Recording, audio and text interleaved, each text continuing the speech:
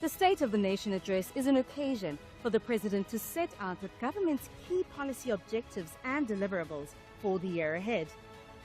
During SONA, the President also highlights achievements, flags challenges, and outlines interventions that the government will undertake to unlock development interventions for the coming financial year. Watch the address live across Parliament's platforms at 7 p.m. Follow Parliament on social media and join the conversation using #SONA2025. Your Parliament, your voice, your future.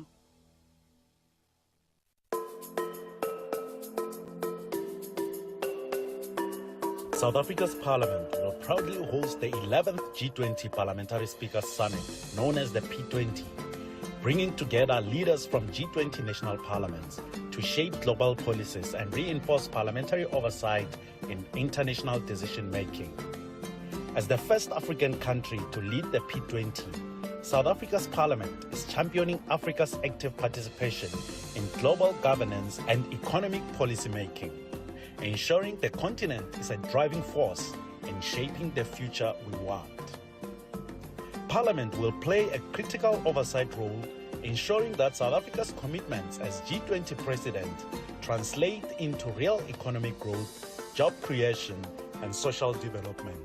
The P20 summit will embed African perspectives in global decision-making, ensuring that policies on trade, technology, and governance reflect the continent's needs and aspirations. In alignment with SONA 2025's theme, harnessing parliamentary diplomacy for the realization of global solidarity, equality, and sustainability, Parliament is committed to fostering international collaboration for a better, more just world. Your Parliament, your voice, your future.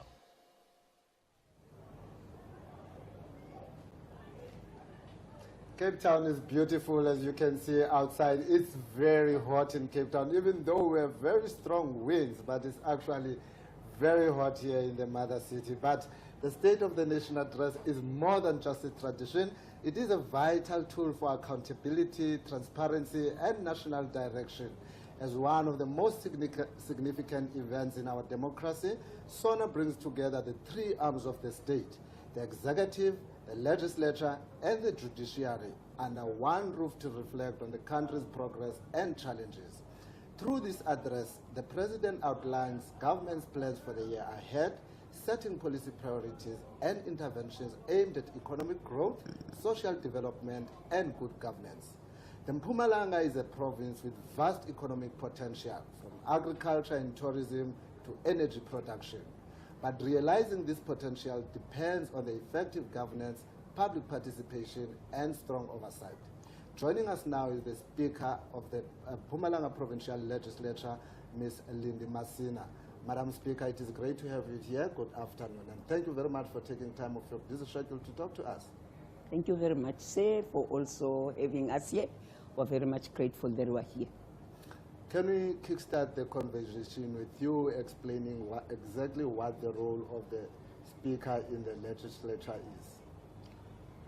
Of course, the role of the Speaker is one of the most important roles because the Speaker and the legislature, they are mainly responsible to ensure that they become the mouthpiece of the people. You would note that all the time the government will make commitments in terms of service delivery. It is our responsibility as the legislature and the Speaker to ensure that those commitments that have been made by government, they are delivered. So it is our role that we need to play an oversight over those commitments made by government. So it's a very critical role that we are playing. And of course, as a lawmaking institution, we are also responsible for public participation because there's nothing with for the people without the people. We are ensuring that for every legislation that has to be passed, it has to be consulted with the relevant stakeholders. One of the critical things that as Mpumalanga we have said we need to do, we need to identify all the stakeholders. When we do public participation, it is our firm view that we have to ensure that the relevant stakeholders are being consulted adequately so as to air and hear their views in a particular policy at that time, or particular legislation that is being presented before them. So it is our firm view that all our stakeholders need to be taken on board, yes. It's great to hear that you have such a strong program on public participation, but what are some of the challenges that you come across as a province? In terms of the role of the legislature? Yes, as a legislature, what are just some of the challenges? And actually, broadly, what are some of the challenges that are currently confronting the province? The province of Mpumalanga, like you have already alluded, it's one of the provinces that is surrounded with mines. It's a rural, province. Agriculture is one of our economic view that when we want to assist our people, the people must also take care of our agriculture. But some of the challenges that we have observed through the mines, because everybody feels that in the mine it's where they can get their economies. So most of the time you will find young people going to have their voice heard to the mines, and some of the mines are not very cooperative to ensure that they also have to participate in the economic development and economic empowerment of the people of Mpumalanga.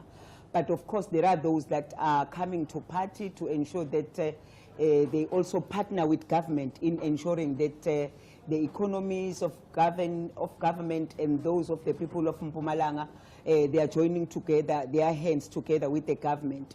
For us, like I said, it's to ensure that we play that role of being a mediator of some kind, but mainly to ensure that government does make sure that it delivers on its promises. But of course, some of the challenges are not the challenges that the province cannot deal with, but the challenges that the province is managing them through whatever means that they are having. The government is on course in ensuring that it works with the different stakeholders as they try to ensure that services are being delivered to the people, because that is their core mandate. Our mandate is to ensure that we become the mouthpiece of those people of the province. Which then brings me to the next question on the mechanisms that we have in place to hold the executive to account as the legislature. When we get into office sometime in June, July last year, one of the critical things that we've done that is very important as part of our core duties, we've established committees. The committees that are linked to each and every department, noting that previously the legislature of Mpumalanga was a constituent of 30 members, but now we've got 50 members. So that makes it easy for us to have each department have its own committee. So that makes our work as the legislature a little bit easier, because each and every department has got its committee that is looking at it, that is oversighting over it, that is making it to account. So that is the main thing that we have done since to make sure that this is part of the mechanism to ensure that the government does account to the legislature. And of course we must appreciate that up to this far we have never experienced challenges from the members of the executive when they are being called by committees. They're so cooperative. Like you will find that even if that when the MEC is not there, there will be definitely the HOD, so that to ensure that there is that accountability that we are expecting from the department. And SONA 2025 takes place 2 months after South Africa assumed the G20 presidency. So how are you going to ensure that the G20 activities are infused into the programs of the legislature, in particular the committees of the legislature? I believe that whatever that happens at national level, we try by all means that we take it into the province, so that we are consolidating that we are provincializing it, so that it speaks to us as the people of the province. So I think that is how we're going to try and align ourselves as the province to those that of the national space. Earlier in the week, there was the Speakers Forum that took place, and a lot of discussions took place there. Can you just share what were some of the key highlights that you're taking with you from that forum back to the province? One of the most critical things that was part of the discussion was the issue of the challenges faced by municipalities, especially in terms of the municipal pension fund, which has been identified as one of the critical matter that the Commission has just proposed that the public office bearers pension fund must also take over to the pension fund for municipal councillors, because it is being observed that it is not at the strength where it is supposed to be. As a result, it disadvantaged those honorable members who are serving at councils. But it is the matter that has never been taken as a decision, but we have been informed that those are the issues that are going to affect either the public office bearers pension fund or the municipal councillors pension fund. But it's a discussion that we still have to take back to our people. I think another matter that was of importance that was discussed over there was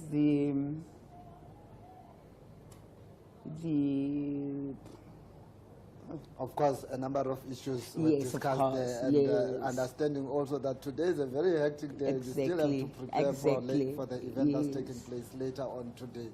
Now let's go on the state of the provincial address. When is it likely to take place? Where is it going to take place? And what motivated the legislator to choose the area where it's going to take place? The State of the Province Address is taking place on the 28th of February at the legislature in the chamber. We are still new in the office, and we are working on the budget that was approved by the previous administration. So the budget limits us that we need to take that, not TLP, SOPA to the chambers, so that it will accommodate those people that will be accommodated there. I think it's about 400 people. That is what motivated us. It's mainly the budget. It is in our firm view that in the future we need to involve as many people as possible, and it is our view that we would want to rotate the SOPA in all the regions that formulate the province of Mpumalanga. We've got 3 of them, and the legislature is situated in Mbombela, Ehlanzeni region. So our firm view as the legislature would want to make sure that all the regions have that feel of the SOPA. We'll just identify a place, sometimes in Kangala, where we'll have probably our next SOPA. The following year, maybe take it to Khersibande, so that everybody has got that opportunity. When the government is there, they can listen to the premier, because sometime you will find that the people from Khersibande is very far, and the limitation of the guests that we need to invite doesn't allow us to invite everybody. So it becomes, I think it will become much better when the region is hosting, that many people that will be coming from the region will be the guests, so that at least it accommodates them. That is the firm view that we are having as the legislature, that going forward we will need to budget appropriately, make sure that we rotate the State of the Province Address. That's good to hear that, Madam Speaker, because as you rightfully say, it will afford people from different regions to also at one point become part of the prestigious event such as the State of the Province Address. Not without, yes, I know that there is a great representation of Mpumalanga in the NCOP, but through the permanent and non-permanent delegates. But I'd like to know, how is the relationship between the Mpumalanga legislature and the National Council of Provinces? I can safely say that the relationship is very sound, very healthy, to an extent that we always have our programs that are talking to each other. we always allow the NCOP to have its program, then we align our program so that they don't clashes. When we have programs that are not clashing, it makes things easier for us. That when they come to Mpumalanga, we are going to make sure that our programs also speaks to that. We are working together. When the NCOP is having an oversight in Mpumalanga, we are going to make sure that we are also having that oversight together with the NCOP, because we are one anyway. And how is your working relationship in the province with the committees of the National Assembly? Because they've also gone a number of oversights on various provinces. How is the relationship between the Mpumalanga Provincial Legislature and the National Assembly committees? Honestly speaking, up to this far, we haven't established that relationship. I think it's because of the time in which we have entered into the office.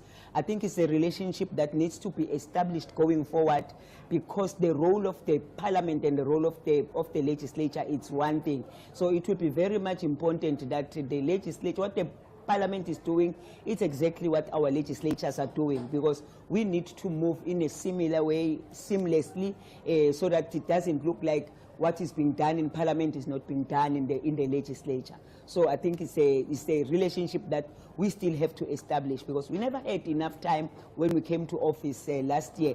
There were a lot of work that was left by the sixth administration that we had to push and make sure that we conclude. I think this year we'll have enough time so that we establish ourselves thoroughly and we see how best we correlate with other state organs. But I can tell you right now that as the legislature, we have already established a relationship with some of the Chapter 9 institutions, like your Human Rights Commission. We've just had an engagement with the Public Protector's Office. We have engaged on several occasions with the Auditor General South Africa. So we want to make sure that when we do our work, we do it without any favor, without any failure, without contradicting ourselves. Speaker, as a parting shot, I only have 10 seconds to afford you an opportunity to tell South Africans why they should come and visit Mpumalanga. Only 10 seconds. Mpumalanga is one of the very good tourist destinations.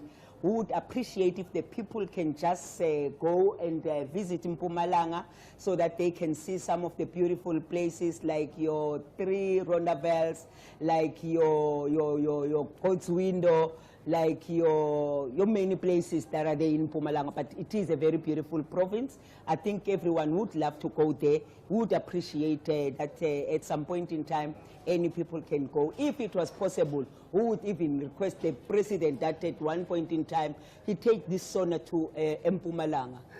Madam Speaker, I'd like to thank you very much for that engaging conversation. We wish you all the best for today and the year ahead, as well as your State of the Province address on the 28th of February this year.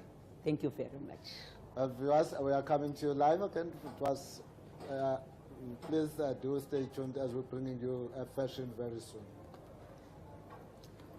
I'm fine.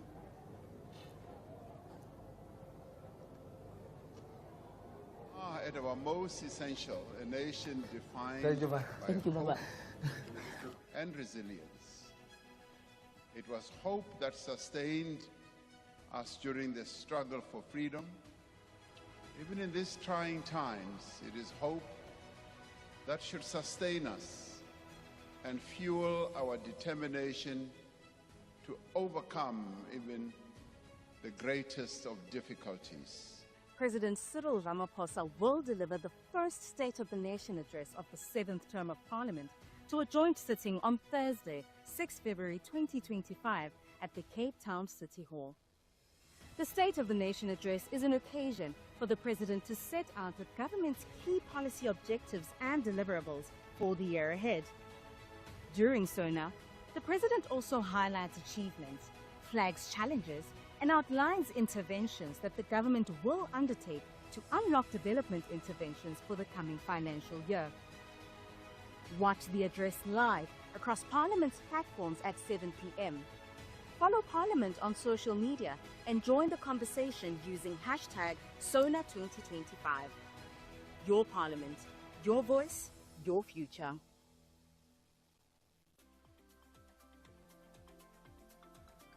I would also like to say that he should also give other institutions, specifically schools, chances.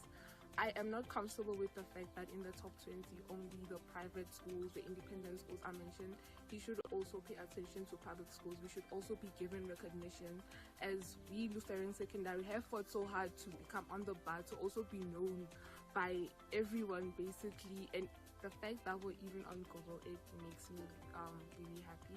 So basically, I would also tell them to just pay attention to what we are doing academically, and just try and doing some introspection along the country with the fact that why are most of us students so eager to just leave the country? Why do we want to leave and waste our resources on other countries, whereas we have our own country which is developing, which is facing its own struggles that also needs help, but we are being educated, yet we are wasting our talents and our resources on other countries that are already doing very well.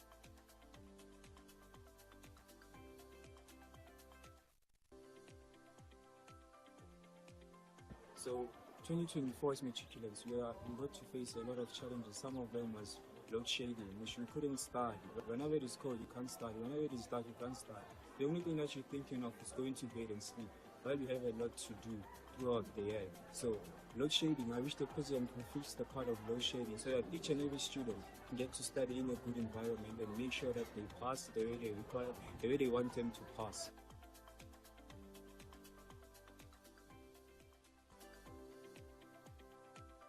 The first thing I would say to the president is that they should give all schools equal opportunities, especially in my school, because we do not have opportunities like sports and other things that they have in other schools. The problems that most students are facing is, I think, their parents at home maybe not giving them much support, or some just,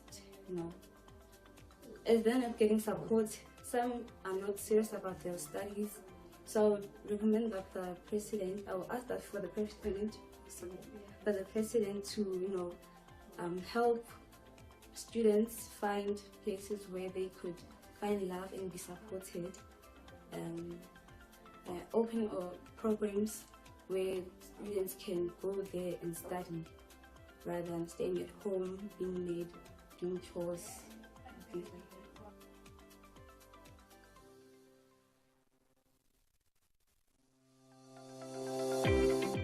Some of the challenges we are confronted with in our communities range from crime, lack of service delivery issues, and most importantly, youth unemployment, which ultimately leads to drugs and alcohol dependency.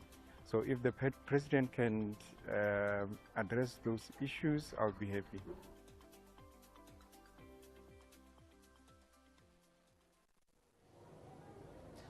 We are exactly 3 hours and 10 minutes before the president takes the podium to deliver the State of the Nation address.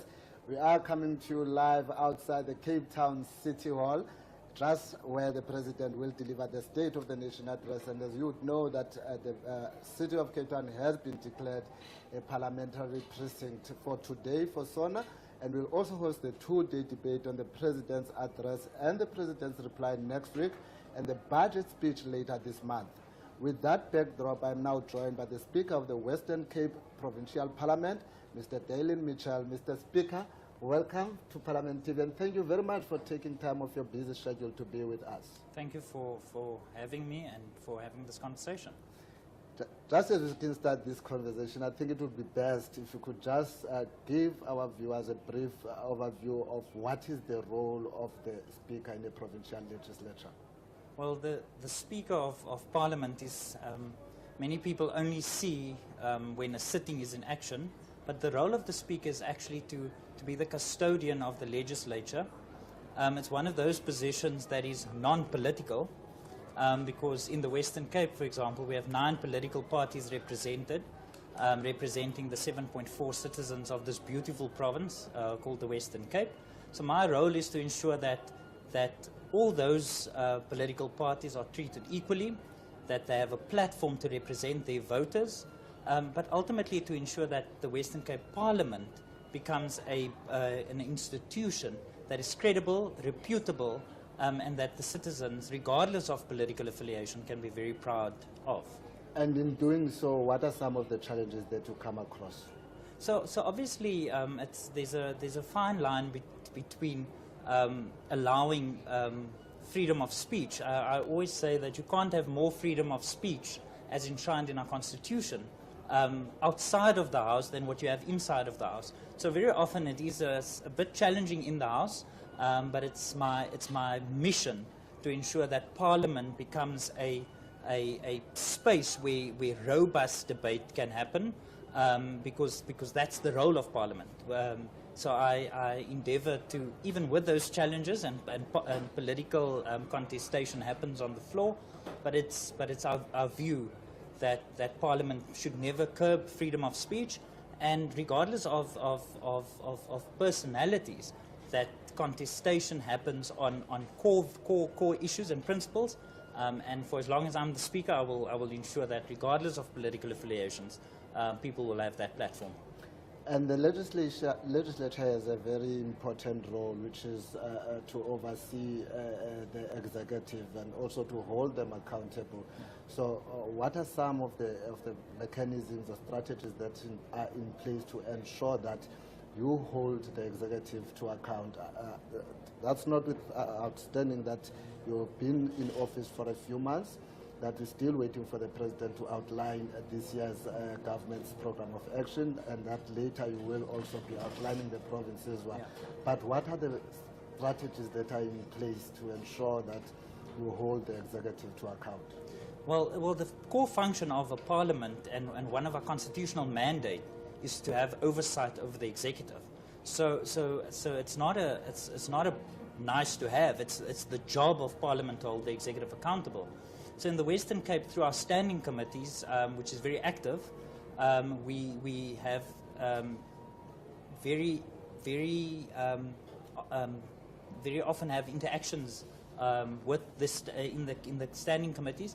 But also what we have done now in the Western Cape, and we're busy introducing, is when a MEC gets up in Parliament and makes an undertaking, or makes an undertaking in a standing committee, we actually now track those undertakings, which we call executive undertakings. So we will make sure that that we hold the executive accountable, because ultimately, regardless of who the governing party is, Parliament has got a constitutional mandate to ensure that oversight over the executive happens in the interests of the citizens. So there's a high emphasis on making sure that the executive is accountable. We track the parliamentary questions being posed, whether it's oral questions in Parliament or whether it is written questions to the executive. We also have something which I believe is one of the few, if not the only legislature in the country, where we have a system where we have oral questions without notice to the Premier. So every second sitting, the Premier has to answer questions that he has no clue about, and so even from a Premier and an executive perspective, we have in our standing rules, which I believe is strong in conjunction with our mandate of executive oversight. And that brings me then to my next question, because it will fit in well, because I need to know how is the relationship. That is notwithstanding the fact that you do have representation in the National Council of Provinces, but I'd love to understand the relationship that you have with the NCOP. Well, so the NCOP and legislatures work really closely together, because obviously bills are being referred to the legislature. We just come from a speakers forum where all 9 speakers with the National Council of Provinces have come together, and one of the key things that we took from that discussion is that the importance of the bills, the referral of bills, and the importance of the national executive when they introduce national bills affecting provinces, that those things are communicated to provinces in advance, or the intention to introduce bills, because obviously with bills goes budgets, public participation, because we can't just tick a box. And if we speak about real public participation, then those things take time. So the relationship is very strong between the Western Cape and the NCOP, because we work hand in glove and we have representation delegates nominated from the Western Cape representing the citizens in the National Council of Provinces. And I would really love you, Honourable Speaker, just to expand on the real public participation, because you've mentioned that you've emphasized on the real part of it. So can you just make me understand what you mean when you say the real public participation? So very often it depends on the bill in front of Parliament. So obviously in certain sectors or certain sections of communities, certain bills speak to that sectors. But when I speak about real public participation, it is about making sure that when we advertise bills for public comment, that people are well informed, well in advance. When I speak about real public participation, I mean that do our citizens, are they equipped with the parliamentary process to get to the before when a bill becomes an act, and do we take our citizens 30 years into democracy? Are we taking our citizens on this journey of lawmaking? We are representing the citizens. We are their lawmakers. We are not the lawmakers in our own account. So having this engagement and ensuring that as far as possible and as most as possible, people's inputs to bills that directly affect the citizen are taken into account. Well, you know, today's SONA happens 2 months after South Africa assumed the presidency of the G20. So I'd like to know what is the legislature going to do to ensure that the G20 activities are infused into the legislature's program and even to the work of its committees. So I mean, we must never blur the lines between the separation of doctrines, of separation of powers, and the role of Parliament and the role of government. But obviously, from a parliamentary perspective, our committees stand ready to ensure that South Africa and the Western Cape is represented. We ensure that when we speak about job creation for the citizens of this province and this country is on the top agenda. When we speak about ensuring that that energy and what government is committing, that we ensure that we hold them accountable to deliver. The State of the Province address, when is it taking place, where is it taking place, and why is it taking place at wherever place you'll be hosting it? So the State of the Province address will take place on the 26th of February in the Karoo town of Beaufort West, in the central Karoo. So for the past few years, the Western Cape Provincial Parliament has always been, we've taken Parliament to the people to make sure that we encourage that public participation so that we take Parliament to the people. And in this year, it will be in the central Karoo, in the town called Beaufort West. It's good to hear that you'll be having that SOPA in a rural town like the Beaufort West, which I happen to know very well as it is on our way to the Eastern Cape Province. But before I let you go, why should people come to the Western Cape?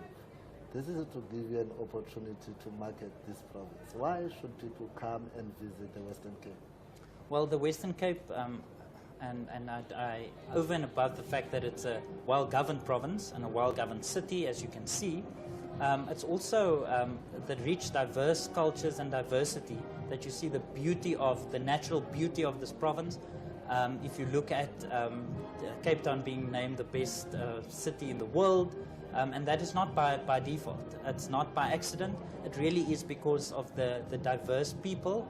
It's the fact that when we speak about making sure that Cape Town is on the world map and the province of the Western Cape is marketable, we make sure that happens. So even from an engagement with our tourism stakeholders, that is always on top of the agenda.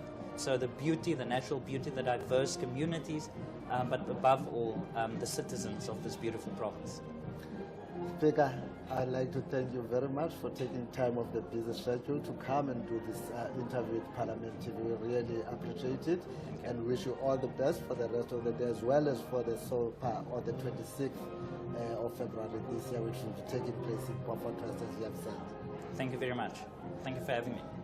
Well, that was the Speaker of the Provincial Western Cape Provincial Legislature, Mr. Dylan Mitchell, talking to Parliament, even sharing some insights on some of the work that is done by the Western Cape Legislature. Now we turn to the red carpet as ministers, members of Parliament, dignitaries and esteemed guests will soon be making their way into the City Hall, showcasing a blend of elegance, heritage and contemporary fashion along the red carpet. This fashion is visible also here in the studio though. The State of the Nation address is a key moment in our political calendar rather, but it's also an occasion where tradition, culture and personal style come together. From bold statements to classic designs, SONA's red carpet is always a spectacle of style and significance. Stay with us at Parliament TV and proudly South Africa take you to the red carpet, capturing the energy, the fashion, and the voices of those who will be in attendance tonight. Good afternoon, and it is Teminko Singoma.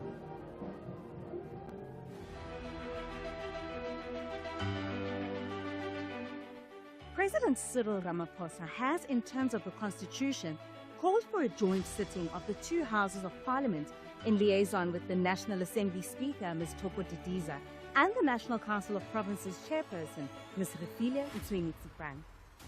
The joint sitting is scheduled for Thursday, 6 February 2025 at 7 p.m. and it will serve as the platform for the President to deliver his annual State of the Nation address. This is the first State of the Nation address in this new term of Parliament, following the 2024 national and provincial elections. The State of the Nation address is an occasion for the President to set out the government's key policy objectives and deliverables for the year ahead.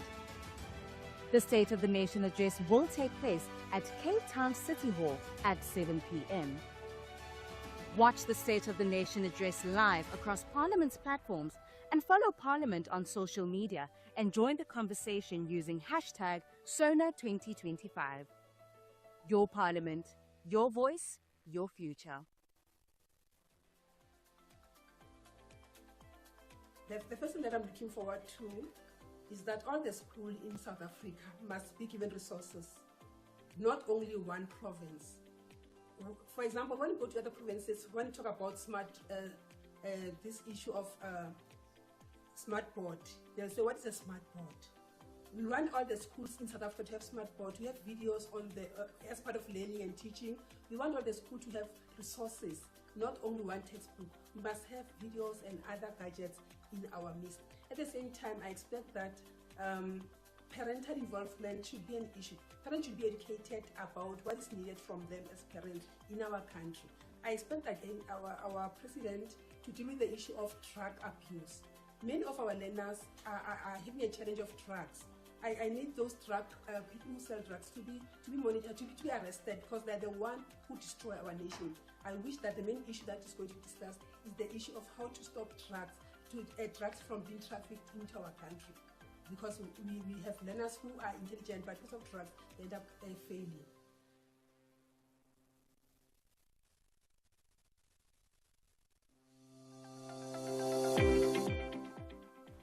The challenges in Atlantis, as the President knows, and that's all of you guys know, the job creation is very weak. There's no job opportunities. I've got children myself at home. It hasn't been working for 3-4 years. They walk the streets up and down, but they never get jobs. I know that it was said many years ago that there will be jobs for everyone, but there isn't. Maybe it's who you know and not what you know. You know, because they walk and they never seem to get work. Also, gangsterism is high because of unemployment. Then there's another concern. I'm a pensioner, my husband is pensioners. We have kids living with us. We must share our pension with them. That pension is so little. When it comes to the budget speech, Mr. President, Mr. Cyril Ramaphosa, he always gives us a little bit of extra, but that little bit of extra is too little for a grandmother and a grandfather still to feed their children and grandchildren with that pension. If it's nice, if he can, I will appreciate for him to give us a little bit of extra, maybe 2,500 or maybe 3,000. He can, you know what, there's enough money in the parliament, isn't it, in the budget? So he can just give a little bit for the elderly, because he knows it's not only us. There is others, hundreds and thousands of elderly that got their kids and grandchildren. And who does the parents, the grandparents think of first? The little ones, because the children can't get work. We have to provide for them. And then the youth, they must make more advantages for the youth, so that the youth can bring out. There's a lot of talent in Atlantis. There is talent, I'm telling you, even the little children, they have beautiful talent. But you know what? We have no facilities here. We only have a smart park, but you can't even go there because of the gangsterism. There is no halls, there's nothing, there's no amusement, nothing for an equipment for our youth, so that they can take their talent further. And I will appreciate it if Mr. President hear me and try and do something especially for Atlantis.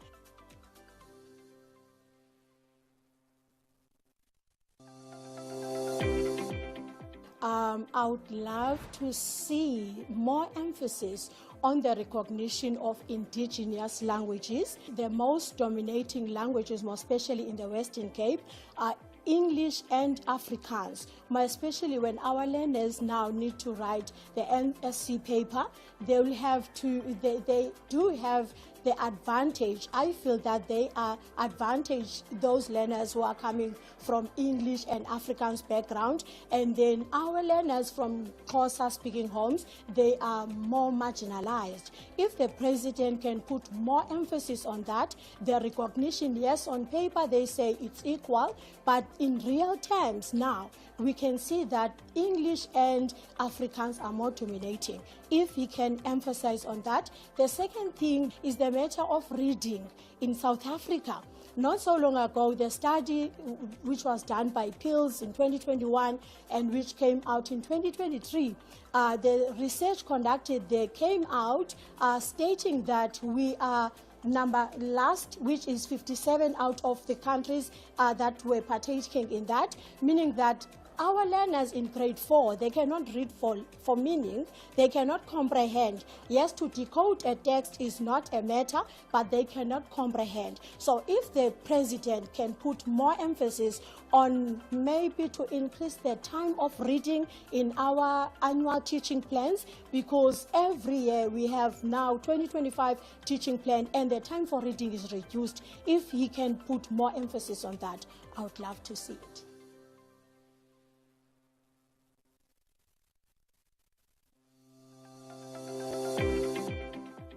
So hi, I'm Johan. I'm the head boy of Hermanus High. So yeah, I think in our community, the day we live in, there's a broad diversity. So we are all, so everyone comes from different places, different backgrounds and everything. And I think that for teachers, and as we are all treated kind of the same, although we come from different backgrounds, we have certain, and there's a certain expectation. All of our expectations are the same. They expect us to excel at the same rate, but they don't take into consideration where we come from necessarily. So I think if they can maybe zoom into us a little bit, connect on a more personal level, I think that would be much more efficient to make us excel in whatever we do. So I think if I was Mr. Ramaphosa, I would say that he must focus on the quality of education. And with that, I mean that we might actually incorporate smaller classes where you can have a more personal level and connection with the children.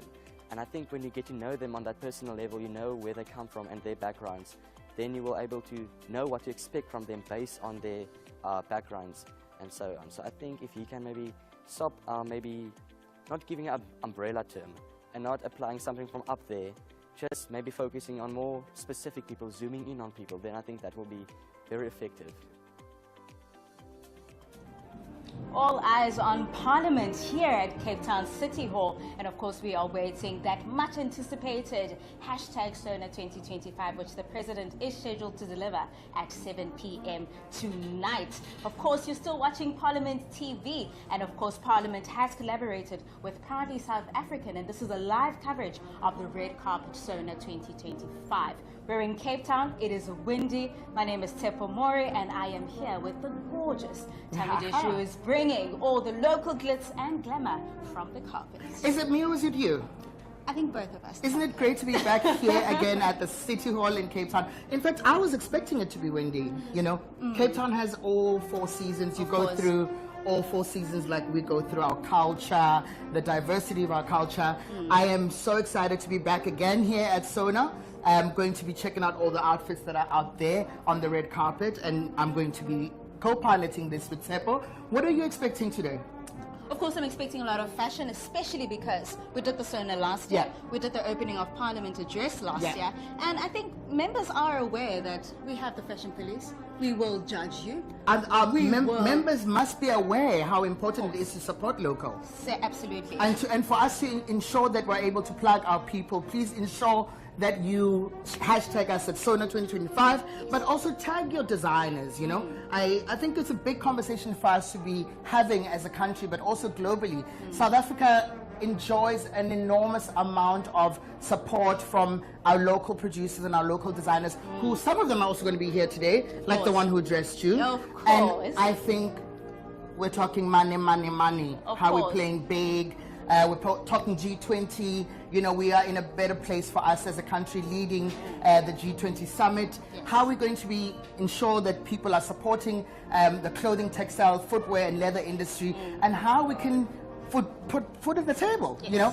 And of course, a lot of people do question, why the red carpet? Why on such an occasion where we're talking serious things? However, this ties in with social development issues. We're talking unemployment, we're talking poverty, and when you support local, you put food on somebody's table. But the truth of it is that actually fashion on its own contributes about $1.7 trillion to the GDP, and I think it becomes so important for us to understand what our share is, but also build a proper ecosystem that works. And I think the intersectionality that's there with the role players that are here, I'm looking forward to the people who are going to be working there, talking about like tourism, the impact of tourism and fashion, arts and culture and fashion. Agriculture, we don't talk enough about agriculture, farming.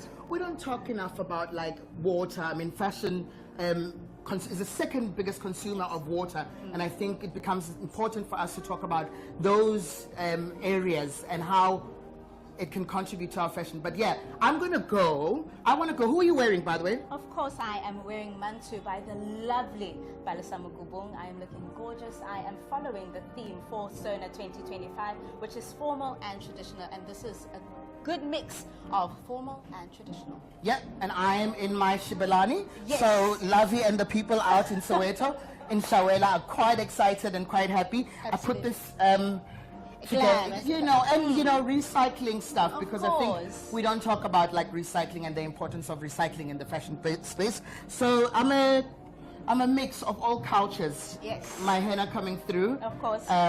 You know, a bit of glitz and glam. Of course. Okay, so I'm going to go back.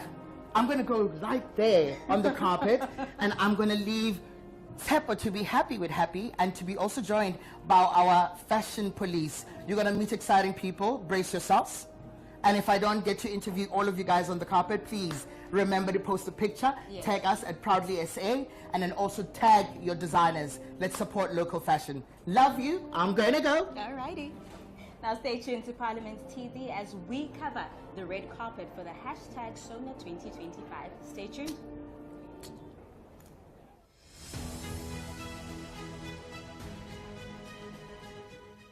We are at our most essential, a nation defined by hope and resilience.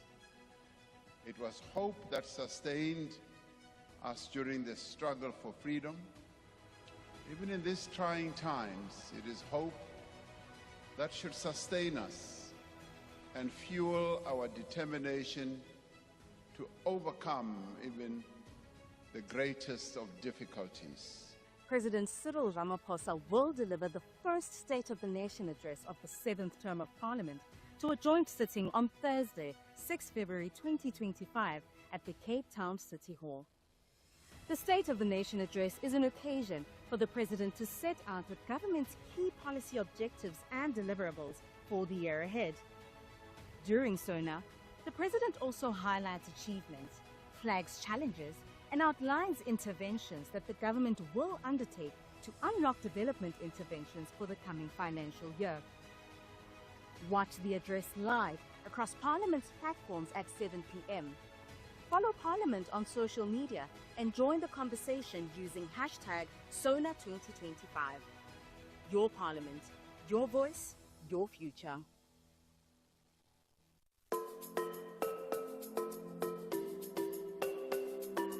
South Africa's Parliament will proudly host the 11th G20 Parliamentary Speakers Summit, known as the P20, bringing together leaders from G20 national parliaments to shape global policies and reinforce parliamentary oversight in international decision-making. As the first African country to lead the P20, South Africa's Parliament is championing Africa's active participation in global governance and economic policymaking, ensuring the continent is a driving force in shaping the future we want. Parliament will play a critical oversight role, ensuring that South Africa's commitments as G20 president translate into real economic growth, job creation, and social development. The P20 summit will embed African perspectives in global decision-making, ensuring that policies on trade, technology, and governance reflect the continent's needs and aspirations. In alignment with SONA 2025's theme, Harnessing Parliamentary Diplomacy for the Realization of Global Solidarity, Equality, and Sustainability, Parliament is committed to fostering international collaboration for a better, more just world. Your Parliament, your voice, your future.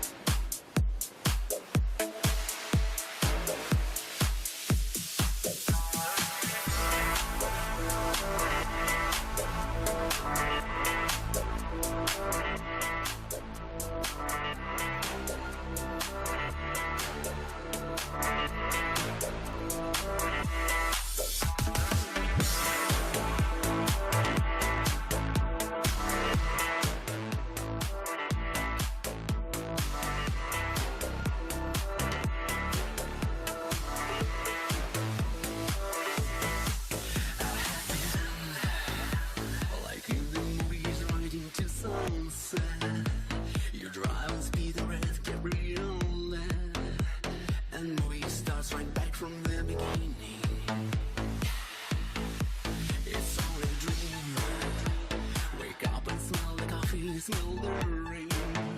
Stop lying to yourself and calm your brain. Sometimes you think that I don't care about you.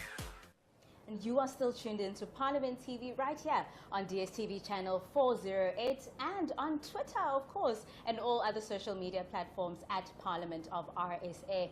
Now, Parliament has collaborated with Proudly South African during this hashtag SONA 2025. Of course, we are still anticipating the President to deliver that State of the Nation address later on at 7 p.m.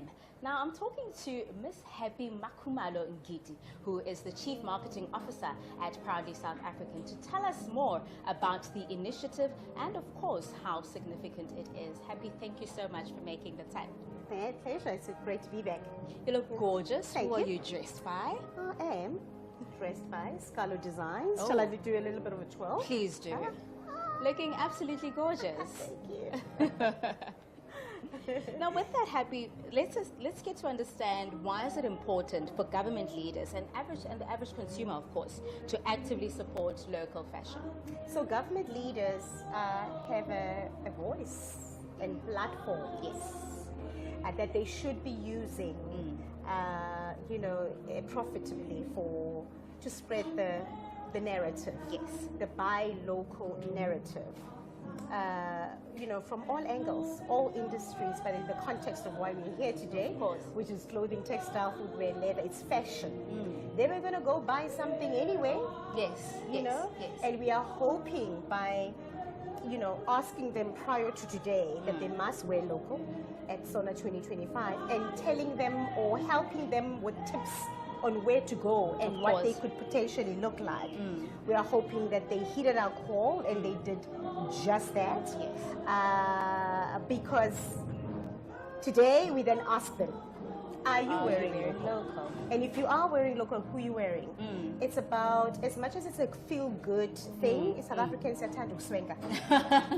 Siyathanda ujuwisha. Absolutely. We love looking amazing, but it's more than just that. It's about a sector.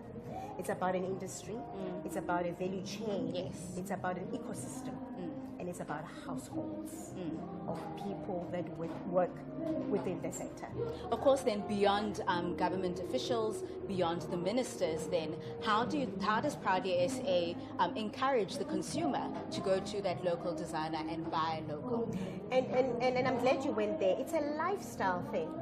We don't walk around in our birthday suits every day. We wear something. It doesn't matter what it is. And so we are encouraging South Africans to, when they do make a purchasing decision, in terms of what whether it's shoes or a pair of jeans or a t-shirt, when they make that purchasing decision, can they at least make it in favor of local products? Because when you do that, you create jobs, you sustain the jobs that you already have. Of course. And you are you're contributing positively to the economy.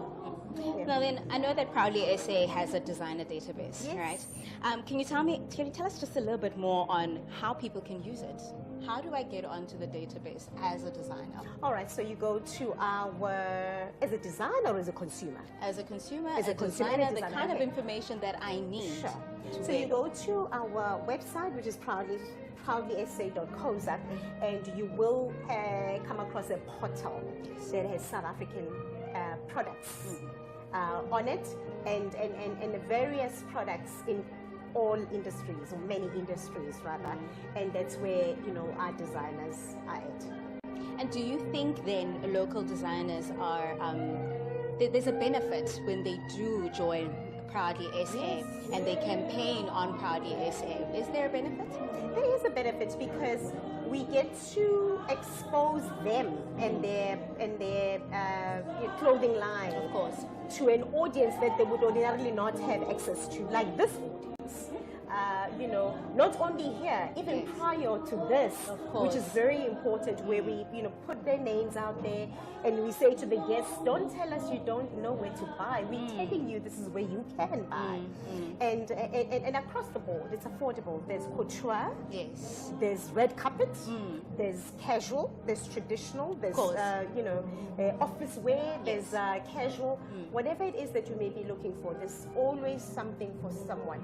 And we are hoping that with this movement, we are finally dealing with the myth that anything that is made locally is inferior and it's not good enough. So nobody, and I say this with the responsibility it comes with, is that many people will not question Dolce & Gabbana and Versace and Vera Wang. We don't even know those guys. But we do know Gert Johan Coetzee, David Tlale, Palesa Mukumbung, Otis, and if anything were to go wrong with the product that you've bought from them, that's where we step in. But you buy from Timu and Shein, and you order a size 6 shoe, and they send you a size 2. Then you cannot do it. Yeah. And with that, then I'm sure that Proudly SA then appreciates the work that government does, especially in terms of taxes on your Sheins and Temus. How has that contributed to the promotion of Proudly SA? Look, it's still work in progress. you know,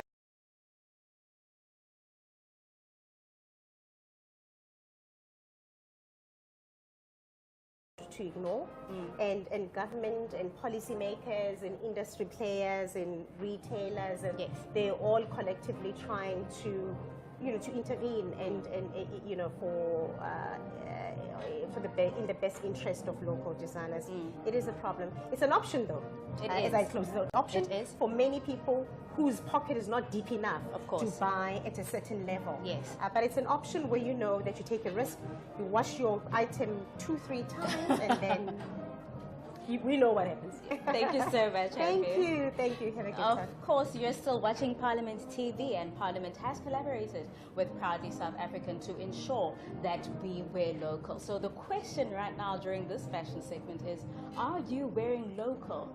Who are you supporting? Who is your designer? And of course, have them here and showcase their work and say their hashtags, say their Instagrams, so that people know and that there is an outreach for the work that they've done. Of course, this means that somebody else will be employed. This means that things will go well within South Africa in terms of the economy. And of course, jobs will be created, and issues such that we have, for example, socio-economic issues, will be combated. Stay tuned to Parliament TV. I have more, and I have some of my designers that will be rating some of the esteemed guests and members that will be arriving here at the hashtag SONA 2025. Stay tuned.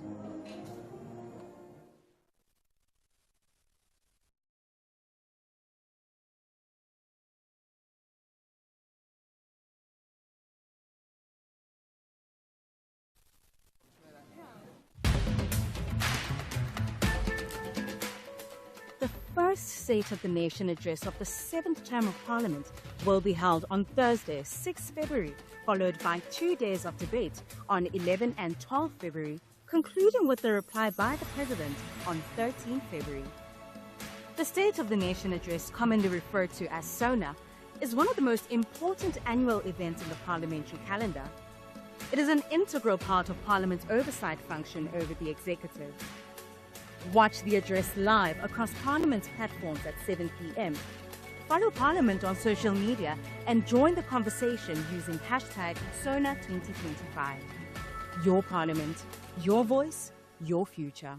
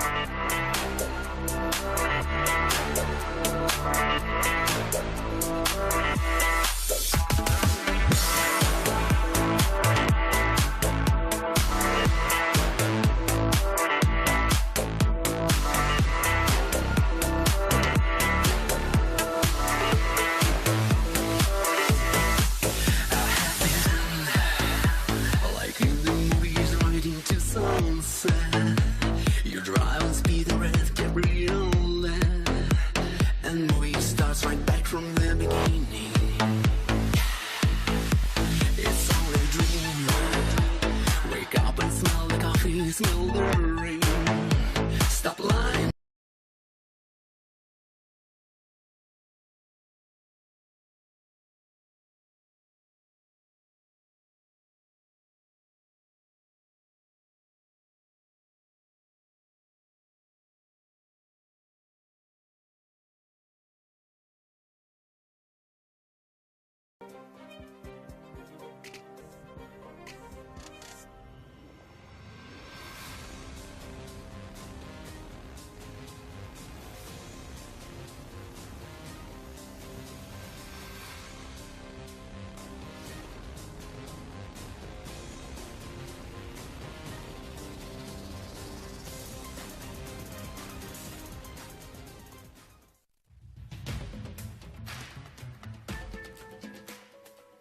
First State of the Nation address of the 7th term of Parliament will be held on Thursday, 6 February, followed by 2 days of debate on 11 and 12 February, concluding with the reply by the President on 13 February.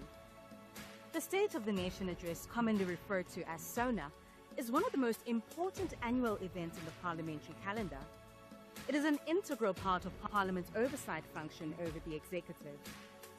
Watch the address live across Parliament's platforms at 7 p.m. Follow Parliament on social media and join the conversation using hashtag SONA2025. Your Parliament, your voice, your future.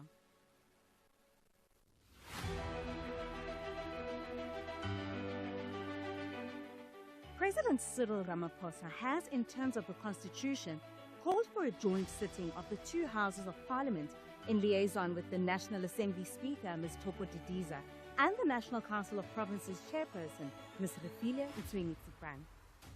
The joint sitting is scheduled for Thursday, 6 February 2025.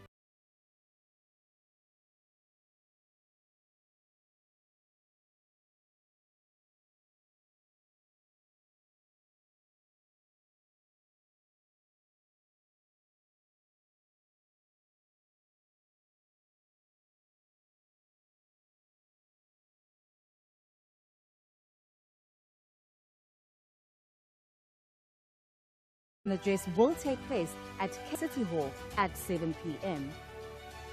Watch the State of the Nation address SONA 2025. Your Parliament, your voice, your future.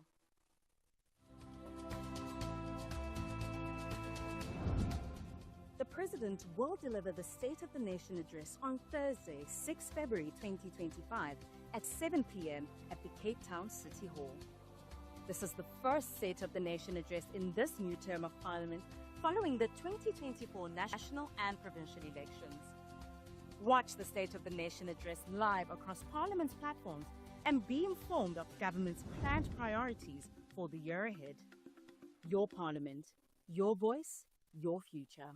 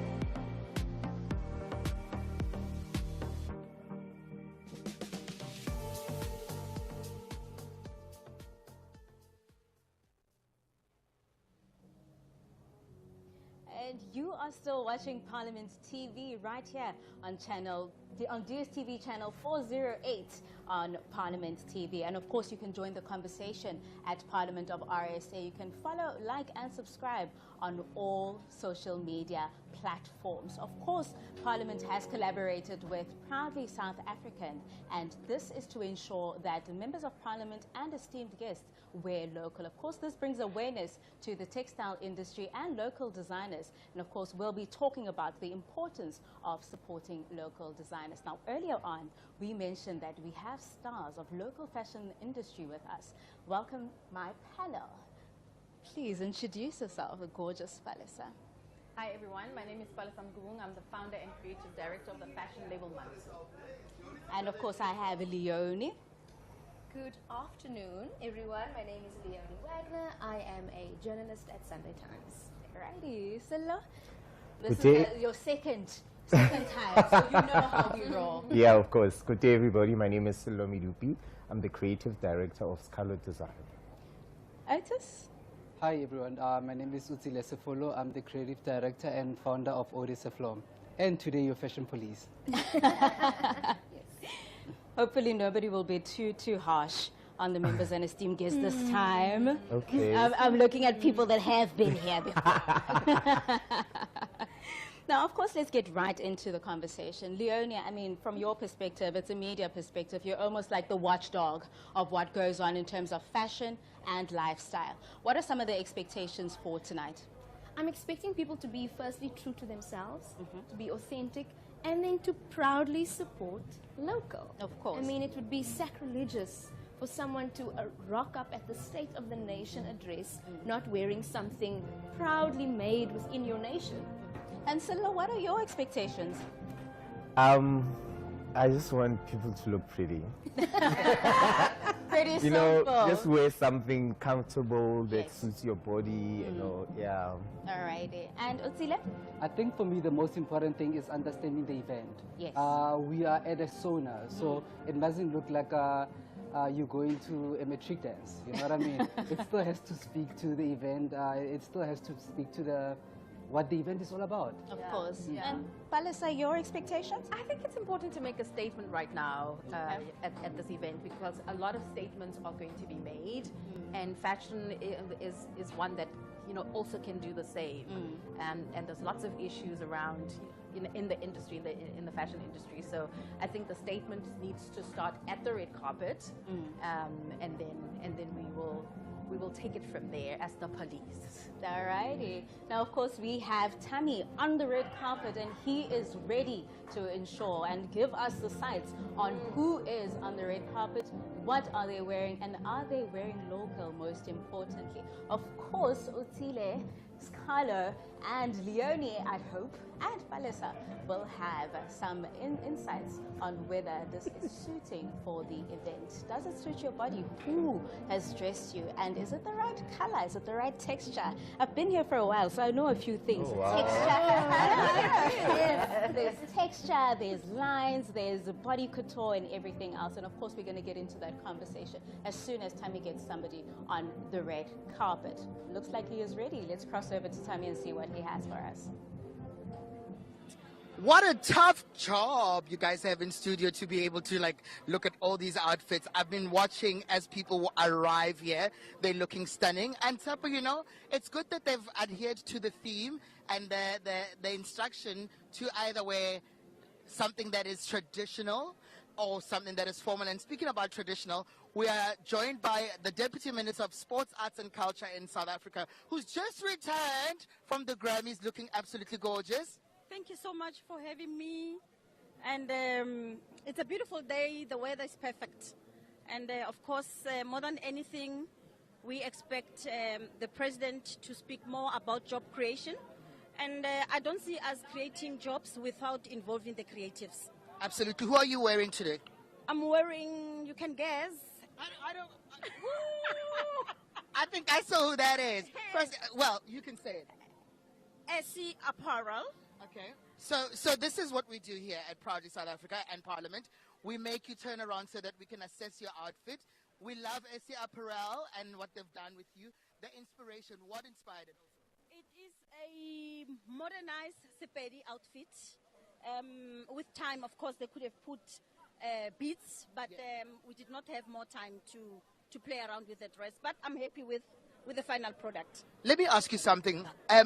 Sports, arts and culture has a big opportunity for nation building, and I think to be able to show our diversity, what kind of opportunities are available for growth and for the fashion space? We are entering into a beautiful year of hosting the G20 summit, and we've been talking about how we're going to grow our local products, but also develop jobs and create jobs. So sports, arts and culture, how does it play a role? Look, in fact, it's one of the key issues that we'd expect the president to make mention of the participation of the creatives during the G20. Without entertainment, without culture, without sports, without creatives, there's no way that others can learn from us. So other countries that are coming here, of course, we need to showcase talent. We need to show them who are we as South Africans. So it's a big opportunity for the creatives. I love that, and I look forward for us having more conversations around how we can access those opportunities. You look absolutely stunning. Just one more time, go around so we can see you. Enjoy tonight. That's Essie Apparel, and that's the Deputy Minister of Sports, Arts and Culture. I'm just seeing a lot of beautiful people. Look at all of it. Look at it. Come in and look at that. Look at hello. I'm very good. And we are joined by yet another guest. You're looking absolutely stunning today. The Deputy Minister of Human Settlements in South Africa, Ms. Thandi Mahambe Hlala. You look stunning. Who are you wearing? I'm wearing Makhosa. Makhosa by Laduma Ngokolo. What's the inspiration? The inspiration is that if you recall earlier this week, the Speaker of Parliament re-emphasized the importance of supporting our local brands, supporting our local designers, ensure that during these big events, at least they benefit from us as legislators and people that get to attend these events. So, yeah. So I'm interested in hearing what Human Settlements is going to do to develop or to give opportunities to other individuals out there to make sure that the infrastructure is there and people are able to work, they're covered. What other interventions can we have in there, especially in the fashion space? The reality of the matter is that there are a lot of opportunities at Human Settlements. That's why on the 14th of February, we are doing a career expo in PAL to ensure that we communicate to the learners as to what else is there that they can learn. We do have youth programs at Human Settlements. We also responsible, as you know, to decently house South Africans. Yes. And we did not rest during the festive season. Myself and the Minister, we've been up and about during the fire disasters here in the state of Cape Town, ensuring that people are served, ensuring that people are safe, ensuring that people, they've got a roof on top of their heads. So we are a government at that department that is responsible of housing the nation, ensure that our indigenous people, like people elderly and the ones that living with disabilities and so on, they get decent houses and they are on the top of the priority of our beneficiary list. So they can work. You look absolutely stunning. Please turn around so we can see your outfit. And that's the Deputy Minister of Human Settlements. I am joined by another gorgeous. I always have to try. I'm like always flying to grab her. I'm trying to grab her. Hello. Welcome. How are you? I'm good. Good. How are you? Please tell us who you're wearing. Vicky Zoleka Magwaka from Mtata Art Center. This is a woman who is a designer naturally. She did not go to any school. Every button, every color, it has a meaning. usebenza ke kwindawo apho kungekho manzi.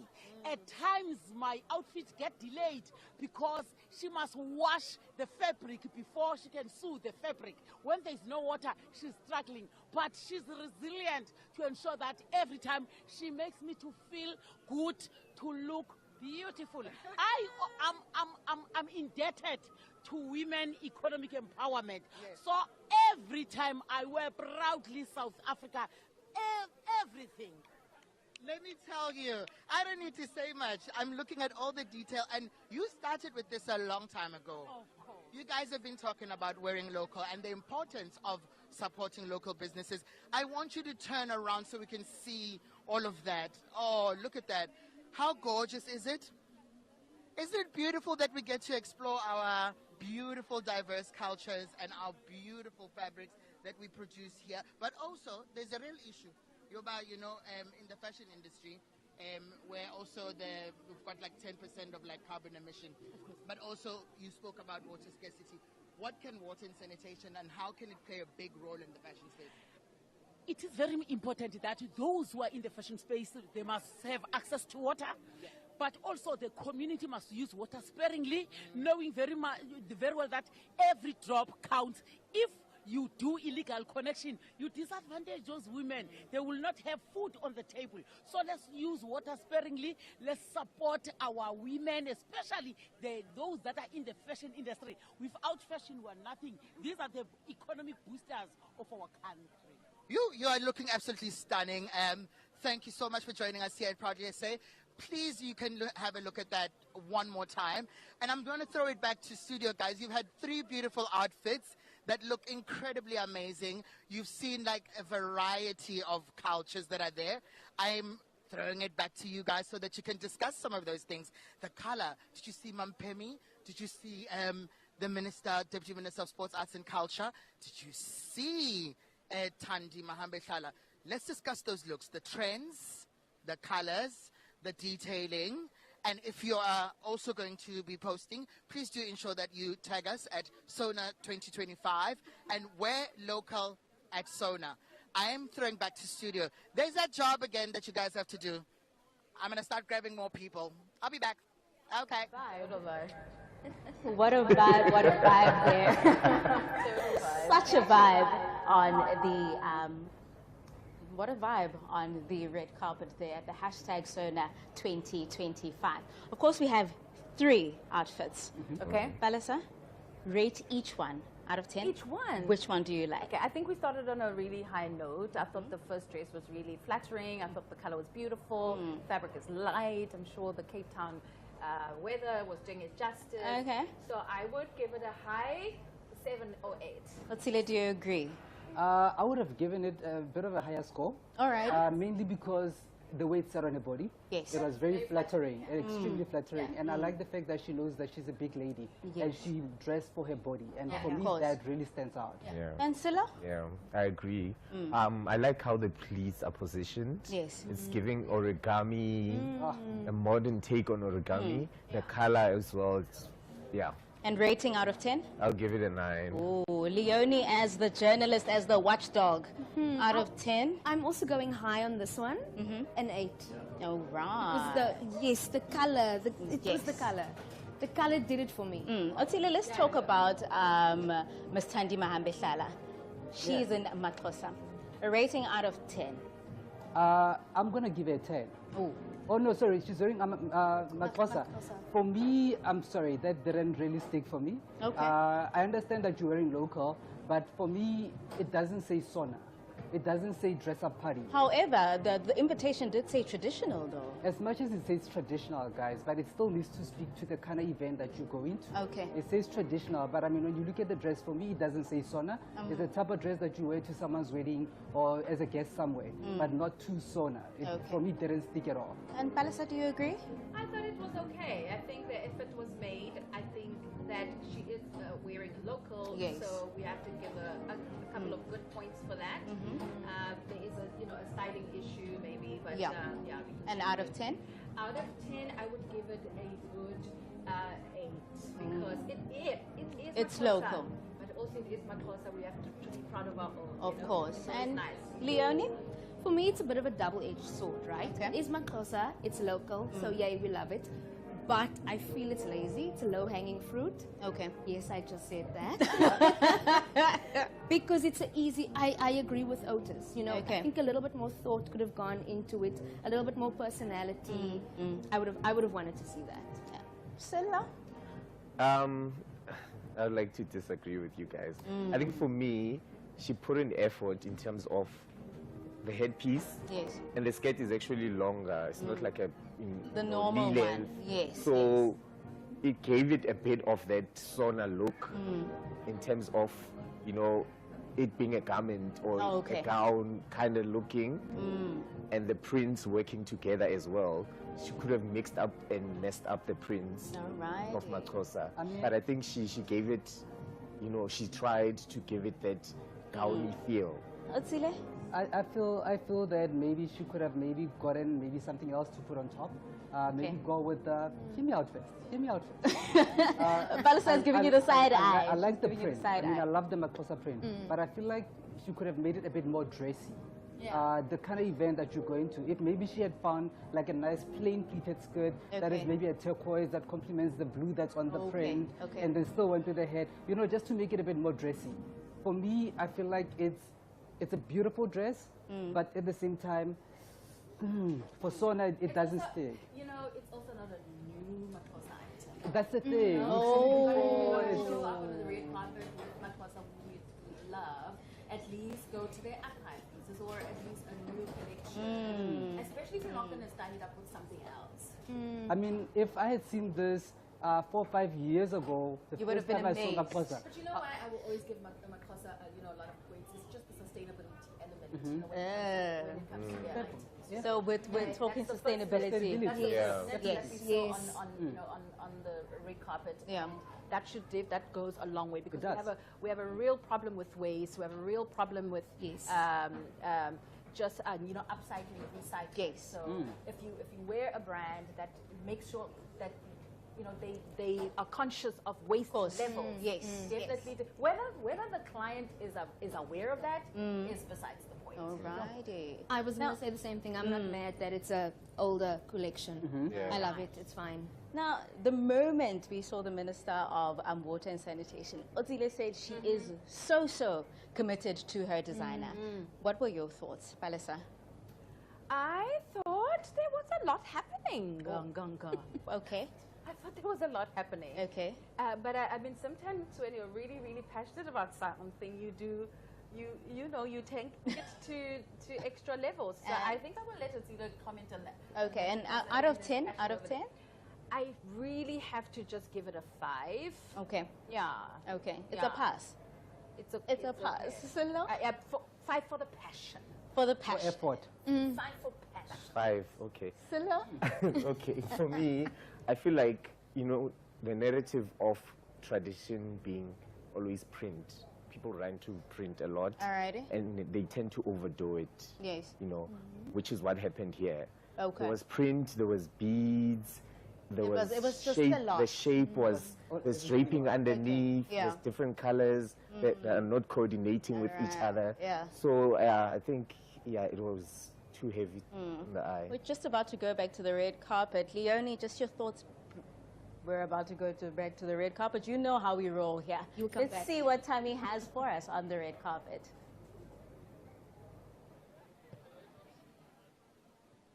Welcome back, and we are live here on Parliament TV and proudly South African, and we're doing the local fashion police.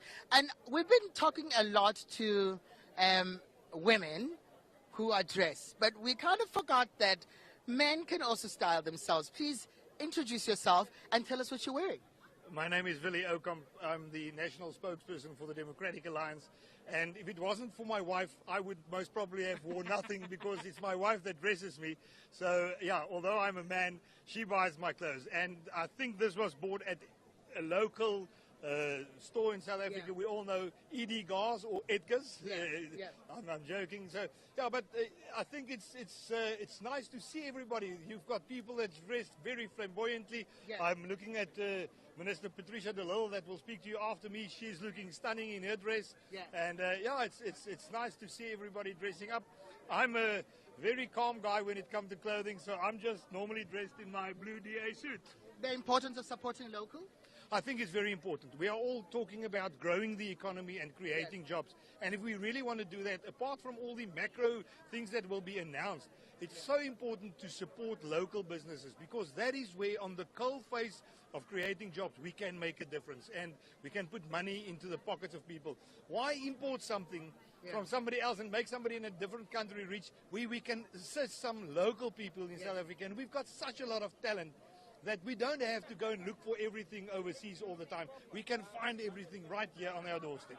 Fantastic. Next time I speak to you, I'm expecting beads on this tie. I'm going to put you in touch with the designer who's going to be incredibly amazing for you, so that we can show our diversity, yeah? I will always try anything new. Okay. As long as it's not too flamboyant. I don't think I'm going to put pips on my shoulders, but we can try it. Thank you very much. Okay, thank you so much for joining us. And thank you. Beautiful Minister Delano. Oh, Minister, I'm tempted to say Auntie Pat.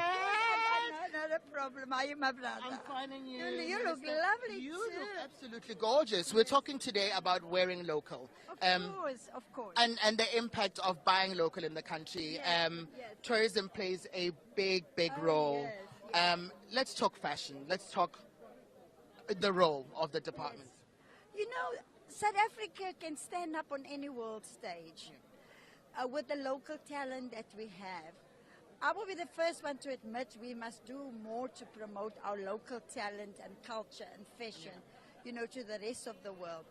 But, you know, this was inspired by Sandy Masabuku and, you know, her label, Fabulous Sons. Fabulous Sons, yeah. Yes, and the print itself is also local.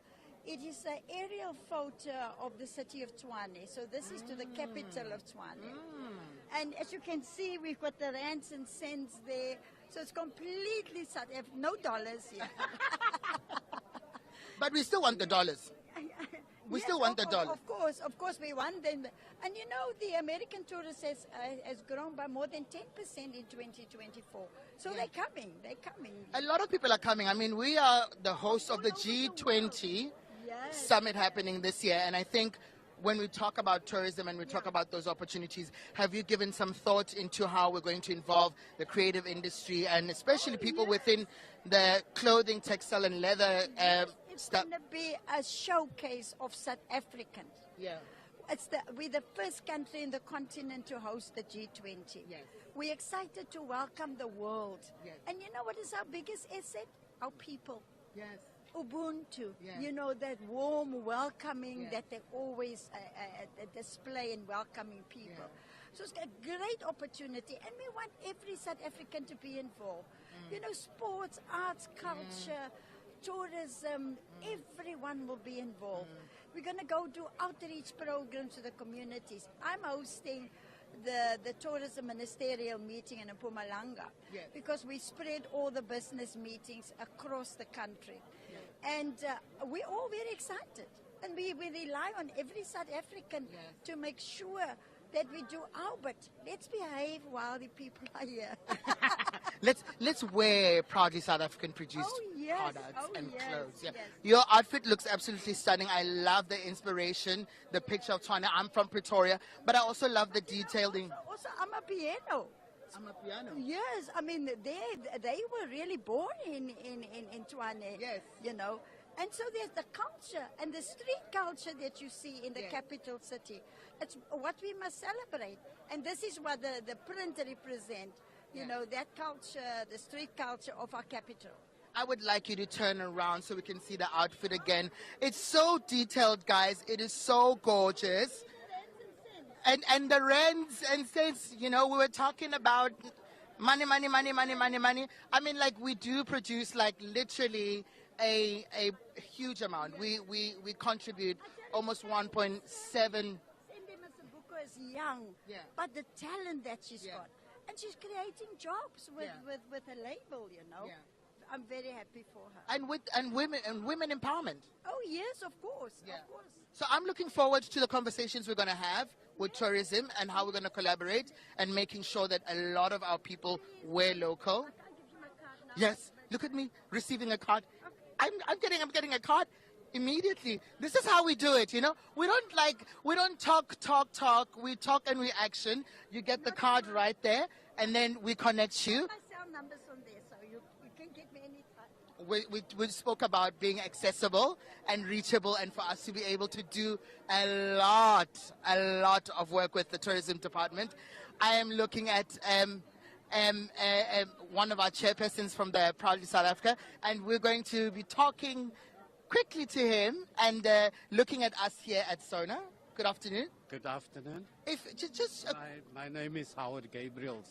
I chair the board of Proudly South Africa. Amazing. This initiative started last year at SONA. It's our third installation. How proud are you to see a lot of our people wearing local today? It has been a real challenge to get to this point. We have been campaigning for this over many years. Yeah. And we're very grateful that the President and the Presidency embraced the call for us to wear local on this particular day. But now the message is that we must wear local every day. It's really important that we encourage consumers that when they go shop, especially for clothing, that they look at the label. Right. And when you look at the label, then you can see where you want to create jobs. Yeah. Do you want to create jobs in South Africa or wherever else the label says? And I think it's really important that we embrace that call to not only on a big day like today to wear local, but to make it a tradition in every day. Are you wearing local? Everything. Can we look at it? I mean, this is local everything. That's our chip. This suit was made in Salt River. Yeah. The shoes are made in one of our own leather factories. Yes. The shirt is from a shop in the Canal Walk that only sells shirts made in South Africa. So I'm very proudly South African. I'm proudly South African too. That's our chairperson of Proudly South African board. Thank you so much for joining us. This is how we do it. You know, you are able to identify where you bought it. You check the label. You know who's designed it. You know how many people have got into making this beautiful outfit. We're not excluding men, right? We always talk about fashion as if it's something that only happens for women. We do know that women contribute like 60% of the workforce of the fashion space, but men also do contribute, you know. We've been talking a lot about like diversity, equity, and inclusion, and it becomes important for us to diversify our conversations around fashion. I'm looking at a beautiful, oh, look at how gorgeous. Look, I mean, like every time you see this, you just want to like melt. How are you? Good, thank you. Cause introducer, please, and then please let's see your full outfit. Okay, mina ke xa ndichaza abantu ndiye ndithi ndiyimvelukazi emanzandonga igama lam ke inako ifani ndingumatheza ndiyinzwakazi neminyaka eyi-19 ndim ke imbongi ezakhe ibivulela umongameli namhlanje apha epalamente ngaphakathi. Inkosi. What inspired your outfit? Isizathu sokuba ndinxibe kanje njengambongi besenditshilo esi sinxibo ndisinxibe apha sisinxibo esiye sithi sinxitywe ngabantu abangoomama kodwa ke abantu abangoomama abasemendweni. Isizathu sokuba ndisinxibe yinto yokubana ndifuna izizwe zibone ukubana eyona nto ndiyifunayo kakhulu into yokubana ndifuna sibuyeleni embo kuba uyawufumanisa ngoku ukubana abantu abangoomama xa besemendweni banxiba ezafasikoti ufike zithungwe ngamalafu kanti esona sinxibo fanelekileyo unxitywa ngabo sesi kodwa ke bekumele uba ndinxibe inkciyo kuba kaloku ndiyintombi ehlolwayo but ke ngenxa ye-protocols ezikhoyo apha ngaphakathi zokuthi ezinye iindawo funeka ndizigqume ngoko ke xa ndizawuthi ndinxibe ivesti ndinxibe nenkciyo ayiseso sinxibo senkciyo eso yiyo loo nto ke mna ke ndikhethe ukubana mandinxibe sisinxibo namhlanje. That was education. That was like a whole cultural education for me. She's our praise singer today and will be leading. It's beautiful to actually just see young women and the involvement of our presidency and parliament of the youth. You know, we've been talking a lot about youth development and we've been talking about the inclusion and diversity and culture. You look absolutely beautiful. Good luck for today. Have fun. And then please tag whoever oyenzele outfit yakho, le bag yakho, ubathege so that sizokwazi ukubasupporta abafazi bakhona abasebenza apho. You look gorgeous, okay? Stunning, stunning, stunning. Have a great one. She looks absolutely stunning. She's young, and she's going to be opening today, the praise singer, and she's looking absolutely stunning. I saw Papa Penny earlier on, and we were talking about like our Sibelani, you know. But now that we are here, we're joined by an MMC in the city of Johannesburg, Mr. Kunene, a friend of ours. We're talking wearing proudly South African brand. The theme today, they said, you must be formal or traditional. Yes. Let's talk about your outfit. I'm seeing Versace. Thank you, Tammy, for having me. Look, I wear local all the time. Yeah. But today I'm wearing a suit. As you can see, I never had the time to go to our local designers. You know, I've worn David Tlale so many times. This Edward Dresler. Look at the face of judgment. This Edward Dresler. This is a Dash shirt. This Gucci tie. Egna belt. Versace shoes. Versace watch. Versace shades. Did I just hear that? I have like 4 people in studio who are going to sit and talk to you and talk about your outfit and do the math, you know, because we're calculating the monies here that we're making, and we're creating jobs for people in the country. So you look gorgeous, but I'm going to let them judge you and comment on your outfit. We're not saying don't buy international stuff. We're just saying let's be all inclusive. But you look absolutely stunning. Thank you very But there is also David Tlale, Tulasindi, SC Apparel. I've supported them many times. I continue to support them. I'm going into but fashion. Today, I wanted to be very formal, and this is what I had. Okay, that's Ken Kunene. Enjoy your evening. Oh, we're talking diversity, and one of our friends is here, Fasiha Hassan. Has the surname changed? Well, actually, this will be the first time I say it publicly, but it's Hassan Duma now. Introduce yourself, please. Yes, this is Mrs. Hassan Duma in the flesh, and it is actually the first time I've announced it. I've just gone to Home Affairs to change it officially. Amazing. We're talking wearing locally produced outfits. Proudly South African is here again at the State of the Nation Address 2025. I know we've had this conversation. Young people, the role that have to play in creating jobs and fashion at large. Yeah, so today it's a bit of both. It's a BRICS and a South Africa. So it's the I in BRICS from India and the S for South Africa. So the South African shout out I have to give is to Lisha Chotu. She's a local designer from my area in Homestead Park, from my home ward, actually in Ward 58. But this is also from India. So it was a little bit of a play on what we're trying to create in terms of the global order. But more important, and this is the fun part, it's like a modern sari.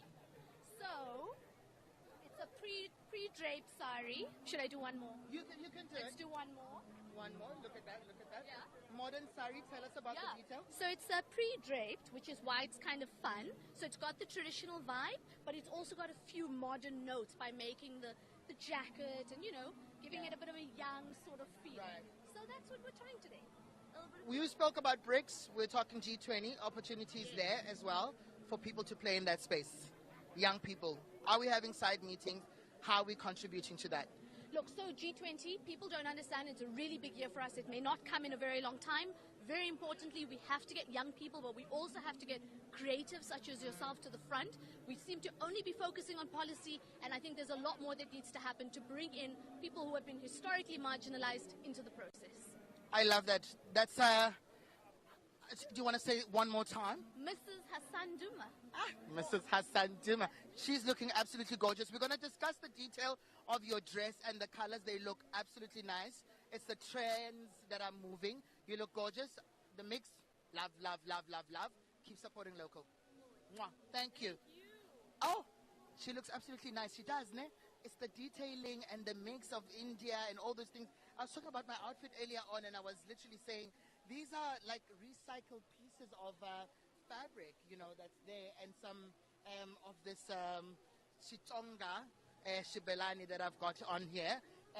We're going to take a couple of guests, but before, I just want to do a quick catch-up with our CMO of Proudly South African, Ms. Happy Ngidi, and just get a sense of what she's been picking up on the streets, how many people she's seen, and how proud you are today. I'm very proud. I'm local, and I'm lekker, and I'm proud. How many people, like third installation, looking at all of this? It's amazing. It's amazing to see the movement. You know, many people have made an effort. They look amazing. And they've heeded our call. Our call to action as Proudly South African in Parliament, which is a partnership. They have clearly heeded the call. They look absolutely amazing. And they're brave enough to tell us who dressed them. Yes. Because they are wearing local. Isn't it wonderful? It's just such a long journey. I mean, I think it continues. It continues, and you've been pushing that narrative and that conversation. I'm happy to be standing right next to you, but I want to know who you're wearing. I'm wearing Scalo Designs, babe. Yes. Scalo Designs. Must I do a 12? You need to do a 12 yourself. By the way, Scalo, you did the things there. You did the things, Scalo. You're looking absolutely stunning. I want to start grabbing more people, but you and I are on a job together. We've got a call that we've got to talk to Minister Nogula. Yes, we have to. Yes, yes. I'm going to grab, you need to just follow in a second. I'm going to grab somebody else who is here looking absolutely stunning on our carpets. This is how we interrupt. This is what we do. This is what we do. This is what we do.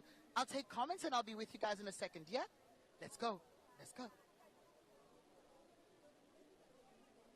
And of course, we have a lot of homework here in the studio with my fashion police and of course, Leonie. Palisa, we have a lot of people to go through, right? Let's go through Willie Oakham. He's the one who said that he bought a suit from Edgar's. I like the tie. I thought it was a beautiful, subtle heritage print. I liked course, it, and yes. I'm glad that it's South African. Leonie, are you happy that he bought from a local store? Yeah, it was simple, you know. Yeah. I don't know if everyone got the blue tie brief, but yeah. Let's discuss Minister Delil. Otis, what did you think? Oh, yeah. I love the dress. I love the length. I feel like she could have accessorized it a bit different. The waistband could have been something a bit more edgy, just to give it a bit of character. Okay. And I mean, she always wears her hair down. I would have appreciated to see something different. Oh. If maybe she could have pulled it up or styled it or just made a bit of an effort. Because, I mean, the look that she had today is exactly what we see all the time when we see her in Parliament. Yeah. And Silla, are you of the same opinion? Yeah, I think they could have went with like a gold belt. Oh. And I know Fabrosense is good as well with hats. So I think if she gave her hats in the same print, as that look up. I thought it was age appropriate. I loved it. And I liked the styling with the glasses. I thought it was like the perfect woman finding the perfect coat. Is it a signature? Yes, but sometimes that's what it's about. And out of 10? I think it's a good 9. I thought it was a good fit. Okay. Otsile? I mean, I'll give it an 8. Perfect. Because I mean, it could have been elevated just a bit, you know, just a bit. But it's beautiful. Could have just been elevated just a bit. Alrighty, Silla. All right, Leonie. I like the story behind it, so yes, 8. All right, perfect. Now let's move on to the Imbongi. Of course, it is a traditional wear. She's the one who will be praising the president as he enters the chambers. Leonie, what were your thoughts, especially with the awareness on the tradition and culture? Loved it. Loved it. We need to move away from this narrative that when we wear our traditional outfits, it's only on Heritage Day. Yes. No, we need to be proud and we need to own our culture, our heritage, and tell our story. That nailed it. Loved it. And this would go great in the books of journalism. Now let's go to Kenny Kunene. You had a lot of comments going on here while we were watching, of course. Palisa, what were your thoughts? I don't want to go to Kenny Kunene. No, I'm kidding. No, I mean, I think that he did what Kenny Kunene does. Yeah. And you know, it's what you expected? It's what I expected. Nothing, it wasn't the most responsible outfit, let me just say that, considering the message, considering, you know, the issues that we have. Yeah, I found it quite irresponsible. All right, Otsile? For me, I was a bit let down. I mean, as someone that's going to be in Parliament that speaks to growing our economy, how are you growing our economy by taking money out of our economy and taking it to other markets that are outside of South Africa. Yeah. We're trying to localize everything. South Africa is capable. We're able to manufacture suits that are even more superior qualities than what he's wearing. For him to boldly come and say that he's wearing all of these other brands and not even mention a single South African brand, for me that was distasteful. Did you expect it though? I mean, we know that's what he'd do, but I'm saying we are here as proudly South African to come and raise awareness. How's about we work on our South African economy? Yeah. How can we do that? By buying local. Let's make sure that whatever that we do, we keep the money circulating well within our country instead of taking our money elsewhere. Okay. Yeah, he's part of government now. Like, he is part of government. He should do better. The hardest actually. Like buy the most expensive suit from a local designer. Okay, so we're unhappy. Yeah. No, definitely We're unhappy. unhappy. I think it is the misuse of the platform. You can wear your outfits. If you can afford it, go, flaunt it. Yes. But when you have a platform and an opportunity to raise awareness, you use it, And then looking past the fact that he's not wearing local, how is the look? Out of 10, Otsile? No comment. Are we now commenting on the look? Yeah. I think this is one look that doesn't even deserve for me to rate at all. I'm shutting it right there. Of course, you can see that we have a very strict fashion police here, guys. I've been trying. This is the third time. And the criteria is tough. The requirements are getting even tougher. And when we're unhappy, we are unhappy. Of course, we are still live outside the Cape Town City Hall, and we are awaiting the State of the Nation address, which the President is scheduled to deliver at 7 o'clock. And of course, you can join the conversation at hashtag SONA 2025. We have partnered with Proudly South African, and of course, we are encouraging everybody to wear local. Of course, I am wearing manto by the beautiful, lovely Palesa. That's how you do it. And of course, all the other presenters that have been with me here today have been beautifully dressed by Otsile himself and Sillo. Of course, then you can get their information on Instagram and have your say as well. Judge everybody who is coming through to the SONA and tell us what you think of the outfits and how you think it's important to ensure that we support local. Tammy is ready for us. Are you ready? Yeah. Let's see what Tammy has for us on the red carpet. I hear you guys discussing pageants and Miss World. They're big conversations. We've just obtained the license to actually host Miss World globally in South Africa. And we're standing next to our winner. If you could kindly introduce yourself. Yes, of course. My name is Valise Janssen van Rensburg, and not only am I the reigning Miss World South Africa, I'm an aspiring law youth representative as well as a youth development advocate, and I'm incredibly honored and privileged to be here with you this evening. Who are you wearing? I'm wearing the one and only Casper Bosman, an incredibly talented South African designer, very synonymous not only within this industry but in various fields, very creative and truly innovative. I'm blessed to be wearing his stunning piece this evening. How important is youth involvement in the fashion space and the influence that you have, the pageant space? How important is that? I think it's very important because it brings a youthful perspective and a fresh perspective at that. So to have young people infiltrate these industries, whether it be fashion, whether it be politics, any field that you can imagine, having a young influence and young perspective truly has the ability to change the world and the narrative that we currently live by. Absolutely lovely. You look absolutely stunning. If you could just turn around so they can have a look at your outfit. Your bag looks lovely. Detail? Yes, of course, by the one and only Carol Bauer Bags. Proudly South African and such a statement piece to any outfit. You look absolutely stunning. Thank you. Please go and advocate for women and for lots of young people to get into all those spaces. Good luck. Thank you. And we'll see you at the next pageant. Absolutely. Cool. Thank you for having me. Thank you.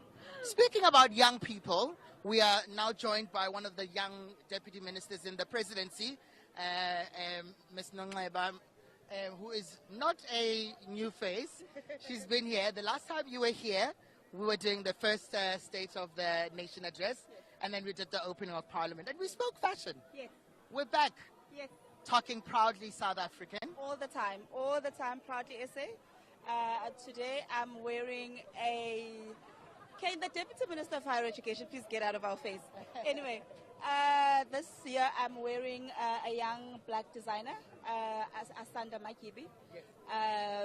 And of course the inspiration is modern African, beaded African petals and everything. Also keeping it with the colors of my party, black and gold, and yeah, very, I always find it so inspiring to work with young black designers, and of course to support their work, to showcase their work, and also just the love that they put into their craft. So exciting.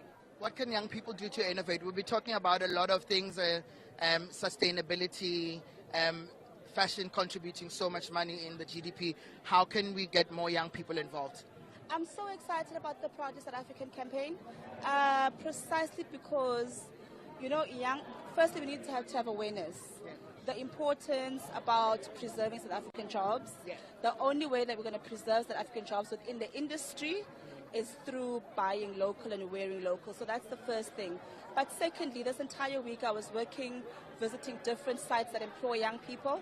And one of the important, as part of the Presidential Youth Employment Initiative, a lot of important things that we are speaking to industry about is that we have to partner with industry as government and, seek these young people, train them, and after that, after we've trained them, also place them in sustainable jobs. And that's one of the things that we will be championing. And hopefully the President will give the Presidential Youth Employment Initiative a shout out in SONA tonight. I hope that you are also leading that conversation, and I'm going to hold you accountable so that we're able to expand on this conversation about including a lot of young people and those programs with the NYDA, etc. We are actually having a media launch next week after SONA. Once the President has announced it today, we're having a media launch next week where we're going to be unpacking the program, what it entails for young people. But in the meantime, I do want to encourage young people to go to sayouth.mobi, which is a zero-rated site to find all of government's opportunities for young people. You look stunning. Let's look at your outfit. Turn around. You look so snatched for somebody who just had a baby. Thank you so much. Turn around. Let's see. She looks absolutely stunning. Thank you. Stunning. Okay, cool. Enjoy. Let's go.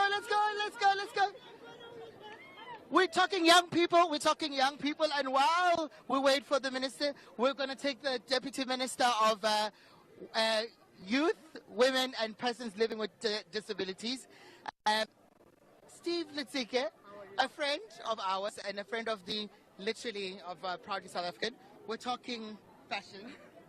Wearing local? Wearing local, indeed. No, thank you so much. There's a young man in Pretoria called Shola. He does my local shirts. In fact, many of my shirts I get it from him. We speak about design. We speak about, the kind of look and feel. So all shirts that you see are done locally here. And Pretoria, I support my hometown, my home city, and it's really about ensuring that young people in my own village and my own city, they can actually contribute to the economic growth. How does the department have, or what plans do they have in getting more young people, persons with disabilities, participating in the space of contributing to the fashion world, right? Look, I mean, there are incredible artists, everywhere. Who actually are seeing this not just as their craft and their brilliance. It's really about making sure that we open doors of opportunities. And we've done that in collaboration with Higher Health, higher education, with as well as small business development. And we really have been reaching out with different young people in expos, exposing their own craft. And we look forward because G20 will be hosted in the country, and we've spoken about it. And really we said financial inclusion of women, youth and persons with disability is bringing people on board on a practical level where their craft can be sold to the world. I always believe in the fact that we can produce anything. If we unite as the continent, as South Africans, as our people, we've got enough to produce everything here on the ground. I look forward to hearing some of the things that are going to be said at the State of the Nation today and connecting with you. Thank you so much. Cool. G20, this SONA statement is really about bringing everybody a nation that works for all. We're going to be a nation that works for all. We're talking about Pretoria people, and oh my God, here's me and Roses. This was one of the... You won one of the greatest looks last year. And I think it was designed by BG, who was one of our local fashion police. I'm wearing BG. Please kindly introduce yourself. My name is Pinky Kikana, the Deputy Minister of the Department of Public Administration. And I'm here to display the capacity and talent of South Africa.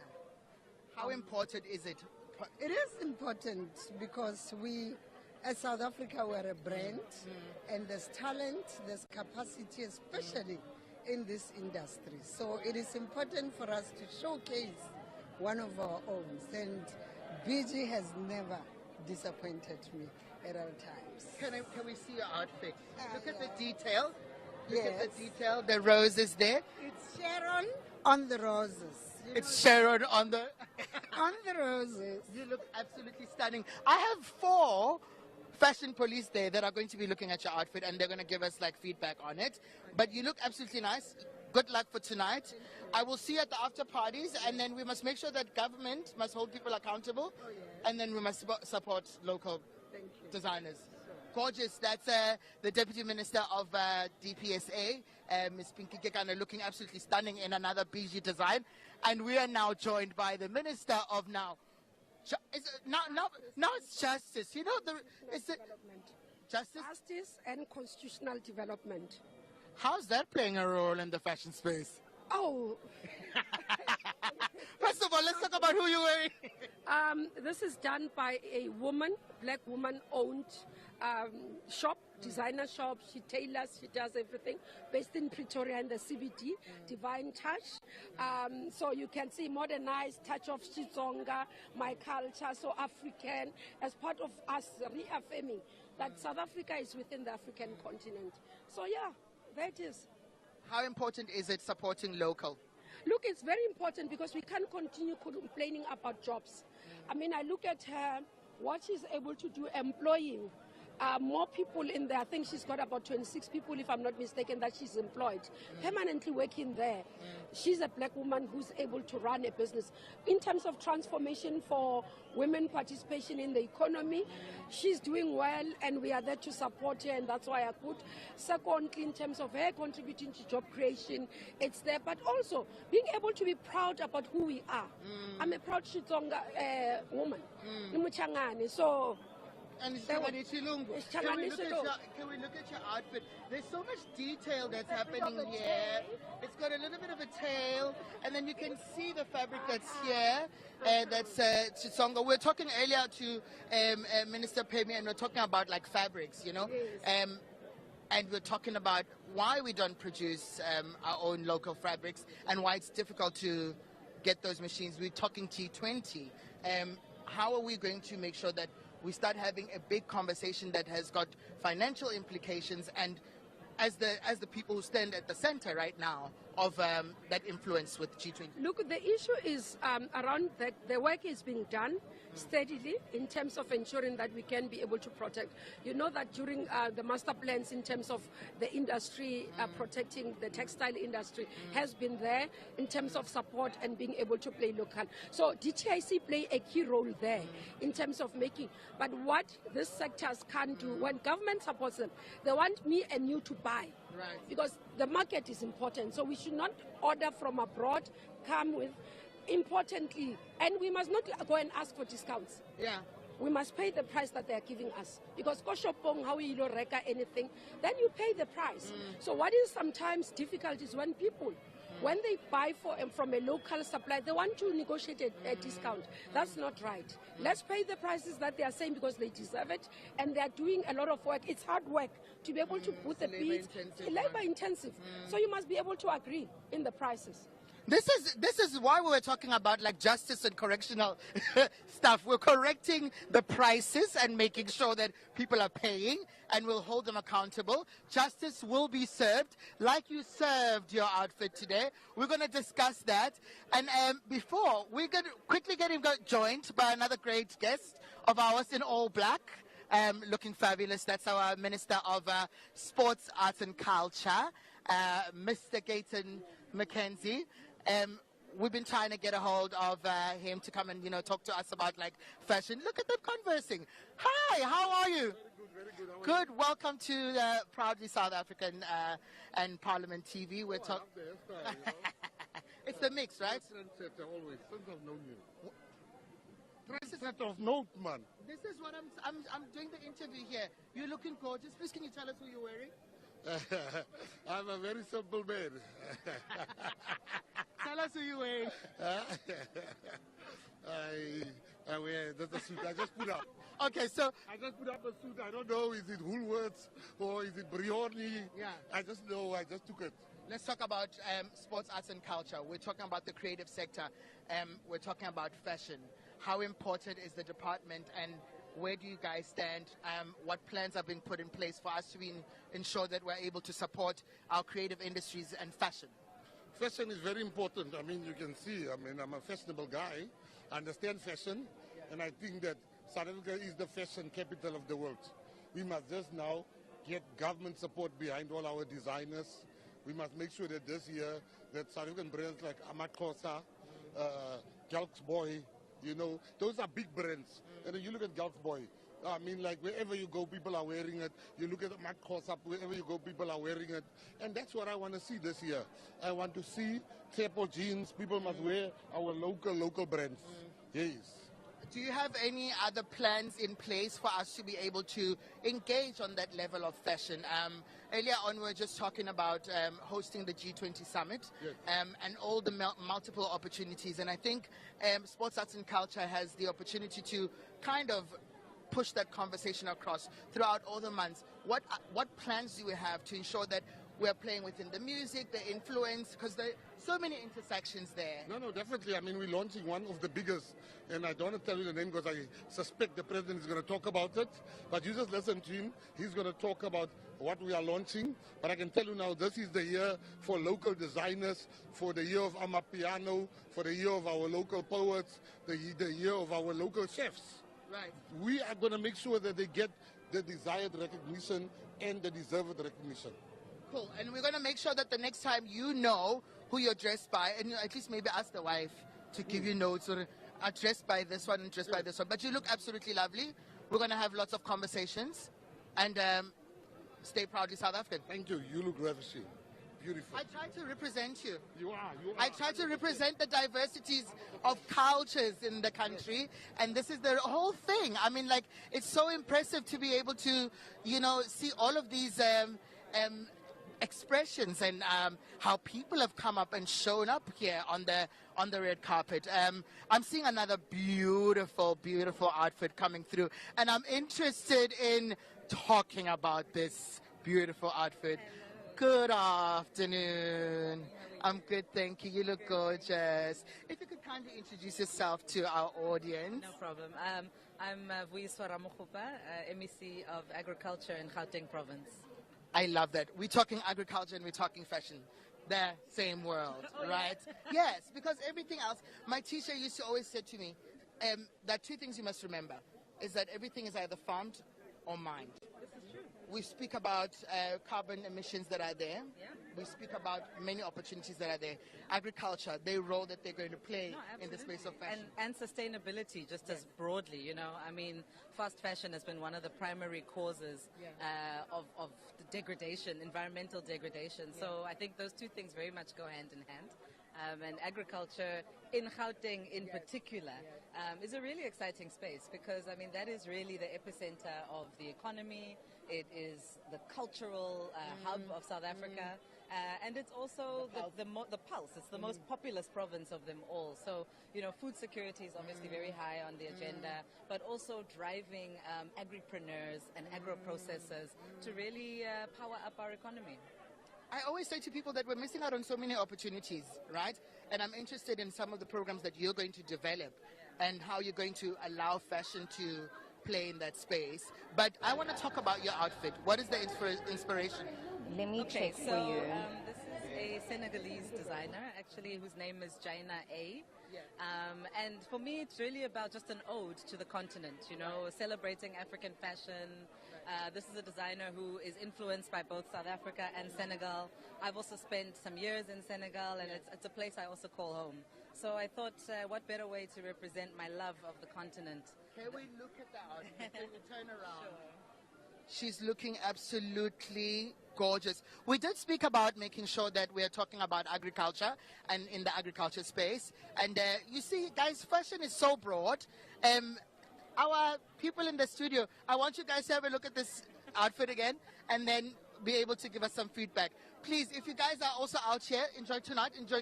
If you guys are out here at the SONA, please keep posting and also tag us at Proudly South Africa, and also ensure that you hashtag SONA 2025 and, you know, talk about wearing local, you know, wear local in South Africa.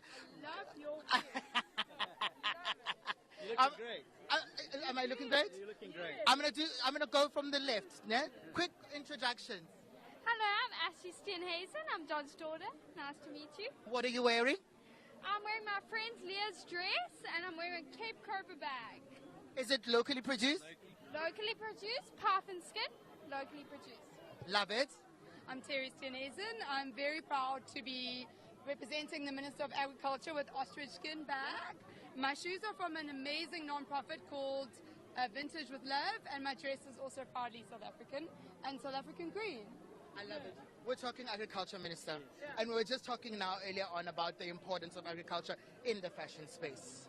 Absolutely. I mean, we produce a lot of the raw ingredients for textiles. We do a lot of the stuff for the fashion space. You can see we're promoting the ostrich sector here. South Africa has got a big ostrich industry. We provided feathers for Lady Gaga's performance at the Olympic Games. We've now got ostrich leather. I was able to give the Chinese ambassador some ostrich steak the other evening at my house. So we're able to ensure that we're promoting South African agricultural goods, and that's also why we're wearing green. It's the color of agriculture. I love it. G20, yes. The involvement, fashion, let's talk. Yes, absolutely. Well, I think we should have an F20 here, fashion 20 as well. See, we've got a P20, and I think we should be challenging those in their countries to move towards more local content, but also more sustainability around reusing and recycling, and the importance of that in terms of the bioeconomy in the world. And I think that's a very good message to send out. I agree. I don't think we talk enough about the fact that also, fashion consumes literally, we're the second biggest consumers of water, right? And also we've been talking a lot about recycling and sustainability. I think that I am going to hold you to task, and I'm going to challenge you and our team to be able to come and have a conversation with you about wearing local, number one. Wearing local. Wearing local. Very much about sustainability. I work with non-profits that work about sustainability. And thrifting. I'm a big thrifter. We are big thrifters. I think we're running a whole business here. We're running a whole business. I'm joining. I've always been in the agriculture space. I'm joining the family business, and we're going to be working with women and non-profit organizations to ensure that we solve the issues around unemployment in the country and allow us to let fashion rule the way. As it must. Cool. Enjoy tonight. You guys look absolutely stunning. Thank you so much. Hello! Hi! I have to take both of you. You guys look absolutely stunning. I'm going to start there. Quick introduction here. Tell me about your outfit, who made it, and the inspiration. So the dress is from Frida Couture. It's a South African brand. And the shirt I bought from my shop. How important is it wearing local? It's very important. We need to support local artists, because that's where they will get the most, people will see them so that they can go abroad. That's essentially what we want, other people to see their work. Absolutely stunning. I am wearing Yamgela Isintu, a local designer, young, brilliant woman who took me back home. I am Kosa, and she decided to make me this amazing garments. And as she said, supporting locals is absolutely critical. Also, there's so much talent in our country, and we don't have to lower our standards just to support local. Just simply going to a local designer, they can make you something stunning. Education and fashion? Education and fashion, well, one of the things that we're doing in the sector is to make sure that we are diversifying the curriculum. So we're not boxing children to just saying that, this is what you need to do. We want the curriculum to also be inspiring to kids who may be skills orientated, who may want to go into fashion designing, who may want to acquire skills like a beauty industry.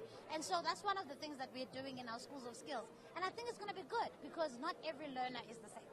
Yeah, and I think you guys have got a beautiful opportunity as education to be able to kind of push those conversations. We're talking about a huge increase of matriculants, even if it's not just at basic education, just across, as a young person, as a young leader in the education space, what can we do to, you know, kind of bridge the gap between higher education, basic education, TVET colleges, and skills development?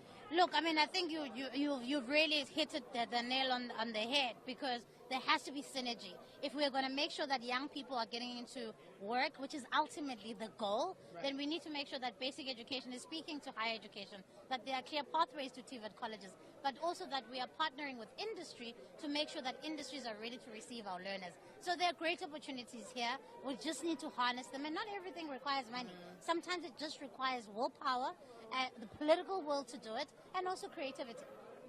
I am going to hold you accountable, and I'm going to expect a program out of your department, and I'm going to ensure that you do that collaboration. Remember, we are now GNUE, and then we are now collaborative. Today we spoke about like the diversity in culture. So I'm going to hold you accountable, and we're going to do programs around education and fashion. Absolutely. You guys look absolutely stunning. Thank you Enjoy so much. tonight. Thank you so much. Mwah, mwah, mwah, mwah. Tag them, yeah? That beautiful skirt, tag them with collaborations, basic education, higher education, TVET colleges. People look absolutely stunning. Can I just throw back to the studio quickly so you guys can discuss a couple of these looks, and then I'll probably, if I can, sneak in one more interview before I say goodbye. Tami may be doing the most there on the red carpet, and we have our work cut out, right? A lot of homework, a lot of people that were on the red carpet. Let's talk about that black dress, the black and gold With dress. the flower? Yes, the the black one and with gold? the beads. And Okay, So I like the bust. Just under accessorized, that's all. Okay. Yeah. That's No all. earrings, no neck piece, beautiful dress, beautiful fit. Out of 10?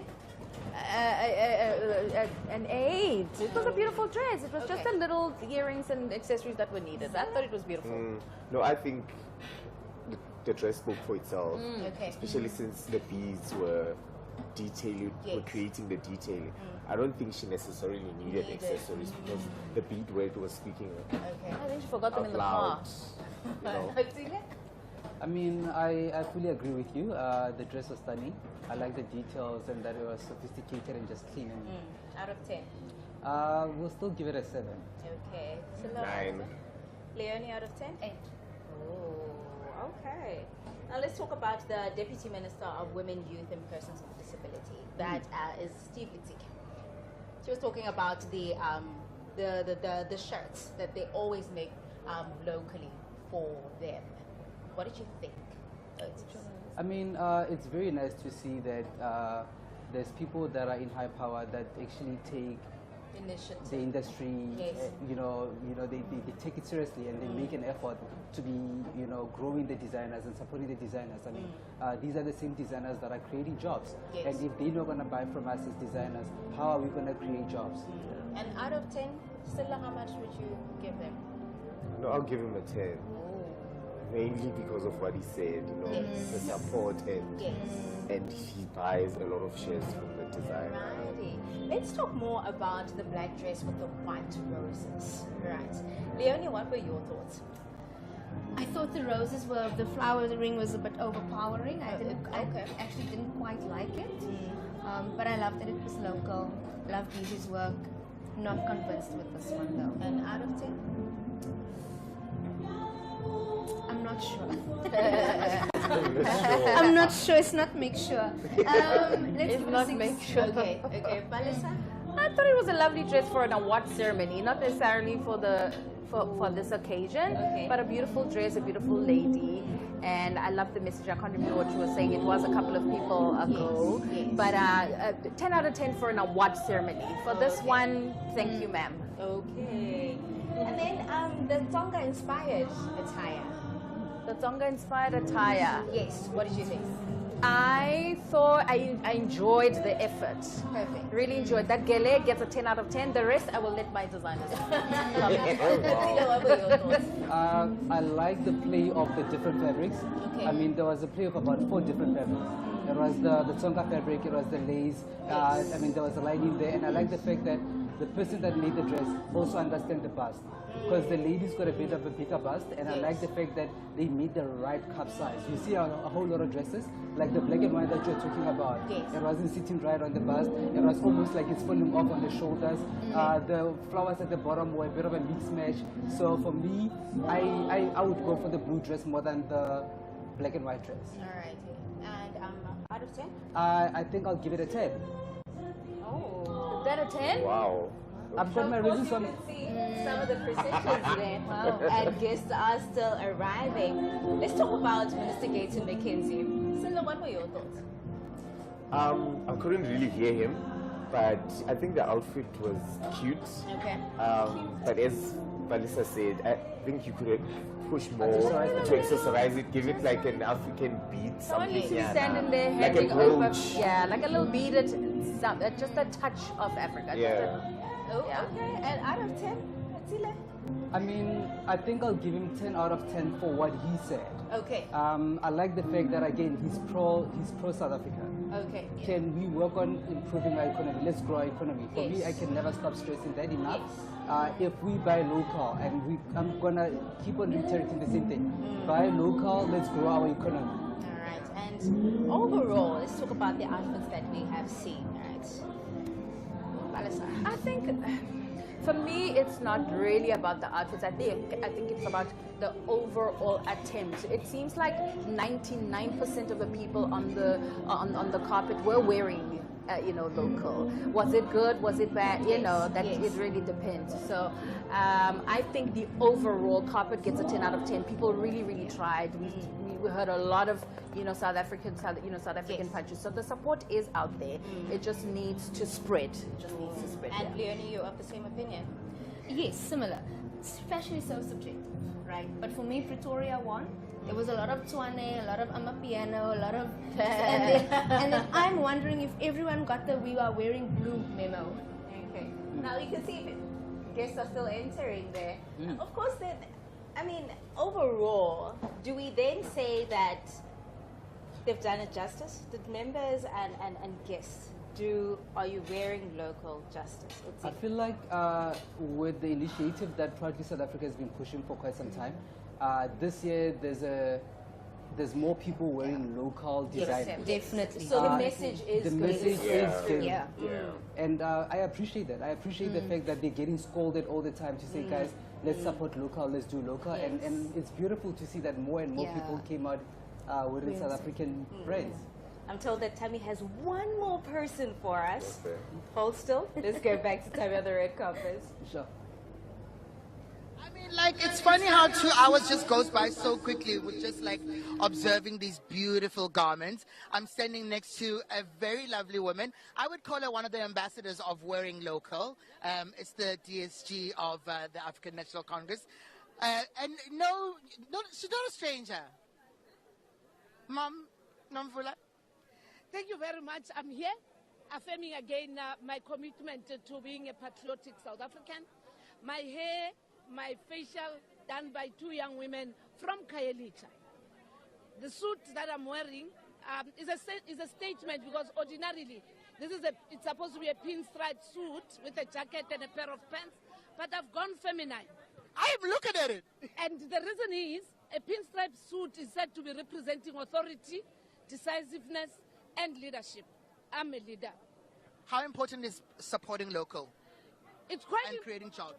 It's quite important because the 2 young women, particularly working also with Entle, have been able now to get something that they had earned out of this effort. Secondly, we are growing the economy because part of what they must now do is to continue beyond doing for Nomvula. Because once people see Nomvula being dressed by them, other people will also make an attempt of reaching out to them. This is but part of promotion of the capacity of South Africa. We're quite an amazing nation. Who thought you can have a pinstripe suit in this particular fashion? We've been talking the whole day about G20 and so many different programs. We're at the center of it. How are we going to increase the conversation around fashion and the multiple opportunities? We must revitalize our textile industry because it collapsed because of foreign goods.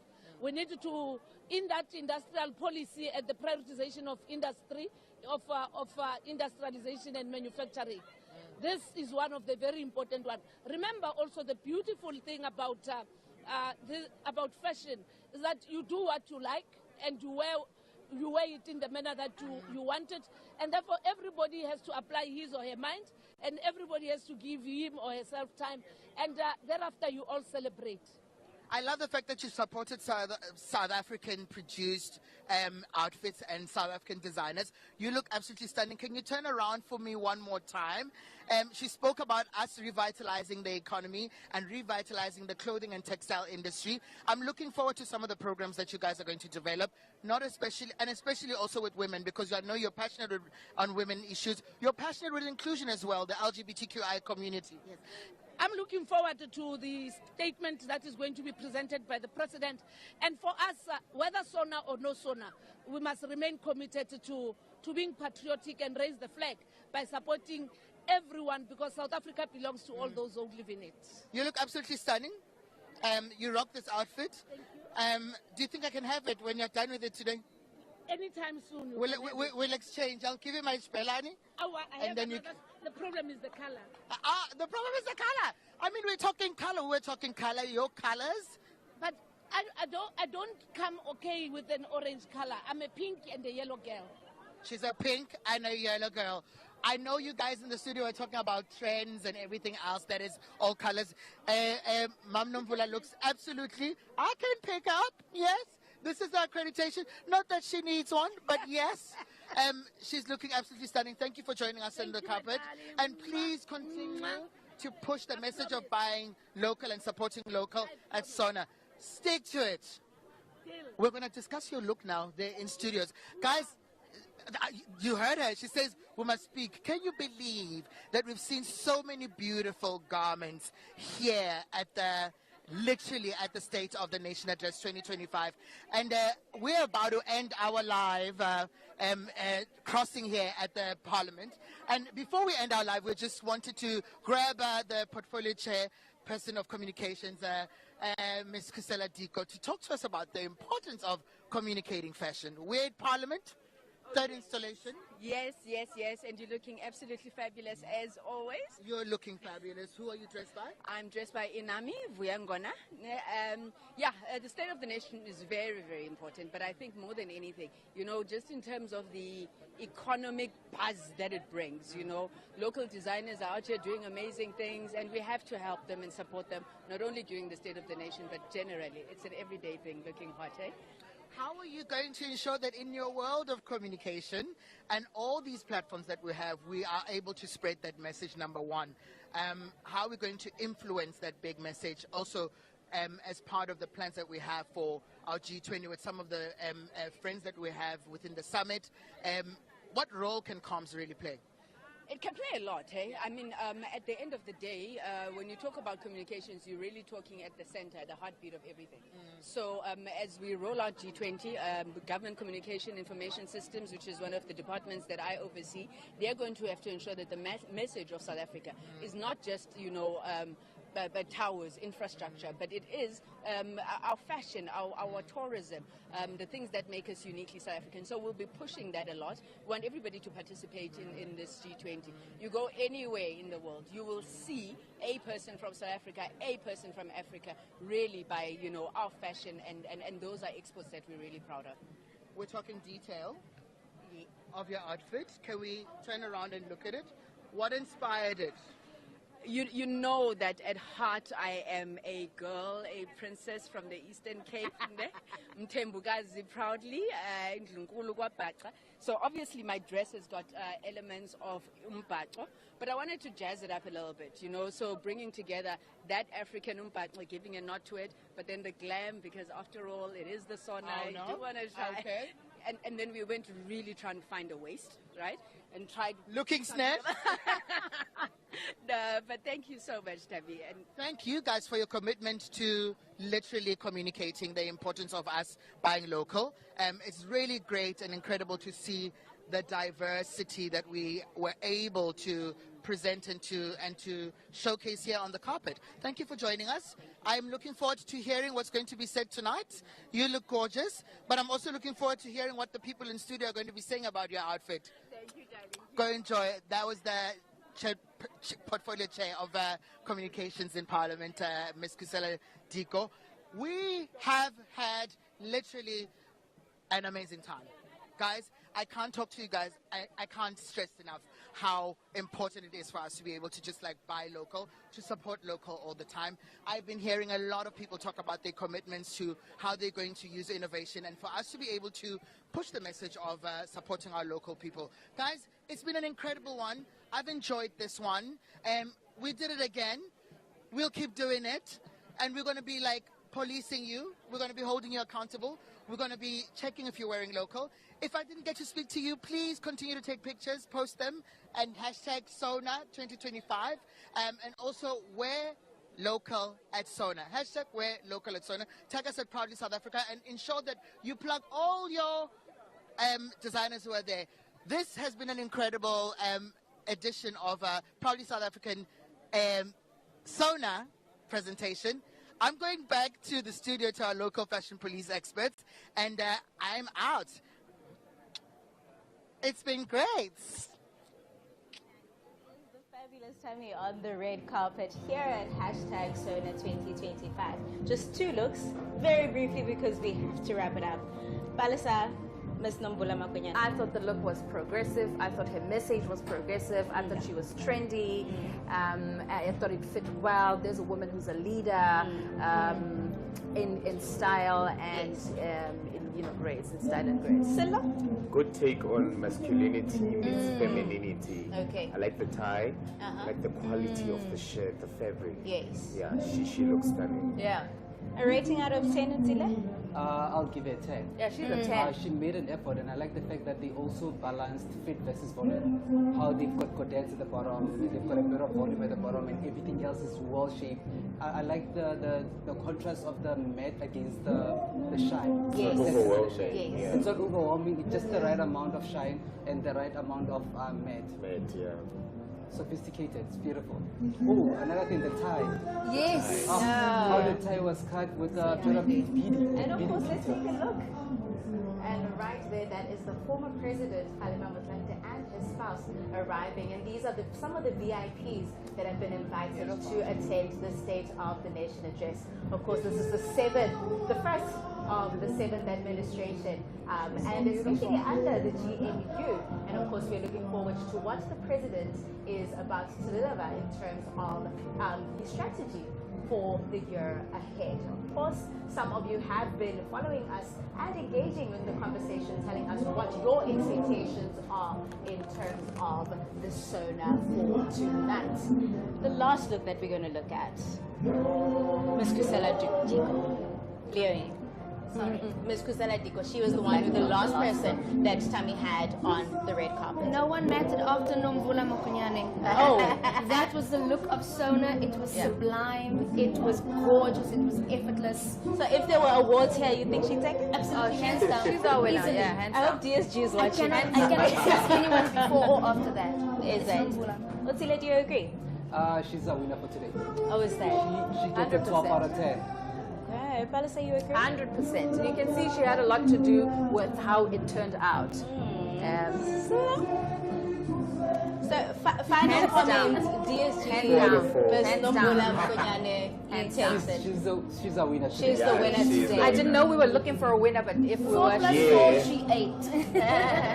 Let's wrap it up. DSG, I hope you are watching here, and our local fashion police say that you are the winner for the hashtag SONA 2025. I guess we call it best dressed for hashtag SONA 2025. Of course, you're still tuned into Parliament TV right here on channel 408 on DSTV. Of course, you can talk to us on all social media platforms by following, subscribing, and liking at Parliament of RSA. Tell us what your expectations are. We are anticipating the State of the Nation address that President Cyril Matamela Ramaphosa will deliver tonight at at 7 p.m. We are just almost 2 hours away. The VIPs are arriving and processions are about to take place. Of course, this includes the famous 21-gun salute to the President. You're still watching Parliament TV. This is my local fashion police. We have Palisa Mukubu, we have Silla from Scala, we have Otsile, and we have Leonie. Thank you so much for joining me, guys.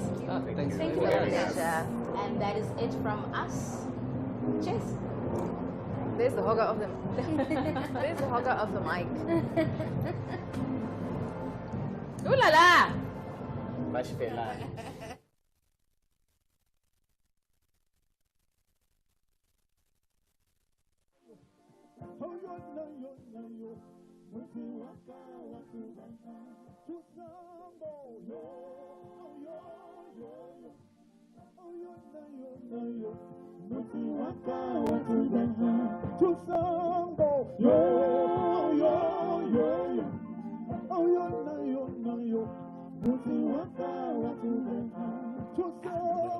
Watches our talent in fascination, a place where Nobel Prize winners have inspired a new generation of winners who are leaving their mark on global stages.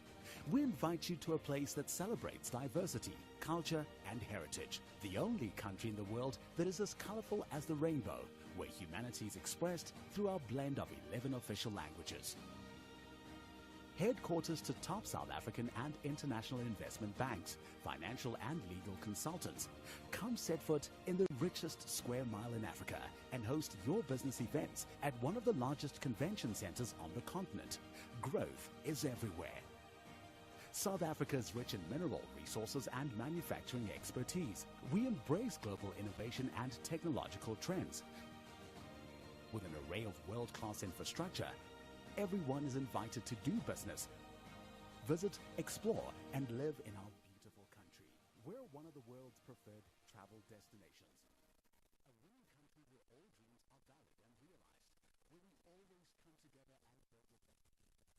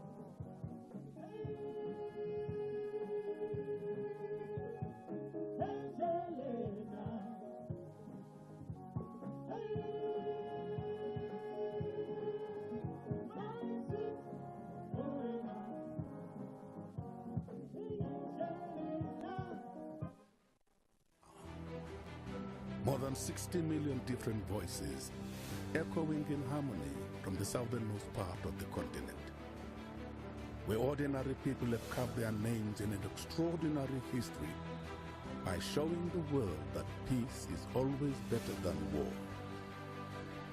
Our reach is not limited by our borders, bringing joy in people's hearts and a spark of rhythm to their moves.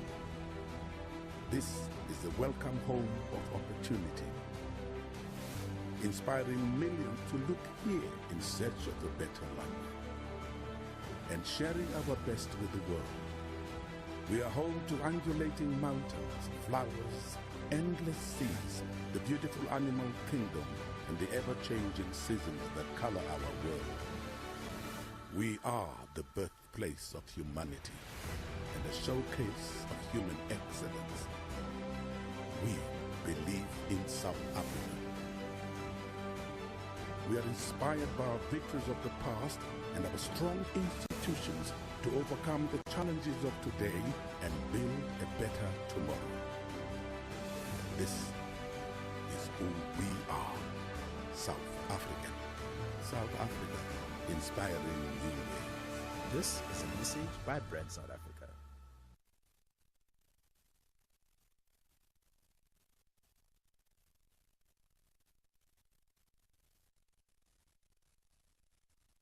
Having arrived. Of course, we saw the former president, Kgalema Motlanthe, arriving with his spouse there. So these are some of the things that happened during SONA that esteemed guests are asked to come by. Of course, another reason why we have the SONA is to hear what the president has to strategize in terms of the implementation of his plans and goals for the year ahead.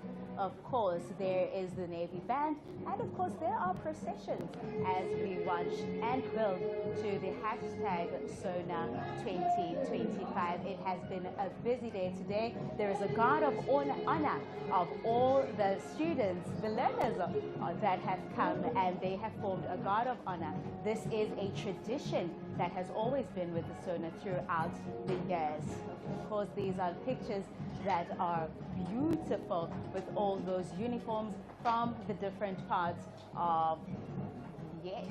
Of course, now there's music outside, people are entertained, people are assembling outside, and this is the fun part of SONA. We're still awaiting the president to deliver the hashtag SONA 2025, and that is the State of the Nation address, the first under the Government of National Unity and the first for the 7th administration. You're reminded that we had the opening of Parliament address on the 18th of July 2024, and this coincided with International Nelson Mandela Day just last year. Of course, the biggest difference between the two, between OPA and SONA, is that the opening of Parliament address happens only once every 5 years after the establishment of a government. Of course, this happened right after we had all gone to the polls and voted on the 29th of May 2024. Of course, now this is SONA. And the difference here is that this happens annually, right?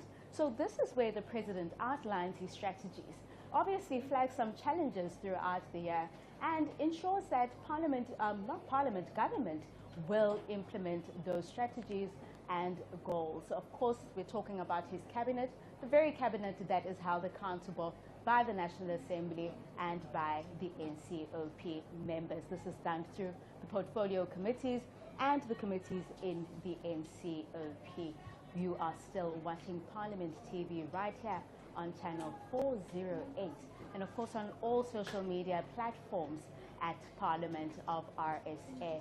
Now that is the Junior Guard of Honor, and you can give us your expectations online and tell us what you think the president should focus on in terms of his State of the Nation address. Is it crime? Is it unemployment? We do have a lot of issues that have been voiced out throughout the day in our channel with different people from all over the country that have been sharing what they feel should be on that address this afternoon, this evening. Of course, it's scheduled for 7 p.m. We're still waiting the president, and of course, he makes a big entrance, and you will know when he is here. Of course, the speech will happen in about T-minus 45 minutes, and we will be enlightened by the president's strategy in terms of moving the country forward this year. Of course, there have been big events that have been happening We have the Bella Act that was enacted. We have the NHI Act that we saw that has been enacted. So there have been big movements within the government over 2024 and over 2025. And we await what 2025 has in store for us, has in store for us, especially in terms of service delivery, especially in terms of what you need at home. Yes, Tabo, as you can see on the screen, we are preparing for the big moment, which is now 45 minutes away, and there's the military band starting making its way through as we are preparing for the president to deliver the State of the Nation address at 7. Those are the members of the South African National Defence Force from various units of the force that participate in the State of the Nation address. It is a tradition that the Army fully participates in the traditions of the State of the Nation address. And of course, this is after the fallen heroes of the SACP, of course, in the DRC. However, we did have an interview earlier, and the speaker did say that this is basically paying homage to the commander-in-chief. And of course, there have been outcries with regards to that, and the thought was that it shouldn't be done at all. However, it has been explained, and that the department is that this is paying homage to the commander-in-chief, and that is President Cyril Ramaphosa. Exactly as you've just explained it, what the speaker also outlined this morning when I spoke to her. She also indicated that she had received a request from the Democratic Alliance for the number of soldiers, for the reduction of the number of the members of the SANDF that will be used during the State of the Nation address. However, as you had rightfully explained, the purpose of today for the South African National Defence Force is to salute their chief in commander, which is the President of the Republic of South Africa, and that does not have an impact on what had transpired in the DRC, as you had said. As you can see there on the screen, the premiers of the provinces are walking into the City Hall, where we are expected to listen to the President address the nation this evening at 7 p.m. And yesterday, Parliament posed a question on its Twitter page where the question was, if you were to deliver the State of the Nation address, what are the things that you will address? And as we went through the tweets, some of the things that really came out are high employment rate, unemployment of doctors and medical professionals, and job creation, and youth unemployment and drug addiction. So we'll await in anticipation as well to hear what the President has to tell us this evening at 7 p.m. Of course, these are the processions for the State of the Nation address. A beautiful sight, a lot of synchronization there, and it is such a sight to see. Of course, this happens only once a year, unlike the opening of Parliament address that happens every 5 years. And to those who've just joined us, this is still the build-up to the State of the Nation address, which will be delivered by President at 7 o'clock. You can follow us through our social media platforms at Parliament of RSA and hashtag SONA 2025. And just to read some of the tweets that have come through, this one comes from Sol at Tabiso 0-012. He says, we move on and live our lives like today. We focus on what the President will be telling South Africa at SONA. And this one comes from Teliwela Magagula, where she says, the way ESCOM has no regard for the President, we have load reduction from 5 p.m. to 10 p.m., no SONA 2025 for Eguruleni. Wow. So those are some of the tweets that have come through on our hashtag SONA 2025. But of course, these are some of the issues that the President has highlighted in his previous State of the Nation addresses.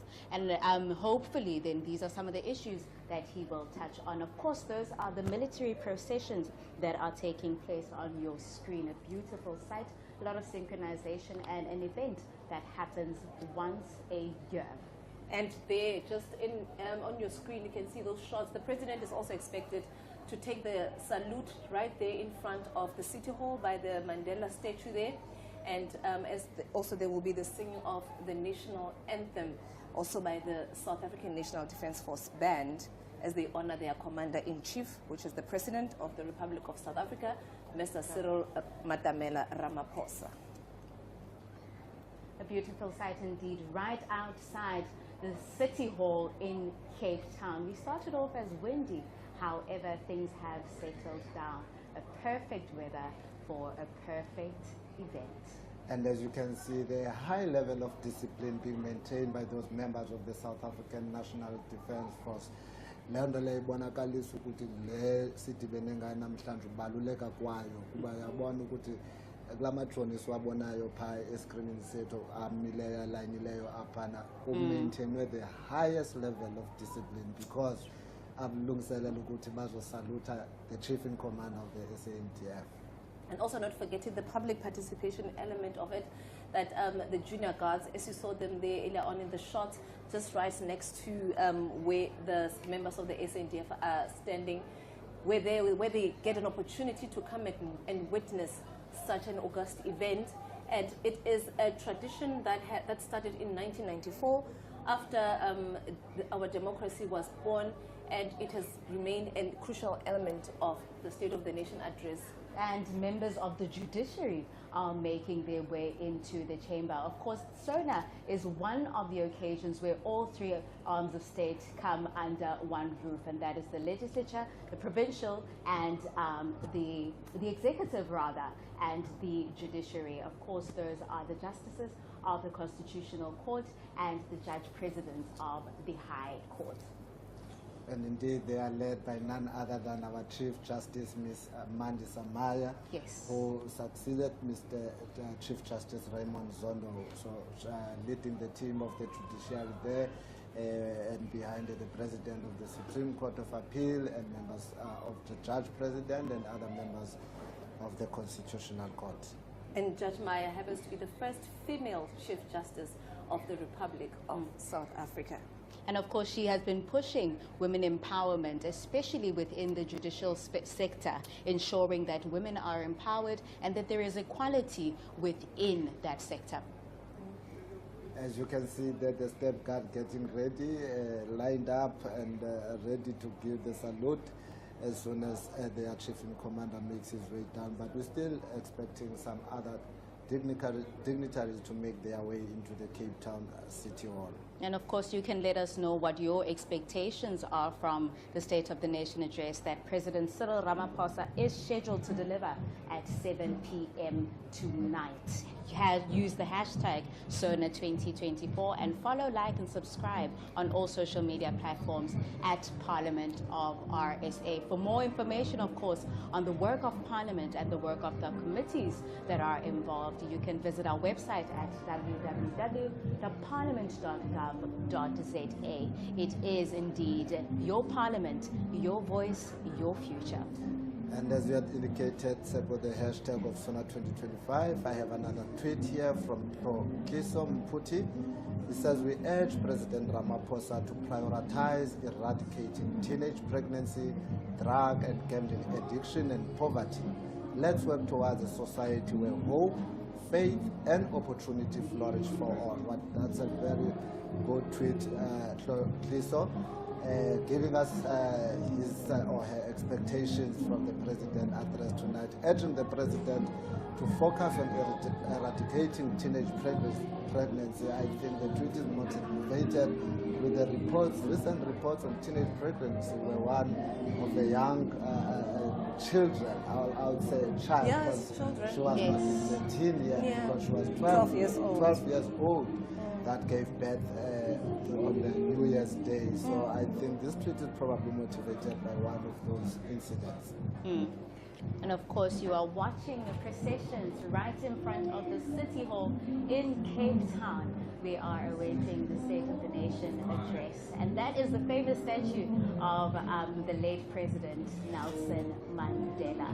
And the statue, Tsepo, is there because 11th of February 1990, this is exactly where Madiba stood and addressed South Africans following his release from serving a 27-year term in prison. And he was standing there, and next to him was the president, the current president, Mr. Ramaphosa, who was holding a microphone as Mr. Nelson Mandela was addressing the nation on the day following his release, as I have said. So having this event here also in the city, well, apart from the building having been gutted by fire, but having this event here also has its own significance in the history of our democracy. A full circle moment for President Cyril Matabela Ramaphosa, having held that mic, as you mentioned, Tebinkosi, for the late President Nelson Mandela. I'm sure he's proud wherever he is. Of course, he's coming. The State of the Nation address has to be delivered at 7 p.m. We are exactly 38 minutes away from that State of the Nation address and deliverance at 7 o'clock by the President. And once the President has delivered the State of the Nation address today, then the debates on the President's address, two-day debates which will take place on Tuesday and Wednesday next week, and which will then be followed by the President providing responses to the issues that would have been raised by the members during those debates. Of course, you can still join the conversation by using the hashtag SONA 2025 and let us know what your expectations are from the first State of the Nation address here in Parliament. It's the 7th administration, the first SONA, of course. And of course, we await the President to share his strategies, to share his key goals, flag those challenges, and share how his government will implement all that needs to be implemented to ensure that you at home get the service delivery that you deserve. And also, as you may know, that Parliament has been hosting the State of the Nation address at the City Hall since 2022 after a fire that destroyed building of the National Assembly building and parts of the old Assembly and the National Council of Provinces. And we've been here since 2022. And as you might know as South Africans, that Parliament is currently under construction. The new Parliament, your Parliament. And you can also participate in how you'd like a Parliament to look by going to our website and sending through a WhatsApp message and the comments and how you would like your Parliament to look like. You are still live on Parliament, watching us from Parliament TV, channel 408, and we're coming also through all our social media platforms at Parliament of RSA. Follow us live there as we are waiting to hear the President deliver the State of the Nation address. And of course, we can highlight that this is the 7th Parliament since the democratic dispensation of South Africa. We're just a little over 30 years of democracy, and each of those parliaments had different priorities. Of course, the first one was ensuring that the policies of apartheid were made rid of. And after that, it was all about nation building and ensuring that equity and human dignity is throughout the country. And as Maseko had said, you can also participate in the making your contributions on the rebuilding of Parliament. That information will be available on our parliamentary website, www.parliament.gov.za. You can log in there, follow the prompts, and then you can make your contributions on how best Parliament can make your contributions in terms of assisting Parliament to rebuild its destroyed structures. Now, some of the VIP that have arrived is the former chairperson of the National Council of Provinces, Mr. A.N. Masondo, and Mrs. Osondo. And we have the former deputy president, or former speaker of the National Assembly, Ms. Baleka Mbete, and Mr. Khomu. And of course, they were welcomed by Mr. Cedric Frolic, whom we had a conversation with here earlier on Parliament's TV. The former president of RSA, Mr. Thabo Mbeki, and a guest arrived earlier, of course, and the former president of RSA, Mr. Kgalema Motlanthe, arrived earlier. So these are some of the guests, including the former president, Mr. Zuma, who arrived to the State of the Nation address. Of course, we saw those processions as members of guests and esteemed members arrived. So the idea is that everybody should arrive before the president does. And the president later on will be welcomed by the Imbongi, who will be singing praises just before the president takes the stage. Another public participation element there that has remained a very important part of the State of the Nation address since the dawn of our democracy, and Parliament rotates the languages that get to where Imbongi gets to speak. So last year we used a different language, and this year it will be a Xhosa Imbongi, a 19-year-old female who will be ushering the president inside the chamber. And I had an opportunity to speak to her earlier. Inako Mateza is the name. She hails from Idujwa in the Eastern Cape. She's 19 years old, and she will be the one that will usher the president as he makes his way into the assembly to deliver the State of the Nation address. We're looking forward to hear to her. When I spoke to her, she's a very confident young lady who's also informed us that at 19 years old, she already has a foundation that seeks to help other children from her community to also just to try and get them out of the streets. And of course, that is the band right outside of the Cape Town City Hall. Take a listen.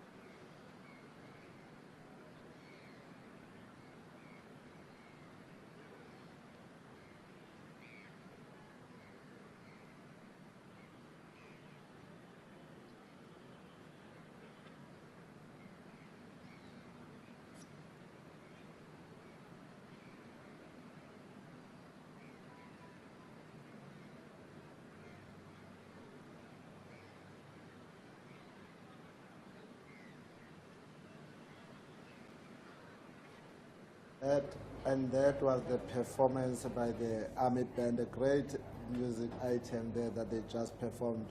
And of course, yesterday I had a chance to speak to the choir conductor, Major Sipon Lovu, who informed me that there's a lot of work that happens in preparation for today's event. And as we had earlier, Tsebo, we were talking about the level of discipline displayed there, and he also spoke on that, if you see the members of the choir when they are performing, from the performance you can see that the level of discipline that is there within the SANDF. So that was the choir is conducted by Major Sipondo. And it has been a lovely day today with the band playing almost all day and keeping people entertained throughout the day. And of course, this is part of the processions, and we are awaiting the President's State of the Nation address. And the Cape Town weather also showing off there. Earlier on, we almost got blown away by the wind, but it decided to subside at this moment so that we can all enjoy this moment before we are blown away by the wind. And as Tsepo said, we are waiting the President to arrive at any moment now, and to take the salute in front of the City Hall, and also where we'll stand there as well when the national anthem, I almost said National Assembly there, is being sung. And yeah, at any moment now, the big moment of the arrival of the President. It's likely that you would say the National Assembly, because we serve the National Assembly. It's one of the two houses of Parliament that we serve. We still expect to see the Deputy Speaker of the National Assembly, Dr. Lotrit, the Deputy Chairperson of the National Council of Provinces, Mr. Governor, as well as Mr. Paso, coming, making their way in, and conducted by Protocol Liaison Officer, Mr. Mandela. And of course, this is a joint sitting, and that is why we have members of the National Assembly and members of the National Council of Provinces under one roof. And of course, the President has called the sitting, having liaised with the Speaker of the National Assembly, Ms. Toko Didiza, and the Chairperson of the National Council of Provinces, Ms. Refile Mtsweni-Tsipane, for this auspicious event to happen. And it's safe to say that today we will be hearing the first address by the President of the 7th Parliament and of the Government of National Unity, wherein he will be outlining government's priorities for the year ahead. We're sitting and waiting to hear what the President will say to the nation later this evening. And earlier on as well, when we're talking about the difference between the opening of Parliament and the State of the Nation address, because people might be wondering, we were here in July last year, but we keep on saying that this is the first State of the Nation address. It's because on the 18th of July 2024, when we were here, it was for the opening of Parliament, following the national and provincial elections that we had in May. That is when the President now addresses the nation on the long-term goals for the next 5 years of the term of Parliament. Today he's going to set goals, short-term goals for this year, and then again next year until the end of the term he will be giving the State of the Nation address, and this is the first State of the Nation address of the 7th Parliament. And I think it's safe to say, and also to inform our viewers at home, that that would be the only agenda for today's proceedings. Yes. I think that previously Speaker has had to clarify that. But the joint rules. Yes, the joint rule, that today we only have that addressed by the President as the only agenda item. As I had said, as you can see there in your screen, that's the presiding officers, the Deputy Speaker of the National Assembly, Dr. Lotrit, and Mr. L. Govender, the Deputy Chairperson of the National Council of Provinces, with Mr. Masi. And of course, SONA 2025 will be held under the theme Harnessing Parliamentary Diplomacy for the Realization of Global Solidarity, Equality and Sustainability.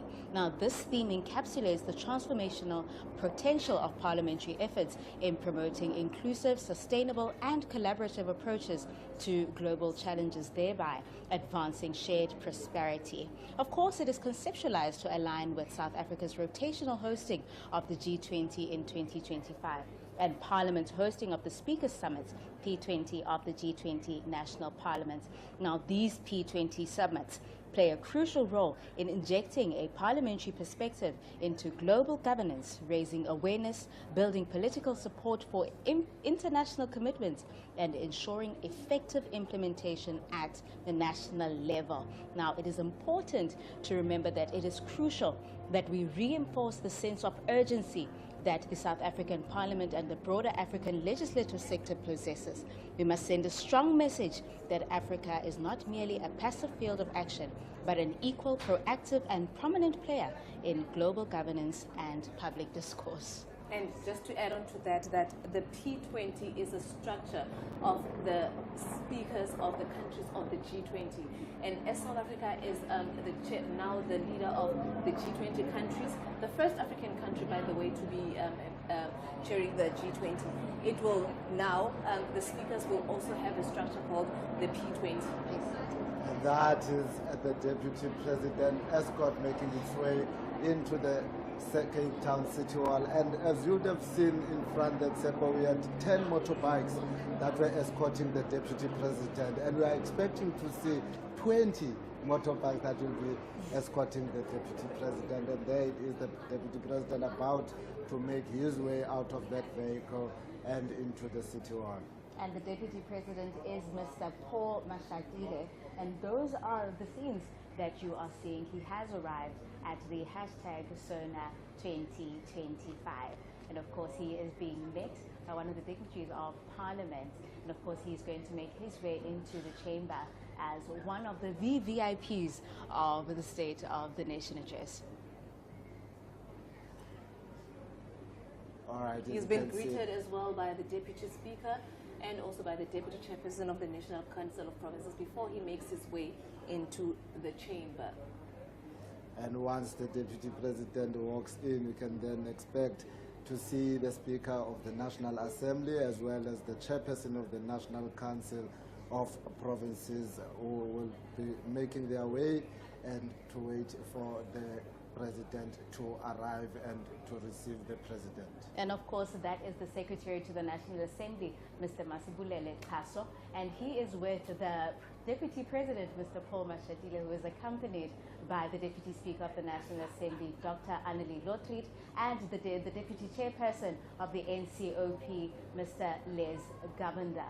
And in the green dress is the Deputy President's wife, Mrs. Mashatile, there with the Deputy President, the Deputy Speaker, and the Deputy Chairperson of the National Council of Provinces. Of course, we await the President's arrival now, in much anticipation of what he has to outline in the State of the Nation address. The first in the 7th administration of Parliament since the elections, and the first since the establishment of the Government of National Unity. We are exactly 19 minutes away from listening to the President of the Republic of South Africa delivering his first State of the Nation address for the 7th Parliament under the Government of National Unity. And I'm happy, Maseko, that you provided clarity to our viewers on today's event vis-a-vis the event that took place on the 18th of July in 2022. 2024. Are you that back? Yes. Which we had already indicated that it was an opening of Parliament address, an event that happens once every 5 years following the general elections and also the swearing in of the President. Of course, then SONA represents the highest level of executive accountability within South Africa's constitutional democracy. Through SONA, Parliament fosters government transparency and oversight, uniting the nation across all divides and holding the executive accountable for realizing citizens' aspirations for a better life. Now, with that, Parliament's oversight agenda is guided by the policy priorities announced by the President during the opening of Parliament. Now, this year's SONA will take on added significance as it officially launches Parliament's oversight role in the implementation of G20 decisions. South Africa's G20 presidency prioritizes addressing pressing domestic challenges including slow economic growth, unemployment, poverty, and inequality. It offers a unique opportunity to align international priorities with local legislative actions, enabling a coherent and coordinated approach to shared challenges. As such, SONA 2025 must spotlight South Africa's commitment to fostering dialogue on critical issues such as trade, technology, governance accountability, and the synchronization of global and local efforts to address national challenges through international collaboration. Maybe it will also be nice to give our viewers just to listen to that musical item that is currently playing in the background. Such a wonderful musical item that is currently playing as we await the arrival of the Speaker of the National Assembly and the Chairperson of the National Council of Provinces, who will receive the President. Let's listen to this musical piece.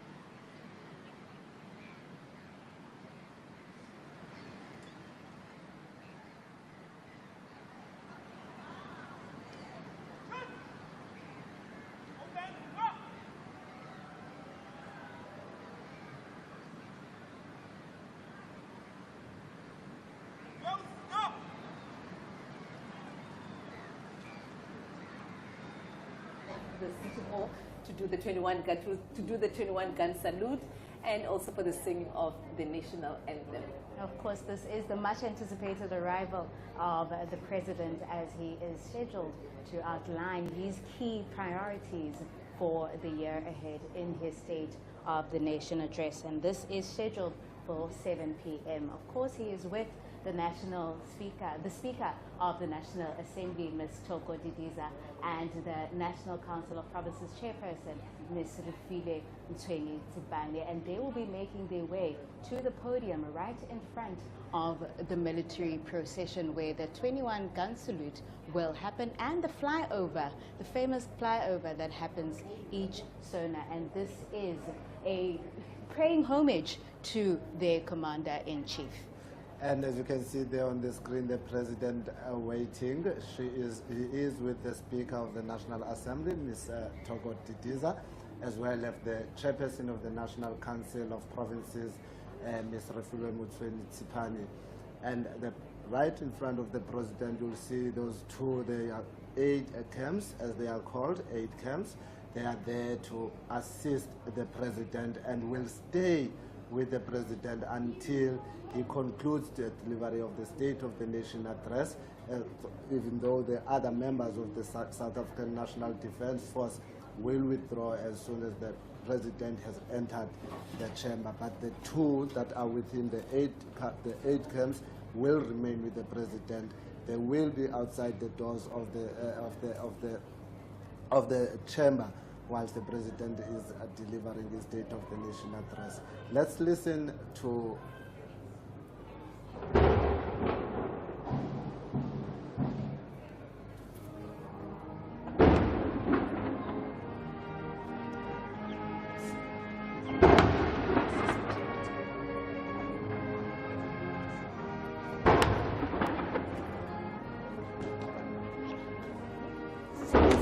sound.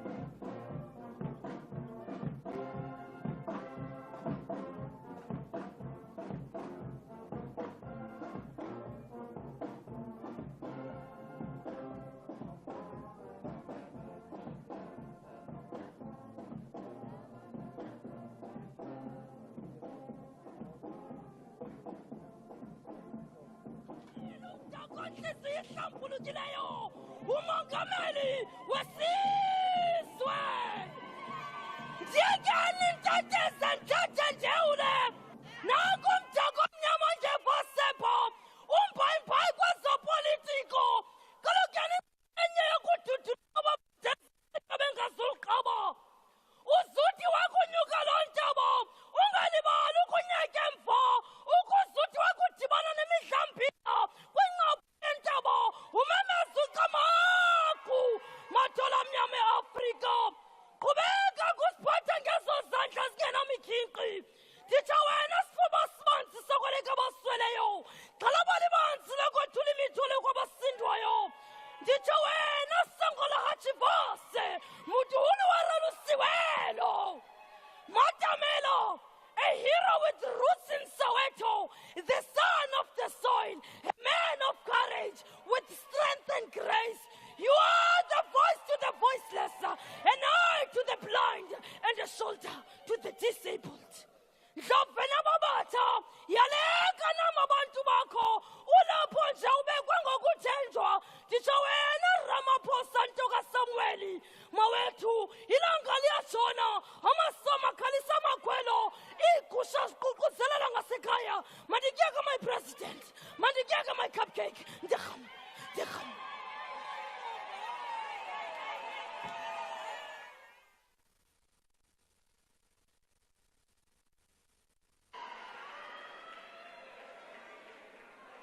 Order, honorable members.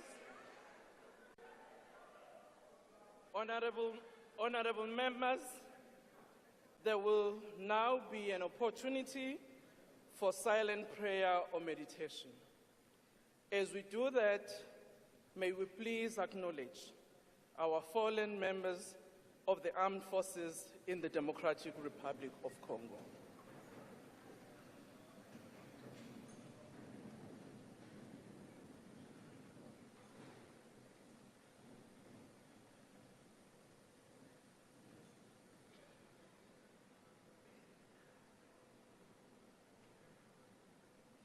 Thank you, and please be seated.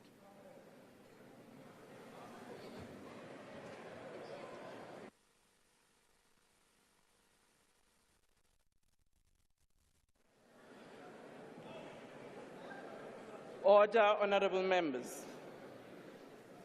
Honorable members, the President has called this joint sitting of the National Assembly and the National Council of Provinces in terms of Section 84, subsection 2D of the Constitution of the Republic of South Africa, read with Joint Rule 13, subsection 1A, to deliver his State of the Nation address to Parliament.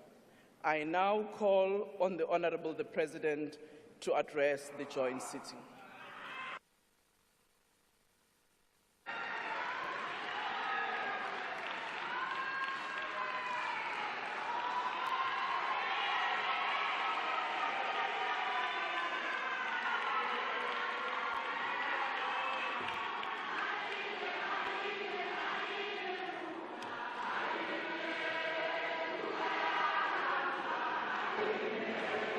Order, honorable members.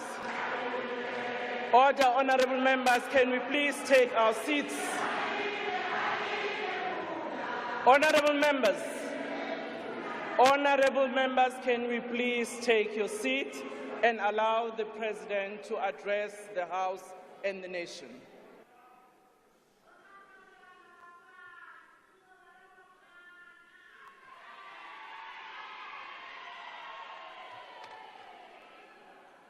Speaker of the National Assembly, Ms. Toko Didiza, Chairperson of the National Council of Provinces, Ms. Refilwe Ntsueni-Tsipane, Deputy President of the Republic of South Africa, Paul Mashatile, Chief Justice of the Republic, Mandi Samaya, and Judges President, former President of the Republic, Mr. Thabo Mbeki, former President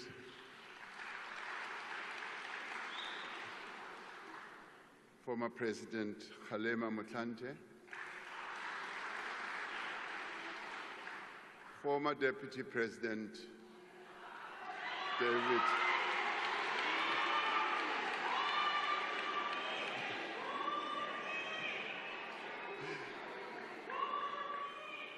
David Mabuza, former Speaker of the National Assembly, Ms. Baleka Mbete,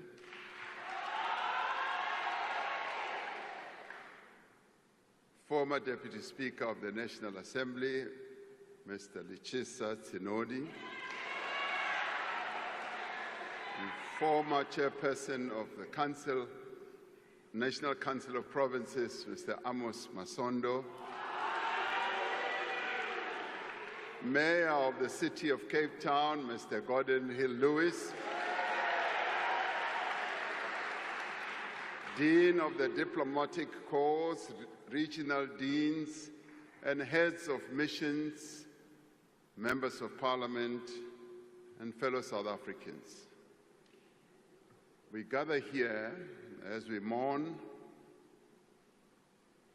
the death and tragic death and devastating loss of 14 South African soldiers who were part of a mission to bring peace to the Eastern Democratic Republic of the Congo.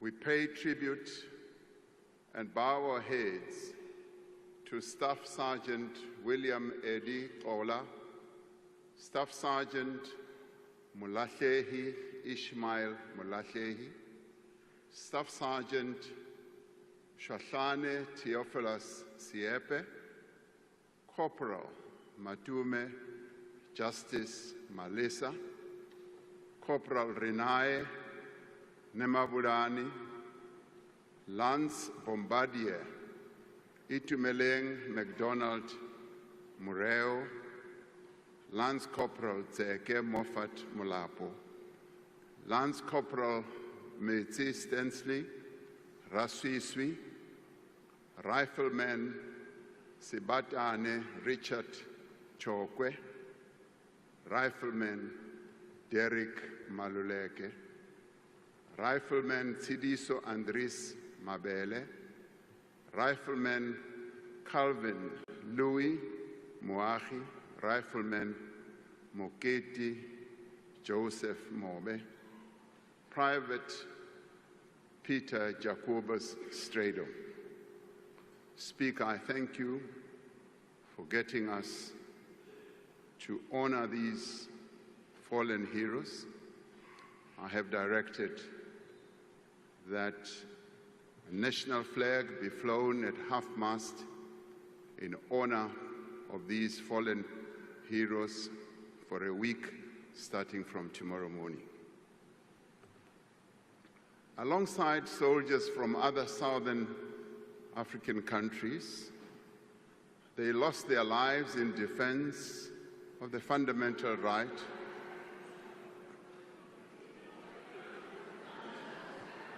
of the Congolese people to live in peace and security. They lost their lives not in the pursuit of resources or territory or power. They lost their lives so that the guns on our continent may be forever silenced. So we salute them.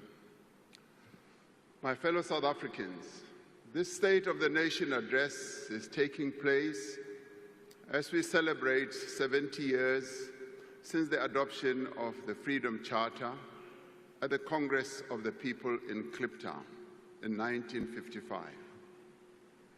The Freedom Charter is the cornerstone of our democratic constitution. It sets out a vision of a united, non-racial, non-sexist, democratic and prosperous South Africa. It also sets out a vision of a country in which government is founded on the will of the people of South Africa, where the land is shared among those who work it, where the people share in the country's wealth and in all that the country produces and are all equal before the law. It is this vision that continues to guide us as we work to build the nation that we all want. It is the spirit of the Congress of the People that inspires us as we prepare for a national dialogue in which South Africans are once again called upon to chart a new path for our country. We must chart this path in a world that is rapidly changing. It is a world of both interdependence and competition, of cooperation and conflict. It is a multipolar world in which new countries are emerging to play a greater role in global affairs. We are seeing intensifying competition over issues such as trade, technology, and influence in global institutions. There are global fundamental shifts underway that affect every aspect of human life, from the growing impact of climate change to rapid advances in artificial intelligence, geopolitical tensions, and violent conflicts. In the face of these challenges, we are witnessing the rise of nationalism, protectionism, the pursuit of narrow interests, and the decline of common cause. This is the world that we, as South Africa, a developing economy, must now navigate. But we are not daunted to navigate our path through this world that constantly changes. We will not be deterred. We are, as South Africans, a resilient people, and we will not be bullied.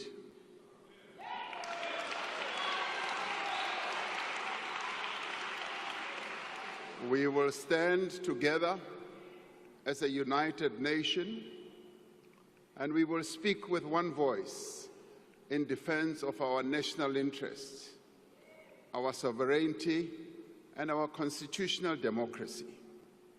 By standing true to our values, by harnessing our unique strengths and endowments, and by forging a common purpose, we can turn these trying circumstances to our advantage and propel our country forward. As South Africans, we stand for peace and justice. We stand for equality and solidarity. We stand for a non-racial future, and we stand for democracy and tolerance as well as compassion. We stand for equal rights for women, for persons with disability, and for members of the LGBTQIA+ community. We stand for our shared humanity, not for the survival of the fittest. So this evening, let us speak of the nation that we want. Let us speak of the future that we want to build. Let us speak of the work that we as South Africans must do, and the work that we are doing to build that nation and to build that future. We want a nation united in its diversity. At many difficult moments in our past, we found strength in working together towards a common goal. Through partnership, we brought peace and democracy to our country, which was once troubled. We overcame apartheid, a crime against humanity that denied people their human rights, that deprived them of the land and livelihoods, that sought to strip them of their dignity, that humiliated them. Through partnership, we overcame a devastating pandemic and rebuilt our country in the wake of state capture as well.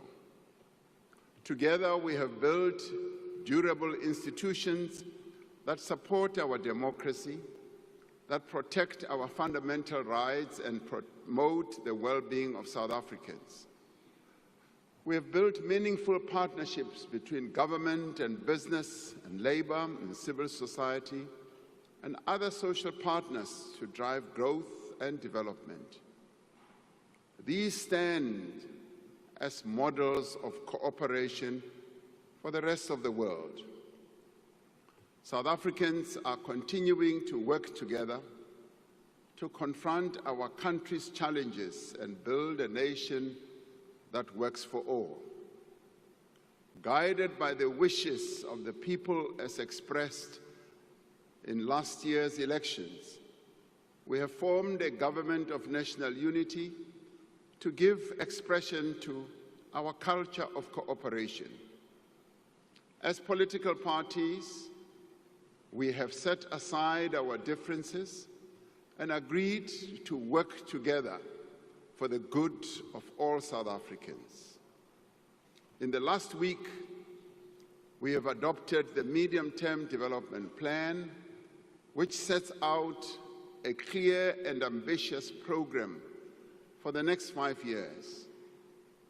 The actions contained in the Medium-Term Development Plan will advance our 3 strategic priorities.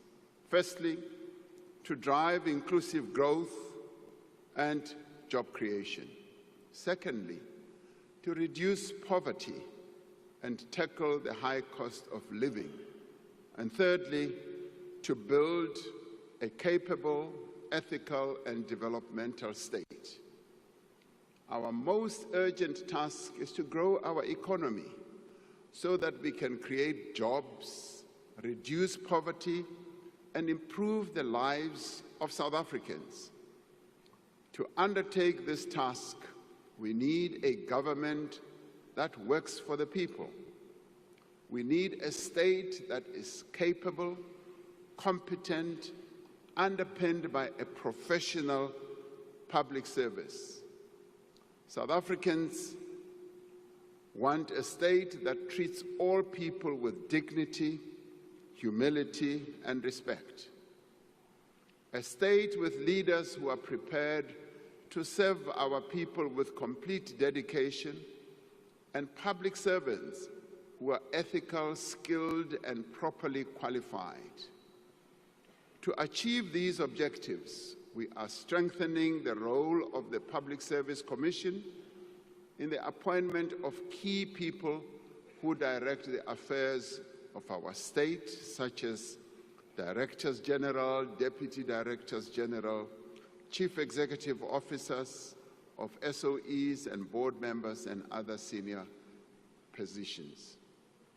We will introduce a graduate recruitment scheme so that we may attract the best and the brightest in the public service. A capable state must start where our people live and work. In many cities and towns across our country, roads are not maintained. Water and electricity supply is often disrupted. Refuse is not collected, and sewage runs in the streets. In part, this has happened because many municipalities lack the technical skills and resources required to meet our people's needs.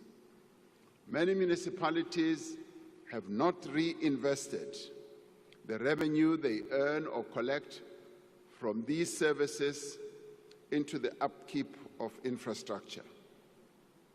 Starting this year, we will work with our municipalities to establish professionally managed ring-fenced utilities for water and electricity services to ensure that there is adequate investment and maintenance. Many of the challenges in municipalities also arise from the design of our local government system. We will therefore undertake extensive consultation to develop an updated white paper on local government to outline a modern and fit-for-purpose local government system. We will also review the funding model for municipalities. We will do so because many of our municipalities truly do not have a viable and sustainable revenue base. We will work with traditional leaders in the implementation of local development programs. We will also seek to work with our traditional leaders in ensuring that they continue their own work as we give them the recognition as the natural and indigenous leaders of our people.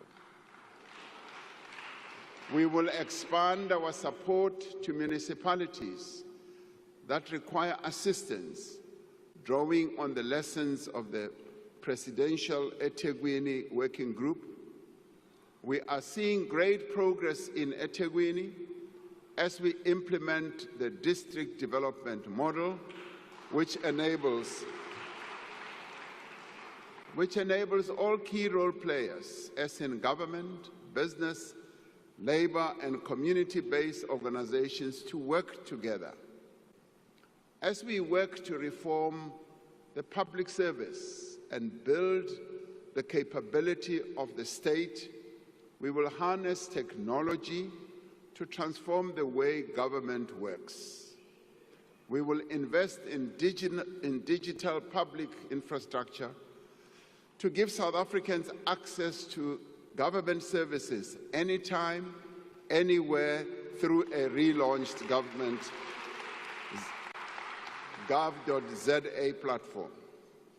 At the heart of this transformation will be the implementation of a digital identity system. Now, these measures will in the end transform the relationship between citizens and government and create one government that is accessible to every person at a touch. We want a nation with a thriving economy, an economy that benefits all. To create this virtuous cycle of investment, growth, and jobs, we must lift economic growth to above 3%. To achieve higher levels of economic growth, we are undertaking massive investment in new infrastructure while upgrading and maintaining the infrastructure that we have. We are developing innovative ways of funding infrastructure. We are engaging local and international finance institutions and investors to unlock 100 billion rand in infrastructure financing. A project preparation bid window has been launched to fast-track investment readiness. This includes revised regulations for public-private partnerships, which will unlock private sector expertise and funds. And government will spend more than 940 billion rand on infrastructure over the next 3 years. Now, this includes 375 billion rand in spending by state-owned enterprises. This funding will revitalize our roads and bridges. It will build dams and waterways. It will modernize our ports and airports and also power our economy.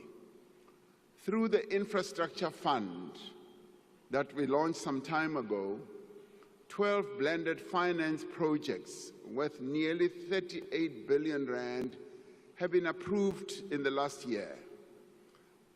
These are projects in water and sanitation, student accommodation, transport, health, and energy as well. Construction of the M10 bridge in the Eastern Cape, the construction continues. This bridge will rise above the river between Port Edward and Lusikisiki and will become the tallest bridge in Africa.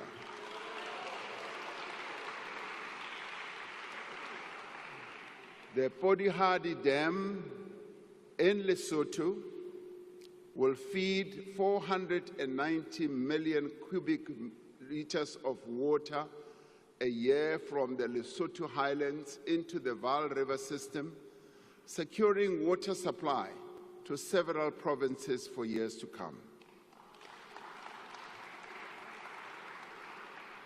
Working with international partners, we are revitalizing small harbors, unlocking economic opportunities for coastal communities. We're also looking very closely at the harbor that we will build in the Northern Cape, in Bochubai, because that is going to be a game changer for the Northern Cape. We are steadily removing the obstacles to meaningful and faster growth. The economic reforms that we are implementing through Operation Vulindlela have created a new sense of optimism and confidence in our economy. Investors are looking at South Africa with much more interesting eyes as they see the reforms that we are implemented through Vulindlela. We have made progress in rebuilding and restructuring a number of our network industries.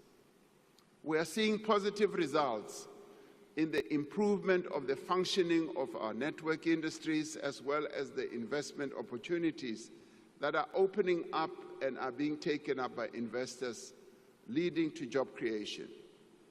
Working together with business, labor, and other social partners, we must now finish the work that we started.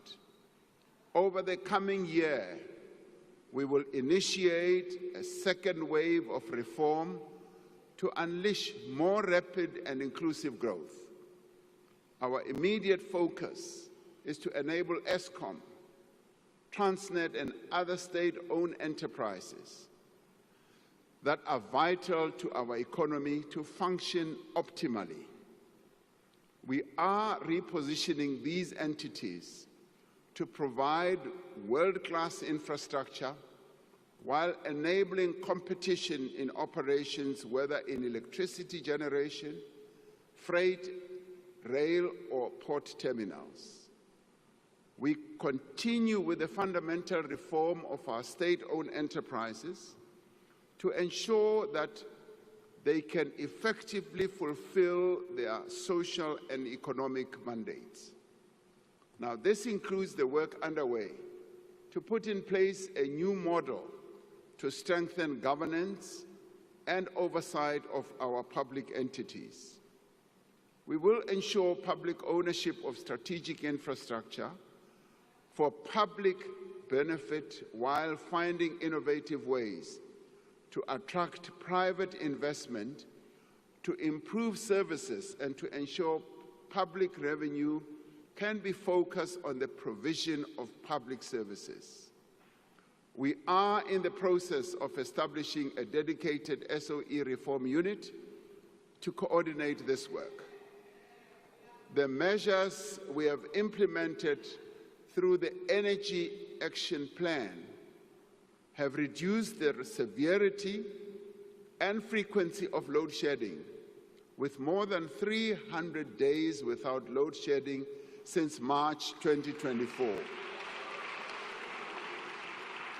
Now, while the return of load shedding for 2 days last week was a reminder that our energy supply is still constrained, we remain on a very positive trajectory, whether people like it or not. We now need to put the risk of load shedding behind us once and for all. And the Minister of Electricity will speak about it in about 2 weeks or so when he presents to Parliament. We need to put that once and for all behind us by completing the reform of our energy system to ensure long-term energy security.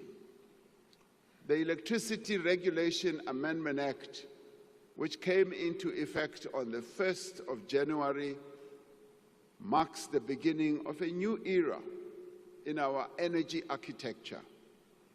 This year, we will put in place the building blocks of a competitive electricity market. Over time, this will allow multiple electricity generation entities to emerge and to compete. We will mobilize private sector investment in our transmission network to connect more renewable energy to the grid. The Minister will tell us that we still need to install 14,000 kilometers of transmission lines. We therefore need to mobilize finance from a number of sources to enable this to happen. As we reform our energy system, we are continuing to build successful multilateral partnerships in the global effort to halt the devastating impact of climate change. Our just energy transition is gaining momentum. Over $13 billion have been pledged by the international community, and significant private capital is being invested locally. We are determined to meet our carbon reduction commitments and will do so at a pace and at a scale that our country can afford. We are revitalizing our port terminals and rail corridors through the Freight Logistics Roadmap, which was adopted by Cabinet, leveraging private capital to restore our logistics infrastructure to world-class standards. Transnet's performance has stabilized and is steadily improving. We released a network statement in December last year, which for the first time will enable private rail operators to access the freight rail system that will continue to be owned by the state.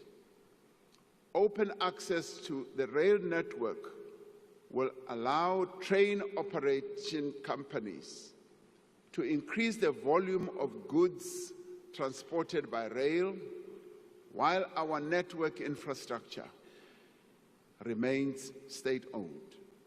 This will ensure that South African minerals, the vehicles that we manufacture, our agricultural produce reach international markets, securing jobs and earning much-needed revenue for our fiscus. New cranes and other port equipment are being commissioned to speed up the loading and unloading of cargo and reduce waiting times for ships in our various ports. As we forge ahead with the reform agenda, an urgent priority is to ensure a secure and reliable supply of water across the country. Many people in our cities, towns, and villages are experiencing more and more frequent water shortages as a result of failing water infrastructure. It is impossible to live without water, as we all know, and it is impossible for the economy to grow without water. We are therefore taking a series of decisive actions to resolve the water crisis, to enable our people to get water where they live, whether in townships or in the rural areas. We are investing heavily in expanding our water resources. Wherever one goes in our country, we often hear our citizens raising the issue of water continuously. So we are raising this issue to a much higher level. And like we did with electricity, I know and I am hopeful that we will resolve the water crisis that we have.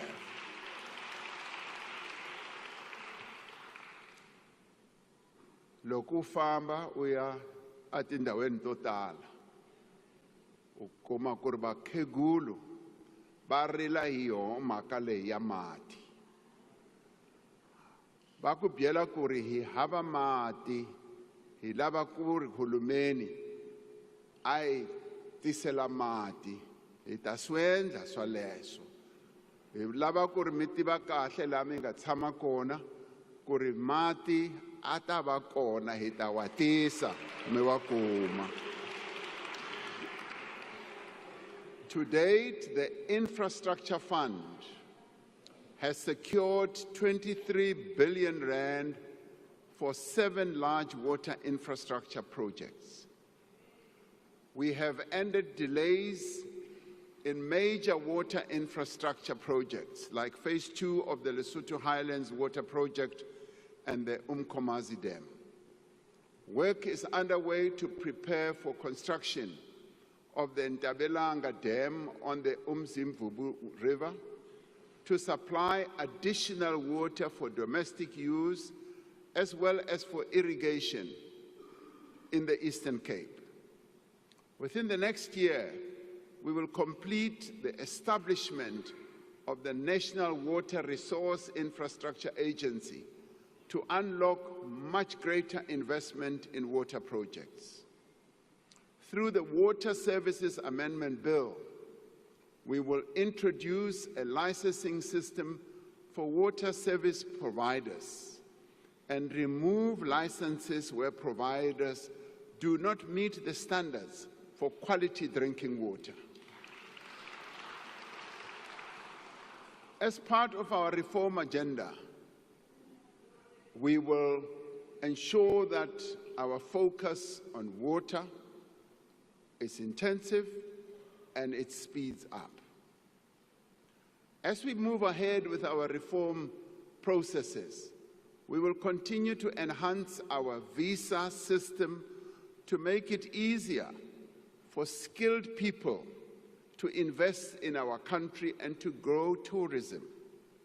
This year, we will launch the electronic travel authorization system to enable a secure, fully digital visa application process. Now, this system will use artificial intelligence and automation to reduce the scope of corruption and enable rapid turnaround times for tourist visas. We have cleared over 90% of the backlog of more than 300,000 visa applications.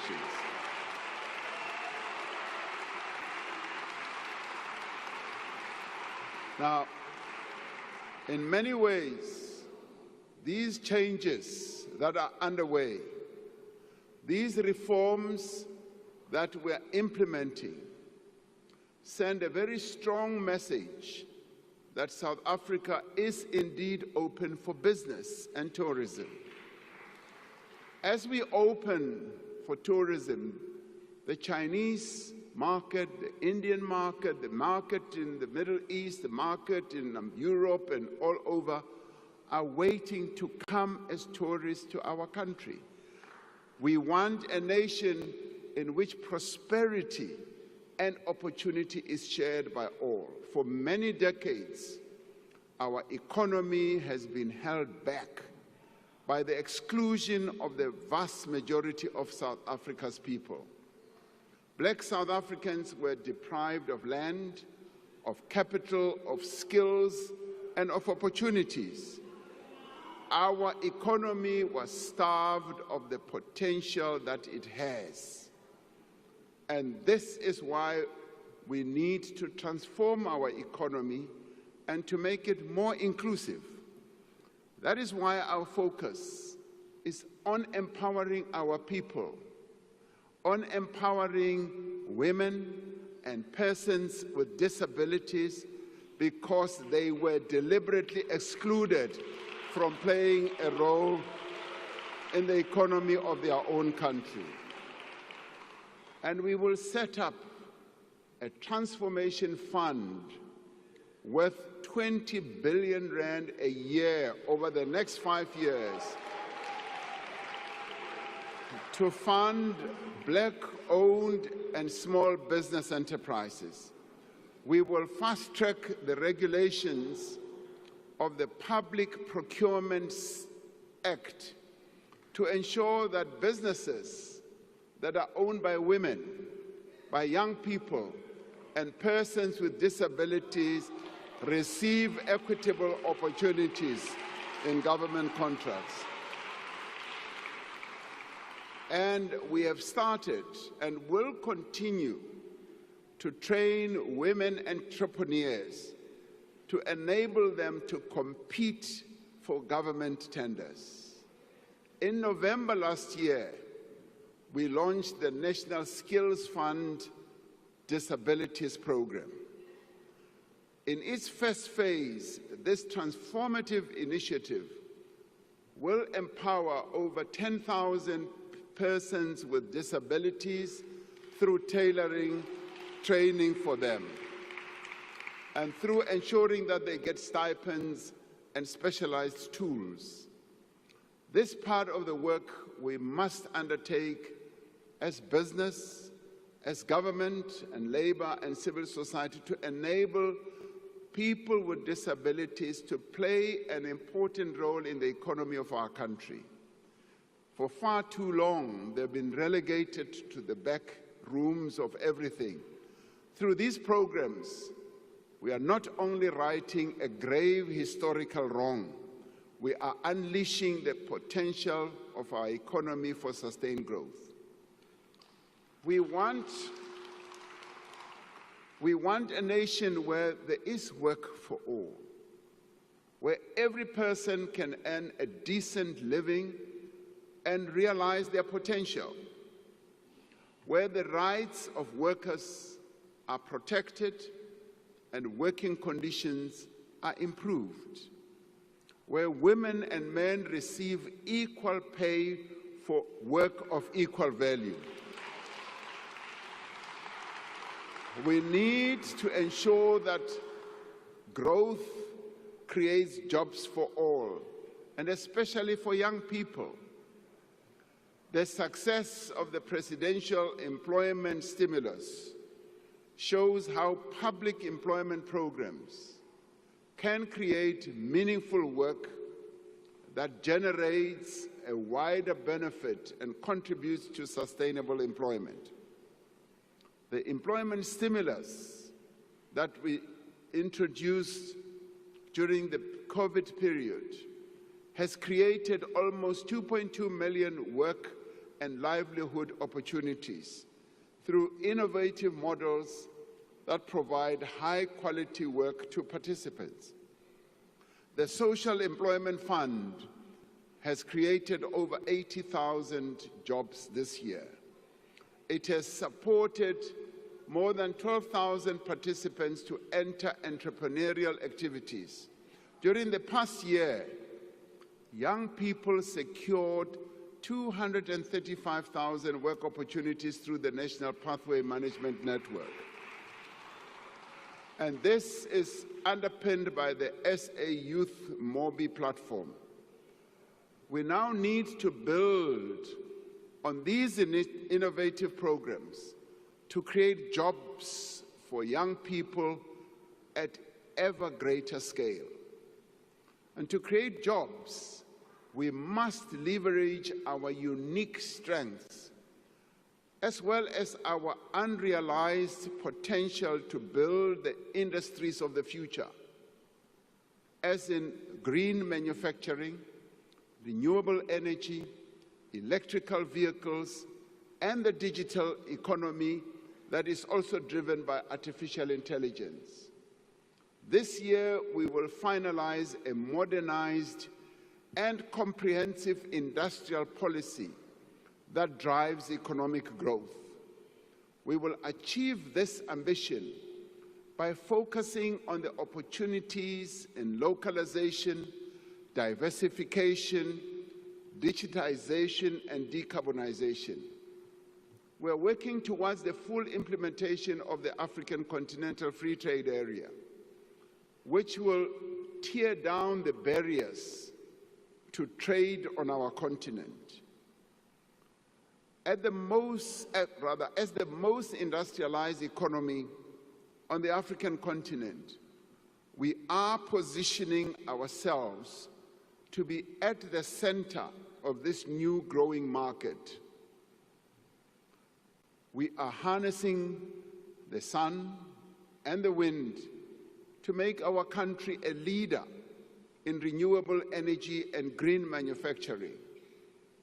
With an abundance of cheap green energy, we can produce products that are competitive anywhere in the world and create hundreds of thousands of new jobs in this process. We are making sustainable use of the rich abundance of the South African earth by supporting our farmers, improving our logistics network and rural supply chains, and opening new export markets for products that we grow or produce. We can significantly expand our agricultural sector.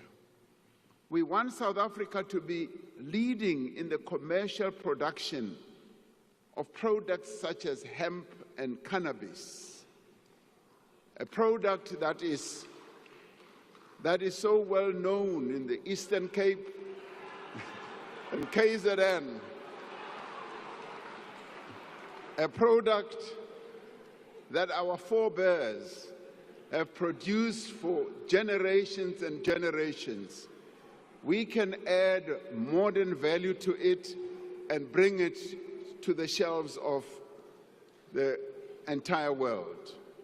We are breathing new life into the mining industry, which remains one of our most important and valuable endowments. I often say that mining was the bedrock on which our economy was built, and it continues to be a sunrise industry. We are on track to implement a new, modern, and transparent mining rights system this year, which will unlock investment in exploration and production. We will put in place an enabling policy as well as a regulatory framework for critical minerals. By beneficiating these minerals here in South Africa, we can make use of the extraordinary wealth that lies beneath our soil for the benefit of our people. Even more valuable than our natural resources are the diversity, the energy, and the talent of the people of this country. The services sector is now the largest part of our economy, ranging from financial services to retail, hospitality, tourism, and the burgeoning creative industry. The tourism sector is growing rapidly, with close on to 9 million tourists having visited our country last year. One of the attractive sites in our country, which we want to see growing more and more, is Robben Island. I visited Robben Island on the 8th of January. And I got to hear that in a year they are now going to receive 300,000. They want to grow it to 500,000 visitors in a year, and most of these visitors are South Africans. So we will grow tourism through our visa reforms, through increasing the number of flights to key destinations, and through the marketing of our country as the best country to visit in the world. And we have also seen strong growth in digital services, as well as business process outsourcing, as well as data centers. As the need for data grows in the world, our country is seen as a reservoir of having data centers. And this is continuing to create jobs for young people. To support this growth, we are investing in skills development for the industries of the future. The Jobs Boost Fund has pioneered a new model that links funding for skills in demand for the successful placement and particularly employment of young people. We are expanding our support for small and medium enterprises and for the informal economy, which sustains millions of jobs as well as livelihoods across our country. This includes streamlining funding for small businesses, unlocking venture capital for high-growth startups, and developing a regulatory environment that enables rather than restricts informal enterprises. To build an innovative economy, the Department of Science and Technology and Innovation will establish an innovation fund to provide venture capital to tech startups that emerge from our higher education institutions. We are calling on business to use the SA Youth Mobi platform, which currently has some 4.5 million young people registered for their hiring purposes. We're calling on business to support the Youth Employment Service to scale up workplace experience opportunities over the coming year. We want a nation where no one goes hungry. For 30 years, since the dawn of democracy, we have worked together to reduce poverty. Today, our country spends around 60% of our national budget on the social wage, on health, on education, on social protection, community development, and public employment programs. More than 28 million unemployed and vulnerable people in our country receive social assistance. More than 10.5 million learners go to public schools where they do not have to pay fees. Last year, over 900,000 students from poor working-class backgrounds and poor families and working-class backgrounds received funding to study at universities and colleges. Now, through these programs, we are alleviating the worst effects of poverty. We are providing the means through which South Africans can rise above poverty that has been passed down from one generation to the next. But we have much to do, and much more work needs to be done to end poverty in our country.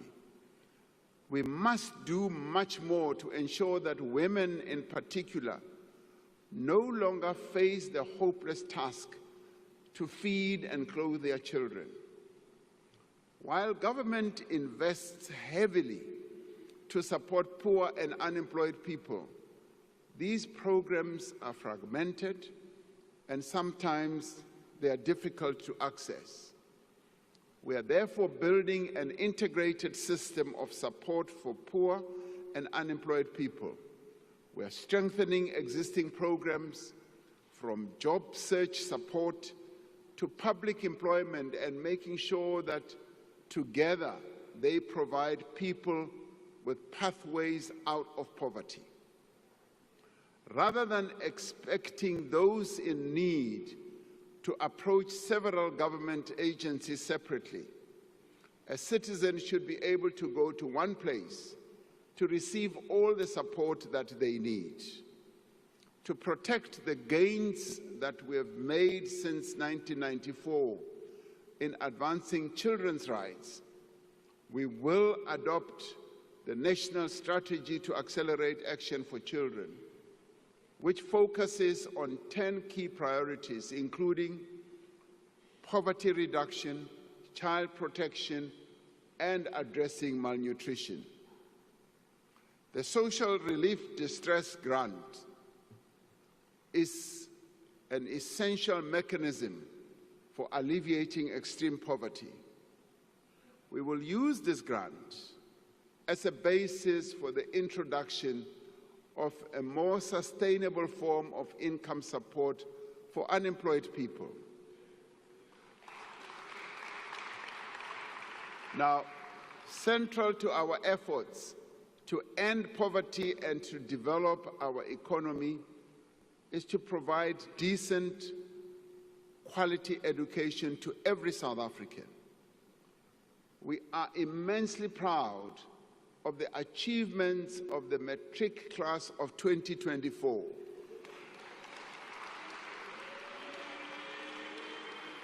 It's a class which achieved the highest pass rate in our country's history.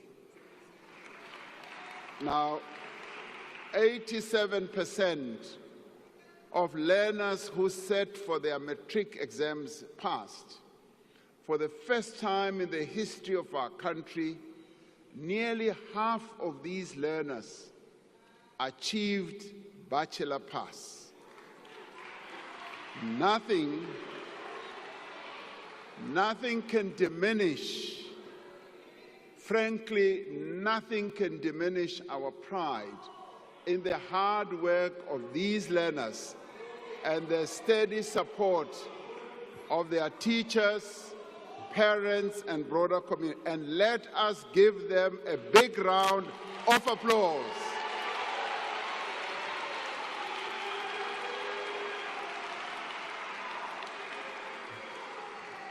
We should all be proud of the class of 2024. But our immediate focus is to expand access to early childhood development for every child. Now, this will be achieved through registering and formalizing existing ECD centers and ensuring that they have the facilities, the training and material that they need to provide quality learning. We will focus on ensuring that every child can read for meaning in the foundation phase to set them up for success in later years. To achieve this, we are implementing mother tongue-based bilingual education. We do this to improve literacy and numeracy, and rolling out lessons plans, reading books, and other interventions that have been proven to work. The Funza Rushaka bursary scheme will continue to prioritize students who want to pursue a teaching career in the foundation phase. Last year, we signed the Basic Education Laws Amendment Act, which was passed by this Parliament.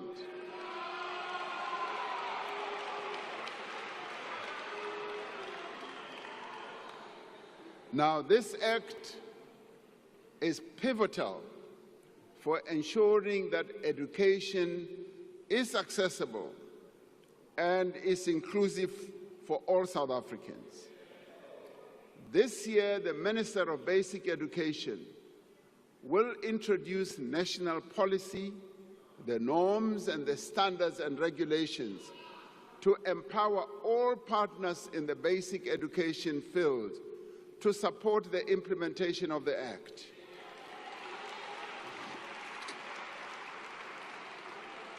Now, to ensure that the economy has the skills that it needs, we are increasing the production of artisans through TVET colleges. Now, this is part of the shift we are undertaking towards education and skills development that combines formal learning with job training.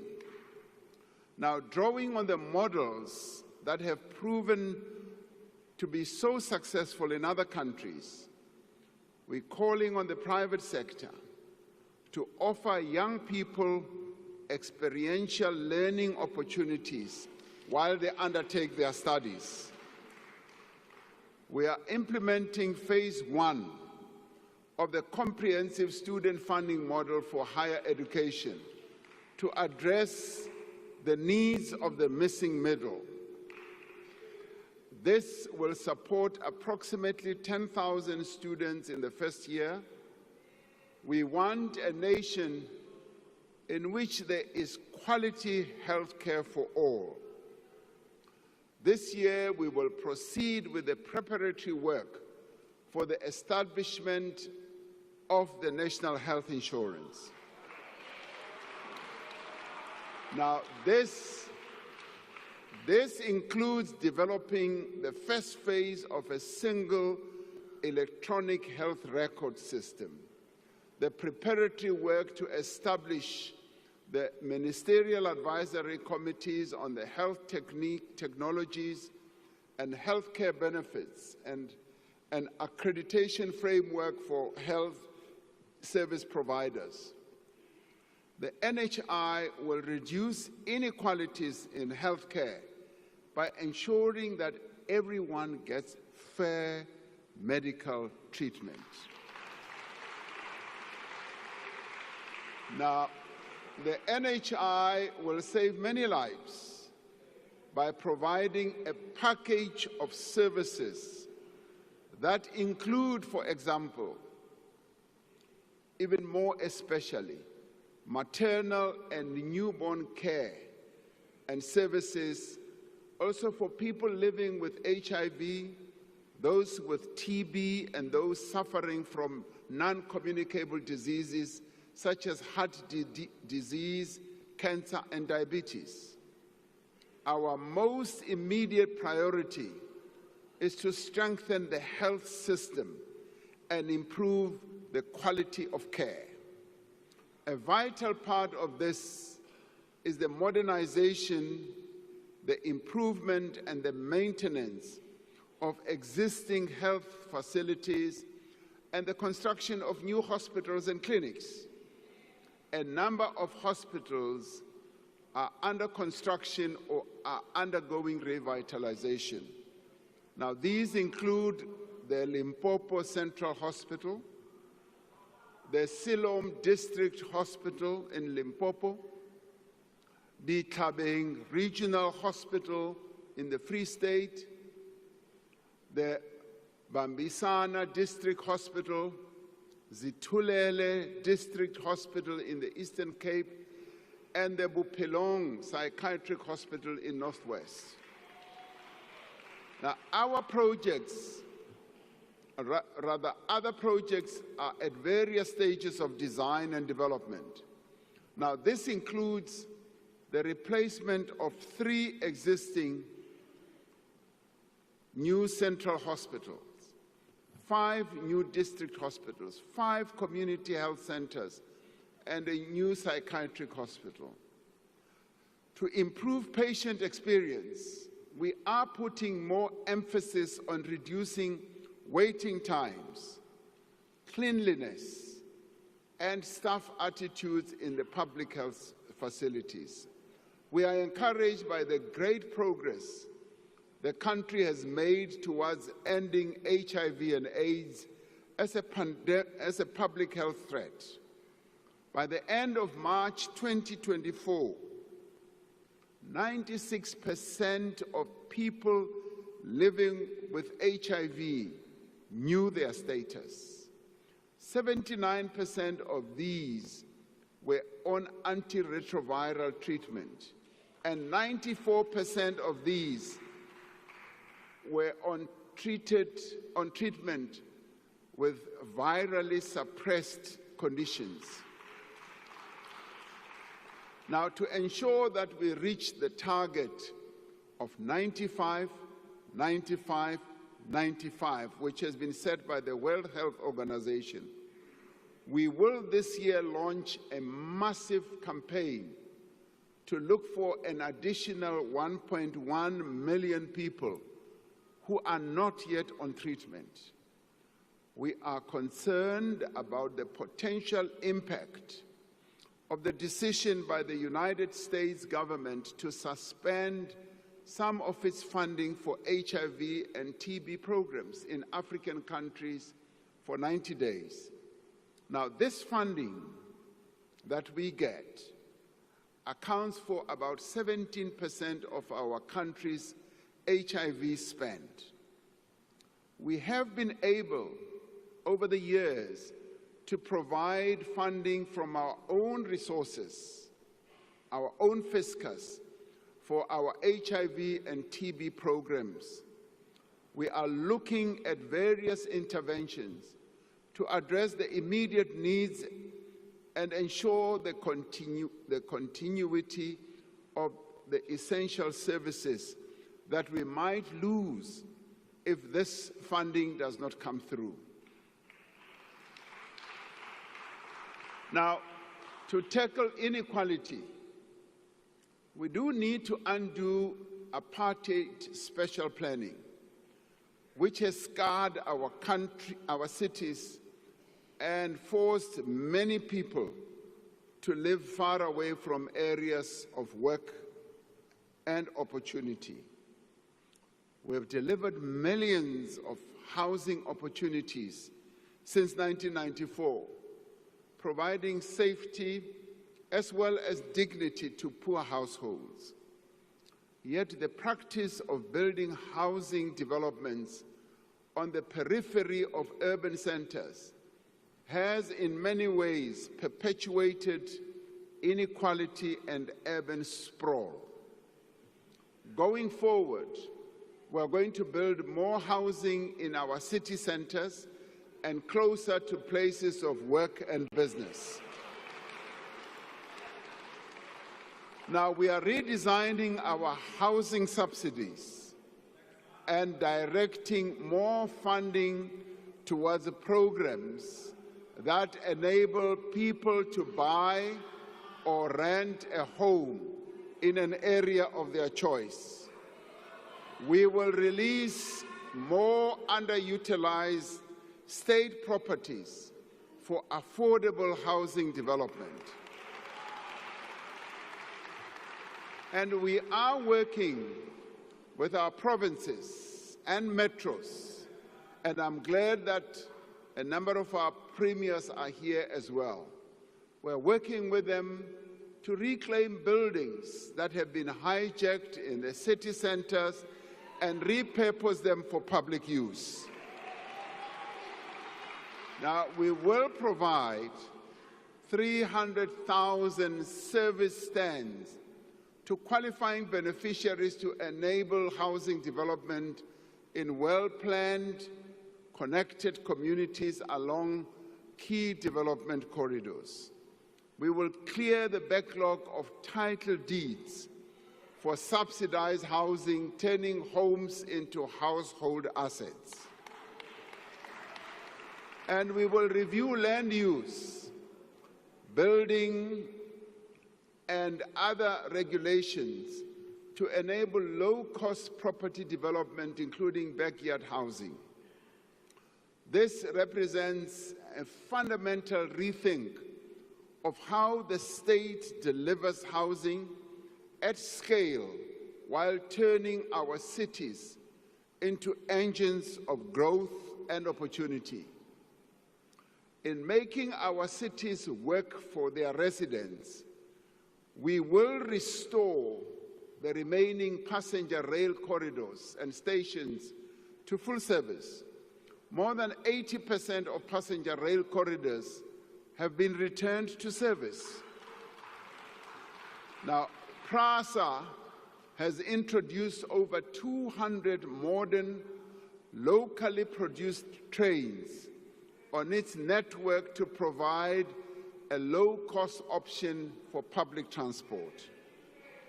Over the next 5 years, we will restore PRASA's signaling system so that we can put all our new trains to work and commuters can be assured that they can reach work safely, affordably, and on time. Now, we also want a nation in which everyone is safe.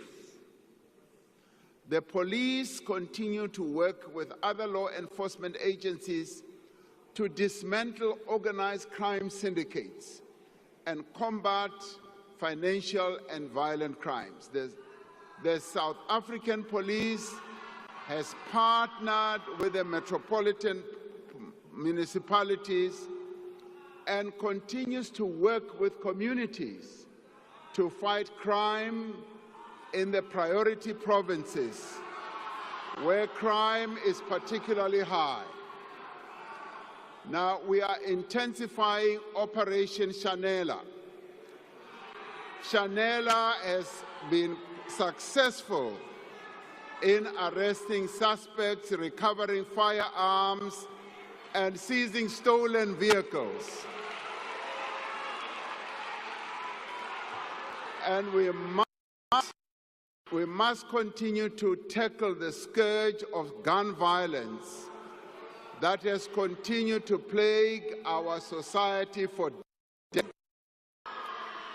I have asked the Minister and the National Commissioner of Police to prioritize reducing gun-related crime and violence. Now, this includes preventing the diversion of firearms into the illicit market and recovering illegal firearms in circulation. We know from international evidence and our own experience that this is the most effective way to reduce overall violence.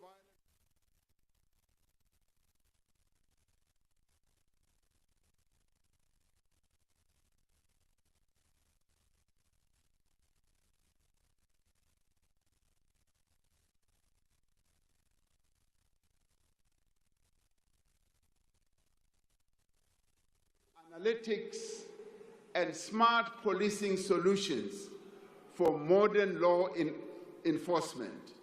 We have seen the value of technology in fighting crime, and a number of countries that have opted to utilizing technology have made great progress. And by utilizing artificial intelligence in its fraud risk detection and verification work, SARS has prevented the leakage of over 95 billion rand in impermissible refunds.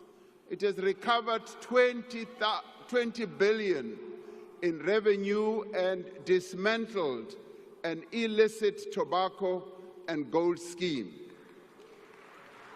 We continue to work across society to end the violence that is perpetrated against women. We have promulgated the National Council on Gender-Based Violence and Femicide Act, establishing a national structure to oversee a coordinated response to this crisis. We will ensure that the Council is fully functional and properly resourced. We continue to strengthen support to victims of gender-based violence. There are now 65 Tutuzela centers across the country. Out of the 52 districts in our country, 44 have gender-based violence shelters. All police stations in the country now have victim-friendly services. And another 16 sexual offences courts will be established in the next financial year. Now, we want a nation that deals with corruption. Last year, we established the Investigating Directorate Against Corruption as a permanent entity of the NPA dedicated to investigating and prosecuting high-level corruption. We will ensure that the Directorate is fully resourced and have access to information that it needs to prosecute state capture cases and hold those responsible to account. We are establishing a world-class digital forensic lab to support the investigation of complex corruption and financial crime. We are making steady progress in implementation of the recommendations of the State Capture Commission, including signing into law several legislative reforms.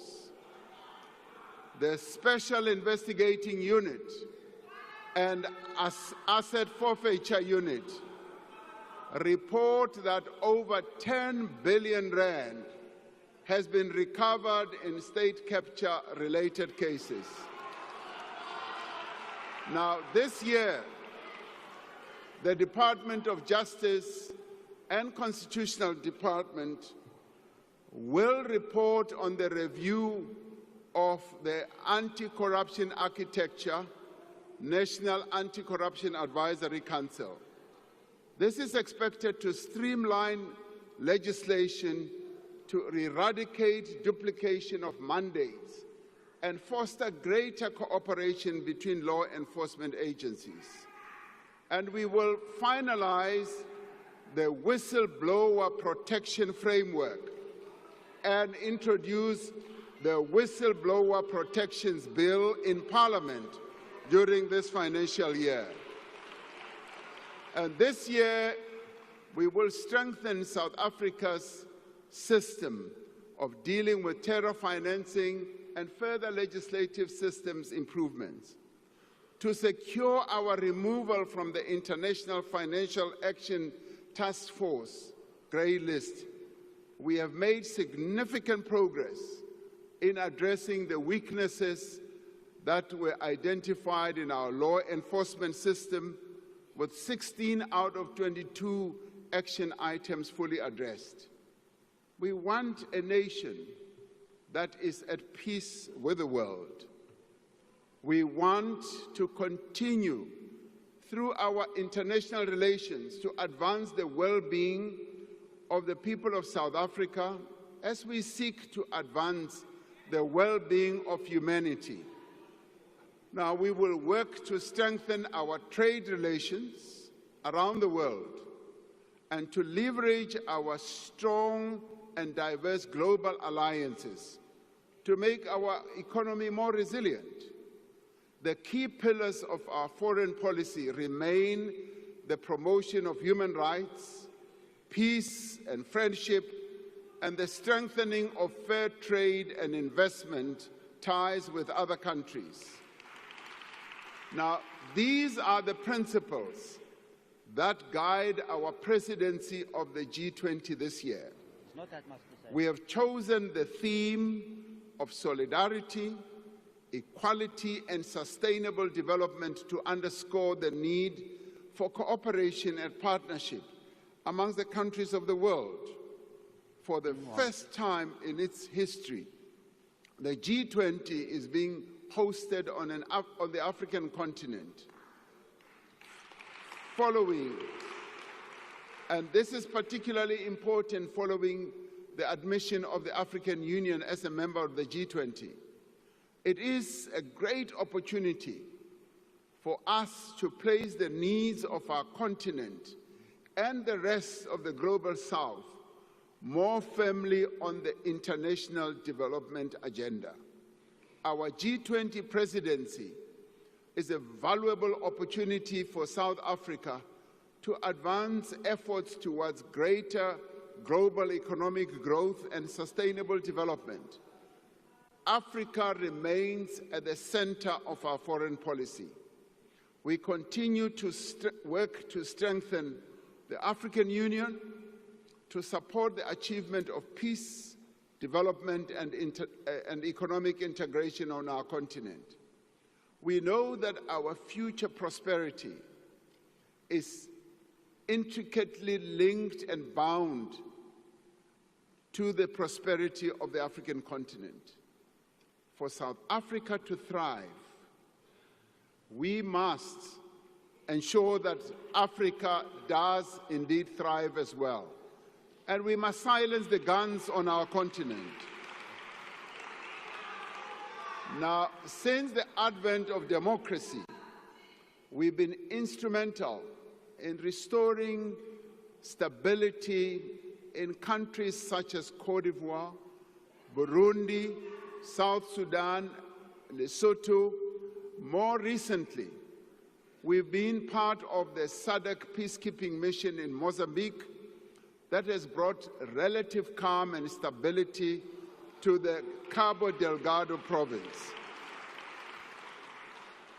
The presence of South African peacekeepers in the eastern DRC is testament to our continued commitment to peaceful resolution of one of the world's most intractable conflicts that has gone on for years and that has cost millions of lives and displaced many people. Now, we call on all parties to embrace the current diplomatic efforts to find a peaceful resolution, including honoring the Luanda process. We will attend the joint summit between SADC and the East African Community scheduled to take place in Tanzania this weekend, where we will reiterate our call for a ceasefire and a resumption of talks to find a just and enduring solution, and we will make sure that our boys, our soldiers do come back home. We have always believed that the freedom that we won and the international solidarity from which we benefited does impose a duty on us to support the struggles of those who continue to experience colonialism and oppression. South Africa continues to stand in solidarity with the people of Palestine,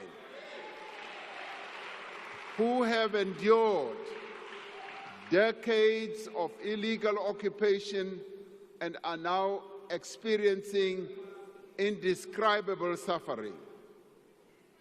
And South Africa has acted in accordance with its obligations under the Genocide Convention by instituting proceedings against Israel in the International Court of Justice. We are fully committed to the articles of the United Nations, including the principles that all members should settle their international disputes by peaceful means. We support the principle of respect of the territorial integrity and sovereignty of all states and peoples.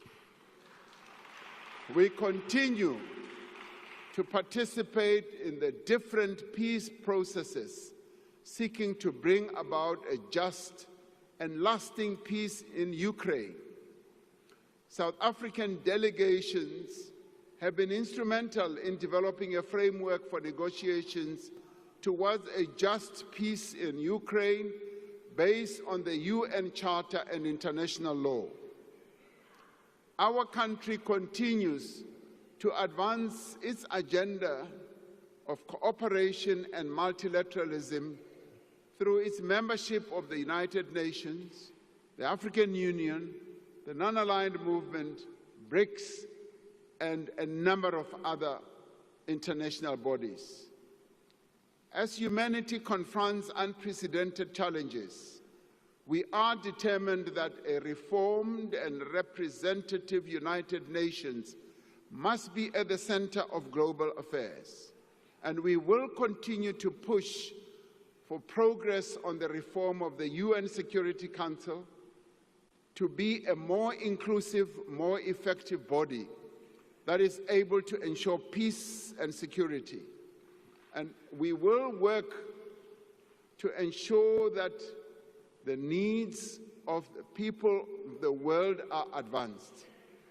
And the work that we do and what we stand for does need to be explained to many key players, especially to our trading partners and the many countries and leaders that we interact with on the global stage. And with a view of explaining the positions that we have taken, and in particular, the objectives that we wish to achieve during our presidency of the G20, I have decided to send a delegation of government and other leaders to various capitals on our continent across the world. This delegation will interact with various key players on a variety of matters that affect South Africa's interests. I will direct that they leave as soon as possible to interact with various key players on our continent and in the world, so that our presidency of the G20 objectives can be well explained. All these things that we speak of are possible. As South Africans, we know the power of cooperation, of what is possible when people of different backgrounds, different races, cultures, languages, and ethnic groups and religions come together behind a shared objective. The formation of the Government of National Unity provides us with an opportunity to show once again that we can achieve what we can achieve by working together. And I call on all South Africans, united in our diversity, to come together in the national dialogue that we are going to have to define a vision for our country for the next 30 years. The national dialogue must be a place where everyone has a voice. It must be a place to find solutions that make a real difference in people's lives. The dialogue must reaffirm that each and every one of us has a role to play in building the nation that we want. We must therefore be builders and not people who seek to destroy the future of South Africans.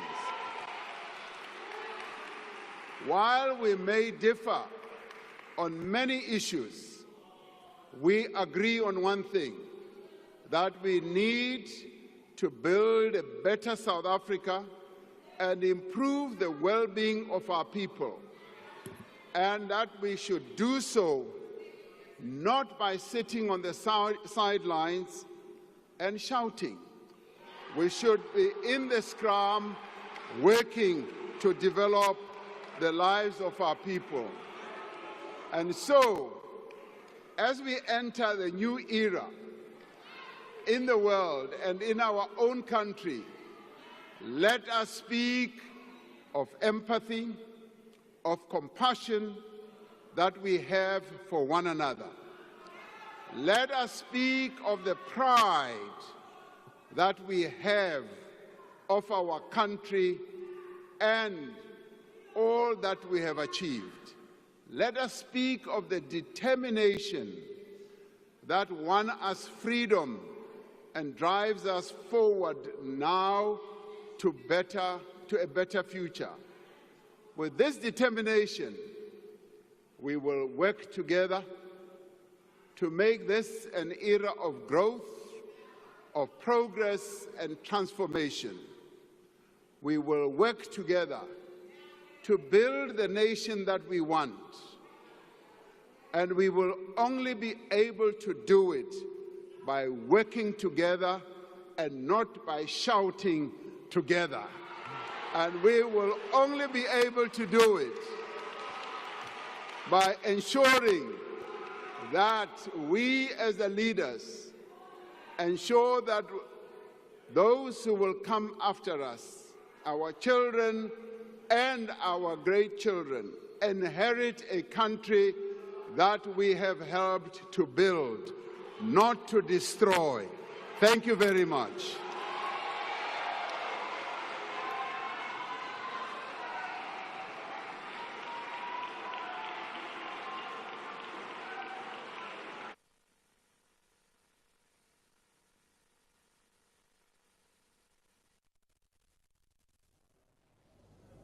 The House has not yet adjourned.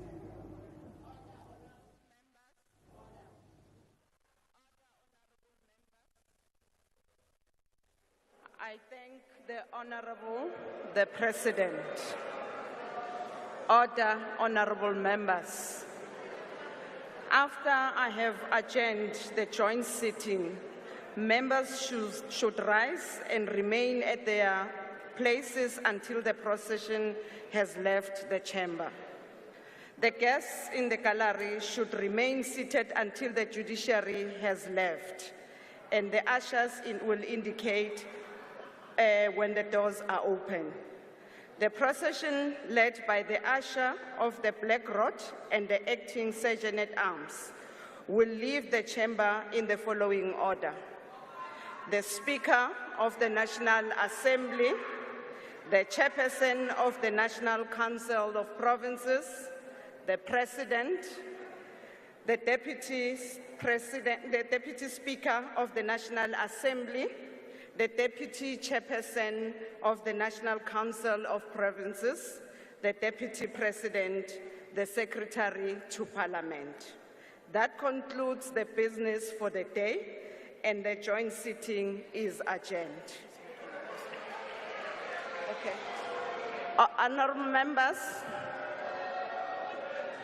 Honorable members, just one announcement. As you would recall that earlier on the changes were made with regards to the venue. Members are requested to join their spouse at the ICC. Dinner will be served and the beverages. Thank you very much.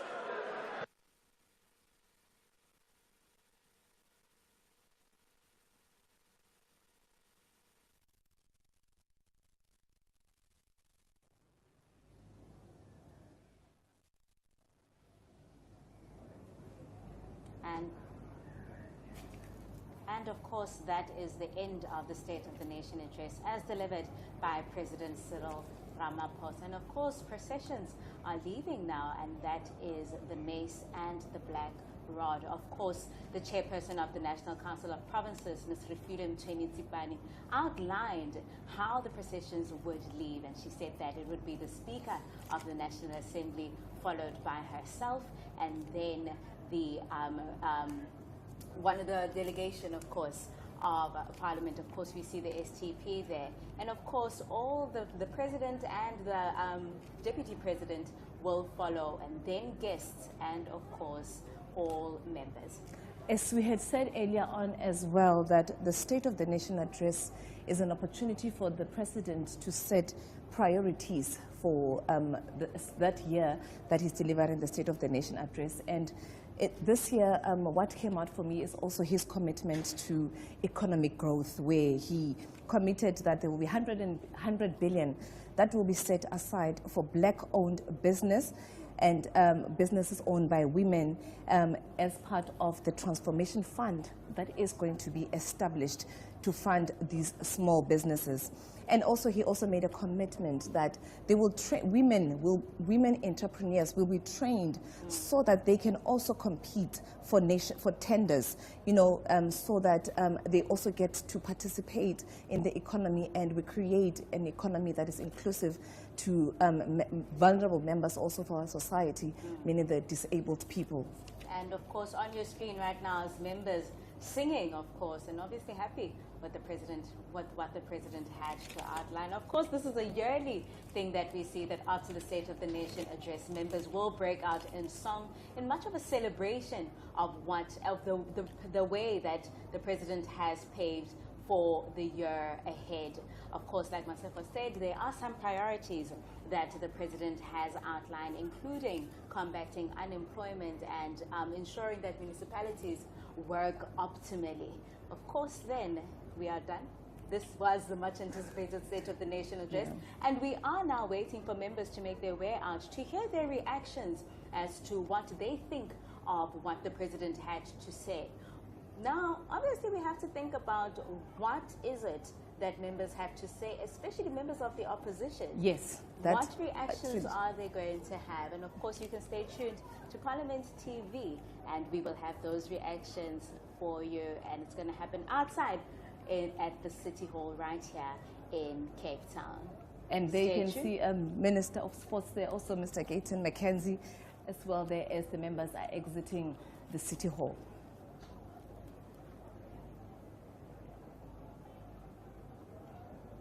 That is outside the Cape Town City Hall. Beautiful. And obviously that is the motorcade for the president and all the VVIPs. Of course, reactions, we're waiting for them, and members are there. And of course, let's hear what they have to say. And we'll be crossing over to Imbongi, who's right outside with the members. Let's hear some reactions. Thank you, Tsepo and Masiko. I'm standing outside the Cape Town City Hall. The President has just concluded his State of the Nation address. We're now going to be getting reactions from the members of Parliament. And standing with me is the Minister of Cooperative Governance and Traditional Affairs, Mr. Velenkosi Hlapisa. Mhlekazi, siyabuleka kakhulu for uthetha no Parliament TV. Can we get your reflection on the President's address, please? Yeah, what emerged is that South Africa must be a construction site. If South Africa can become a construction site, this will create job opportunities, infrastructure will be maintained, and he spoke much that if we want to make South Africa work, let us make the local government work. I will be championing the white paper review, as the President has tabled it, that it needs to change the setup of our country, and the funding model of our municipalities is what is going to make our municipalities work, because more resources must be injected to our municipalities so that they become functional. That is where economy must be injected. That is where investment must be done. Once they are functional, there will be an attraction point for investment in our country. Baba, siyabulela kakhulu. Thank you. Well, viewers, that was Mr. Velenkosi Hlapisa, the Minister of Cooperative Governance and Traditional Affairs. He was sharing his views on what the President had to say, especially in relation to turning the country into a construction site and capacitating the municipalities. We're standing here, like I said, outside the Cape Town City Hall. We're getting reactions from the members of Parliament. So we'll be walking around trying to see if we can get more of these members to talk to us. The President has outlined quite very critical issues, especially in relation to infrastructure development in the country, and as well as turning the country into a construction site. But for now, as I'm busy looking for people to talk to, we'll just cross back quickly to the studio, but we will be bringing you more reflections on the State of the Nation address. Back to the studio for now.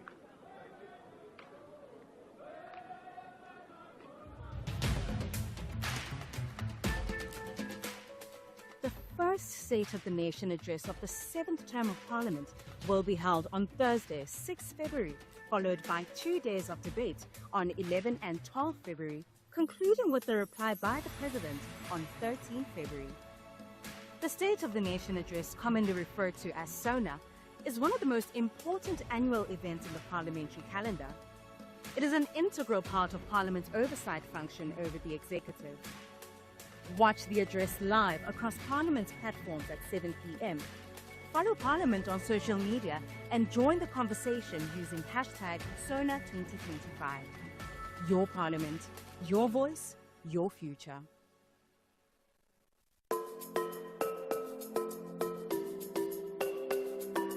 South Africa's Parliament will proudly host the 11th G20 Parliamentary Speakers Summit, known as the P20, bringing together leaders from G20 national parliaments to shape global policies and reinforce parliamentary oversight in international decision-making. As the first African country to lead the P20, South Africa's Parliament is championing Africa's active participation in global governance and economic policymaking, ensuring the continent is a driving force in shaping the future we want. Parliament will play a critical oversight role, ensuring that South Africa's commitments as G20 president translate into real economic growth, job creation, and social development. The P20 summit will embed African perspectives in global decision-making, ensuring that policies on trade, technology, and governance reflect the continent's needs and aspirations. In alignment with SONA 2025's theme, Harnessing Parliamentary Diplomacy for the Realization of Global Solidarity, Equality, and Sustainability, Parliament is committed to fostering international collaboration for a better, more just world. Your Parliament, your voice, your future.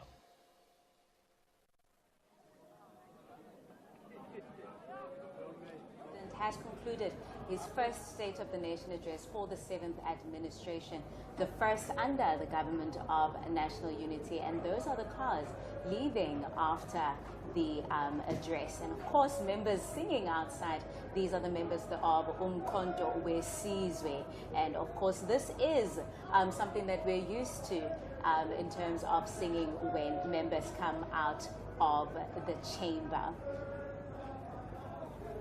And also, you know, one of the things that I took out from the speech is the President's commitment to expanding early childhood development, that now we need to move early childhood development from being a place where children, you drop them off so that they can play the whole day. It's now going to be formalized in a sense that all early childhood development centers must be registered. And remembering also that recently Parliament passed the Bella Bill, now which is the Bella Act, where now even grade R has now been formalized, that children, it is criminal for a parent not to enroll their children now for grade R. And also the other thing that's also interesting is that now introducing the mother tongue-based bilingual education to improve numeracy and literacy, because research has proved that children learn better if they learn in the language that they use as mother tongue in the home. It gets to improve their performance in their academic activities. And of course, those are the cars outside, and Temikosi is outside getting some reactions. Let's get to hear what some of the members have to say about what the President presented. Thank you very much, Sepo and Maseko. I'm now standing with Dr. Kone Melda of the Freedom Front Plus. Dr. Melda, thank you very much for talking to us at Parliament TV. Can we get your reflection on the President's State of the Nation address, please? Yes, my honest view is I think the President missed a very important opportunity. Tonight, as far as I'm concerned, would have been his most important speech as President. I wanted to hear a reset and a completely new approach with regard to the government of national unity. I did not hear that. What we heard was the same recipe we've heard in the past. Lots of funds, lots of projects, lots of promises, lots of ideals, but nothing in practice. The practice and the data that people experience are not showing any of those things. And obviously it was more the president of the ANC tonight speaking than the president and leader of the government of national unity. That's unfortunate. What do you think the president could have said better? Well, basically he should have really redirected himself in terms of giving the right direction in terms of the government of national unity as the driving force. The government of national unity was used tonight, as far as I'm concerned, to brag with the good performances of some of the ministers from the opposition side, and then in the end just to say we've got to stick together, and that's not good enough. Dr. Melda, thank you very much for talking to us. That was Dr. Corneille Melda of the Freedom Front Plus.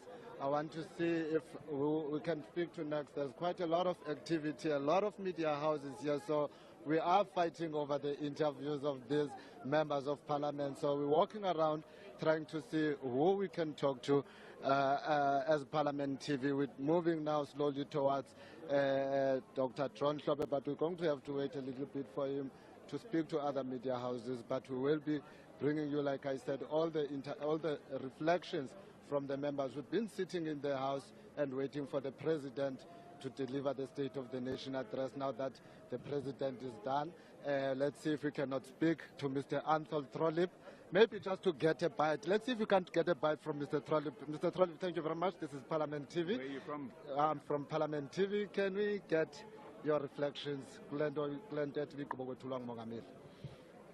Yabona ke umongameli uphinde wasibalisela insomi. You know, it's almost as if Cyril Ramaphosa is an observer or an invigilator about this government. He doesn't really understand that he's the president of this government. Keeps telling us about things he's going to do, about funds that they're going to develop, about graduates that they're going to employ. He tells us that we're going to invest a lot of money in infrastructure. Now, there were some good numbers around infrastructure investment. I like that, and maintenance of infrastructure. But then if you think about it, if you think about Sunrail, if you think about PRASA, if you think about the fact that our rail infrastructure doesn't work, even in the city of Cape Town, staff that work in my office cannot catch the trains because they're unreliable. And he said, we will get you to work on time, safely. Doesn't work, doesn't happen. So he can talk about what is going to happen in the future. The problem is that we live today. South Africans live today. They want to see an improvement. He spoke about local government, about getting competent, capable people in local government.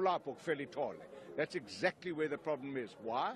Because the ANC have appointed incompetent, incapable, corrupt cadres at local government level. And that's why our municipalities are bankrupt. People don't pay service delivery, like Eskom and water boards, and they are crippling them. And that's why we're running out of water and did run out of electricity. Eskom, the Auditor General today said that Eskom is crippled financially. So these are the travails that face South Africans every day. And I would have liked to have seen the President say, we have a place that is a shining city that we can refer to that it's going to be like that, but they don't have one. We have one, Action SA, in Tshwane. We're turning Tshwane around, and we will be able to point to Tshwane in 2026. Action SA.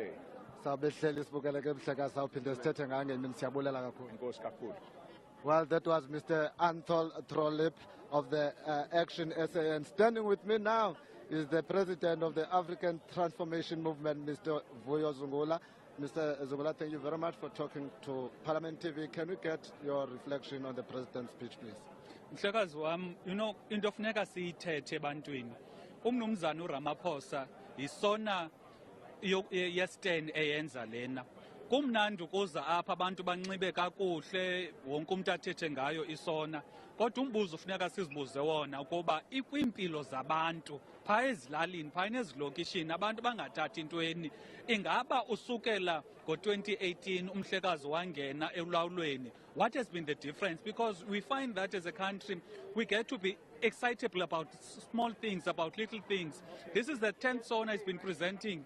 But if you look at unemployment, poverty, crime, they've ever been increasing. So for us as a party, we are not excited, we are not moved, because the people of the country are condemned to lawlessness, to crime, to load shedding as we speak. So there's nothing to celebrate, there's nothing to take home about this particular SONA.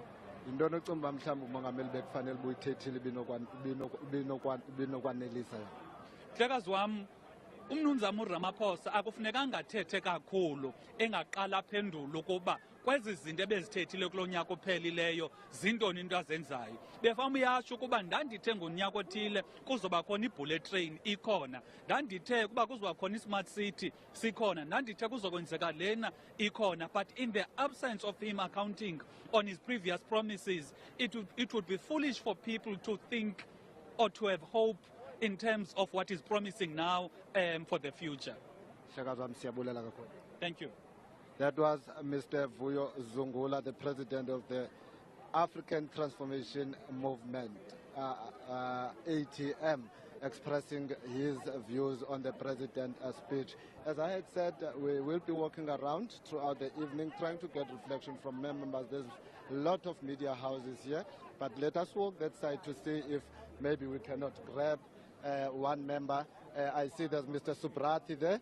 Maybe we can see if we can talk to Mr. Subrati. Would you mind to talking to Parliament TV, sir? All right, thank you very much. I'm standing with Mr. Imran Subrati, an ANC MP. Mr. Subrati, thank you very much for talking to us at Parliament TV. Can we get your reflections on the President's address, please? I think the President's speech was a real masterpiece. It was a speech of unity. It was a speech of looking beyond those things that divide us and focusing on those things that unite us. The President certainly was no pushover. He demonstrated firmness against the responses of what we're getting from internationally vis-a-vis Trump, etc. The President was resolute that we will work through this. He provided significant progressive changes. He advanced, he continued to advance the aspect of buildup, of the NHI. So it was certainly a well-polished, lots of economic boost, job creation, housing creation. I think exactly what we wanted. It's particularly what I was impressed about is the transformation fund of 20 billion rand per annum, which is really going to allow us and those small businesses that could not access the economy, because one of our key priorities is to build an inclusive economy, and that transformation fund will allow those players to enter the market. So certainly, I left very inspired. Our president has certainly made us proud. Now that the president has outlined government's plan for the year, what are you planning to do in order to hold then the executive to account? Well, you know, as an ANC, we go into a Lechotla from the 14th to the 16th. And we've been waiting for the president's plan of action as he's outlined today. So certainly, we're going to factor that into our caucus plans for the next 12 months and certainly for the next, until the period of this presidency, until this period. So certainly, we're going to be hard at work to ensure that we painstakingly map a way out to achieve that which the president wanted us, and certainly those who will be charged to driving that agenda is the executives. So certainly accountability will be crucial for us. Thank you very much, Mr. Subrati. Let's see if you can steal a word from Minister of Health, Mr. Aaron Motsoaledi, whilst he waits for the other interview. Mr. Motsoaledi, thank you very much for talking to Parliament TV. If you can just share your reflections on the President's address with our viewers, please. Well, for my side in health, I'm very happy. Very, very happy, I must say, because he has mentioned all the important things.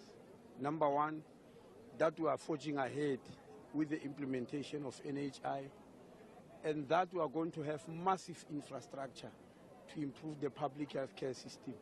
This is what has been lacking over many years, but also to tackle the biggest disease that the country is troubled by, the biggest contagious disease, that's HIV and AIDS, that we are going to start to launch a program that we are launching on the 25th of February to look for 1.1 million additional people who must be put on ARVs. Those are the things he has announced, and we are very happy with that. Thank you very much, Minister, for that reflection. That was the Minister of Health, Minister Aaron Motsoaledi. We are still here outside at the City Hall, and we're trying to get as much reflections as we can from the members of Parliament. But like I say, yeah, it's a grab because there are a lot of media houses that are here. So now and again, I will be stepping some of the members, and I'm standing with the leader of the United Transformation Movement. Africa, thank you very much for talking to Parliament TV. Can we get your reflection on the President's address, please? No, thank you so much. I think the President wanted to balance. He was leaning towards right, leaning towards left, wanted to balance, to be in the center. But the most important thing, which was our expectation, the issue of DRC. When is our kids coming back? Don't say they are coming back. When? Put the families and the nation into confidence, because they still have questions in terms of this mission. How does South Africa benefit from them? At least all you can do is to tell us, when is our kids coming back? Our soldiers must come back to the families. I'm talking about the fallen soldiers, even the ones who are still alive, even the injured ones. And then the second point was the issue of Expropriation Act, which UAT, we don't support the act. But now, because it's into law, I was expecting him to talk into a program of action and give us timelines in terms of how they want to implement it, and so that we know that now maybe there's a reason why even the rights wings are complaining about it. So yes. The President has also promised to turn the country to a construction site. Can we hear your view on that, please? In his first SONA as a president, he promised to build us a city, a smart city that will create employment, infrastructure, and increase our economy. Did he do that? All these things are just promises. So I don't believe in what he's saying. He's one of the best in terms of articulation, but he never implements. So all the beautiful things that he just said now, he's not going to do them, because we're only having a year. Next year we'll come up with another story. But it's better this time he did not come up with a new character movie of the Mzwalo and them. We're expecting Thabo and Sello somewhere, but we are fine. Yes. Thank you very much, and it's a pleasure. It's always a pleasure talking to you. Kani Mambo. Kani Mambo, that was the leader of the United Transformation Movement, giving us his reflections on what the President had to say, and emphasizing on the issue of the DRC and wanting to know when will they be coming back to South Africa, those soldiers, those who have passed on, and those who are still alive. As I had said, we'll be walking around. We'll still have to bring you more reflections. But now, let's just cross back to the studio. Some mixed reactions there, of course, with the President's State of the Nation address, some of them describing it as a masterpiece, and some, of course, saying that it was just unfulfilled promises, a regeneration of what he has promised in his previous State of the Nation's address. Of course, we had Mr. Vuyo Zungula, who is the president of the ATM, and we had Mr. Ethel Trollip from Action SA, and they had the same sentiments or similar sentiments in terms of the president's promises. Of course, Mr. Zungula said that at this point, the president should be able to say that we promised infrastructure, this is what we've done this year. We promised electricity, this is what we have done this year. We promised that water and sanitation would be a priority, and these are the projects that we've implemented. Unfortunately, he feels that the president failed to do that, and that is some of the sentiments from Mr. Ethel Trollip as well from Action SA. He did, however, love the promise on infrastructure development, especially when it comes to railway. Yes, and also coming back, that just to add on to say that, which goes back to the responsibility of Parliament to conduct oversight over the executive, to say, this is what you promised this year, and where are you with these promises? And also one of my take-homes was also where he also saying that they are going to build, government is going to build more housing in the city centers, and so that people are closer to work and business opportunities, so that people get to live in areas of their choice and not areas where they can afford. Basically saying that they're going to redesign the housing subsidies and direct more funding towards programs that enable people to buy or rent a home in an area of their choice. And we know how much a rental can be expensive. And again, the transport cost of commuting between your where you work and where you stay also becoming an extra cost, and in these times, difficult economic times. So now, and also that they will also release, this will be facilitated by them releasing underutilized state properties so that they can be built to create housing developments. I think this is one of my best take-homes to say that people now will have an opportunity to live in areas of their choice. And of course, then my takeaway was definitely the fight against gender-based violence and femicide. And the president did say that sexual offense courts will be established this financial year. And that is something that I'm excited about, especially because this means that government has committed itself in ensuring that we combat gender-based violence and femicide. Of course, it coincides with some other social development ills, social ills, such as unemployment, such as poverty. And he did speak about economic growth and employment and the importance of ensuring that there is employment and that there is economic growth. I hear that Nkosi has somebody for us. Let's hear some of those reactions from members right outside the City Hall. Welcome back. I am now standing with the leader of Action SA, Mr. Herman Mashaba. Mr. Mashaba, good evening, and thank you for talking to Parliament TV. Can you give us your reflection on the President's address, please? My personal reflection was listened for almost 1.5 hours with the President that actually failed to really inspire me. And firstly, as a privileged South African, because I take myself privileged because I'm able to really feed myself and my family. In the meantime, the President is talking about 28 million South Africans being recipients of grants for them to put bread on the table. He wants us to celebrate this. In a country of just over 60 million people, almost half of South Africans, for them to be able to put bread on their table, they have to rely on grants. And that's what our President expects us to celebrate. We sit in a country with complete non-existent of our borders. I don't know how many millions of undocumented South Africans who are going into communities, the poor communities, with people who live in deplorable conditions, taking their businesses, giving them rotten, expired goods.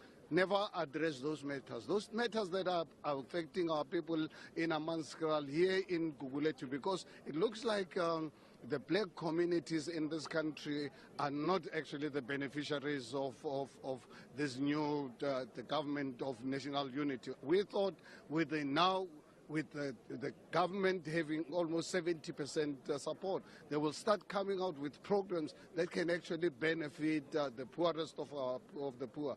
It looks like that was not really in the agenda of the President, because he's expecting us to celebrate failures. Because, I mean, if you can imagine, you live in a country where half of your people actually live with social grants, and it's something that you celebrate. Our President celebrates a failure instead of actually saying to South Africans, we know you, we hear you, we see you. We will come out with programs to address poverty in your country. You know how we easily do it in this country? We're one of the countries in the world, if not the only country in the world, with factories in Amanskral, Babelech Industrial Area, where I was born and raised. Garankuwa Industrial Area, where I started Black Lagmin in January of 1985. Kwandebele, Twatwa. Those factories are lying empty, they're being vandalized. Instead of actually creating an environment where we can reopen these factories, the city of Johannesburg, just as an example, taken over by criminal syndicates, when our people live in squalor, in what today we call informal settlements, squatter camps. Our people live on top of one another with no basic services like toilets. We're not addressing those issues. We are allowing international drug syndicates and cartels coming into our country, destroy the lives of our youth. Never heard the President talking about this.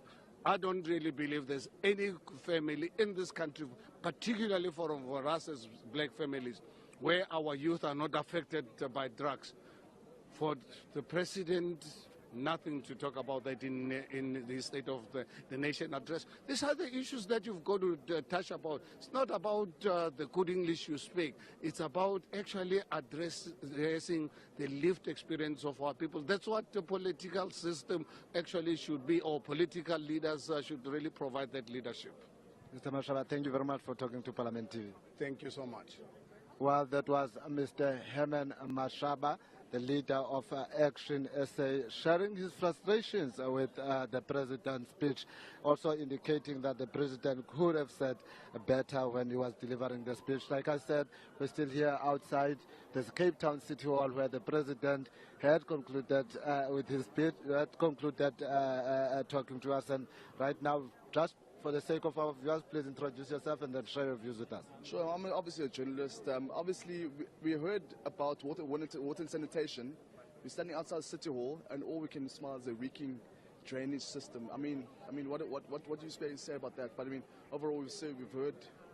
We are every single year. So let's see change and actions. That's all. Thank you very much. As one of our journalist colleagues sharing his views with Parliament TV. I'm now standing with Stephen Letsike, Deputy Minister for Women, Youth and Persons Living with Disabilities. Ma'am, thank you very much for talking to us at Parliament TV. Can you please share your reflections on the President's speech, especially in relation to your department? If I listened carefully, he mentioned it almost 10 times. Absolutely. Look, we are super excited that this State of Nation address was humbling to bring a nation that works for all, a nation that actually wants to repair the oppressive and injustices that have left women behind.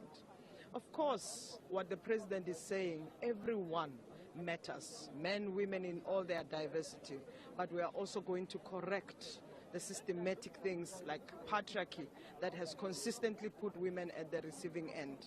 Women, young people, where they must be economically active, they must be in education sector, they must be in training, they must build, we must build their skills. We want all of it to be responded to. But what is the crux of it?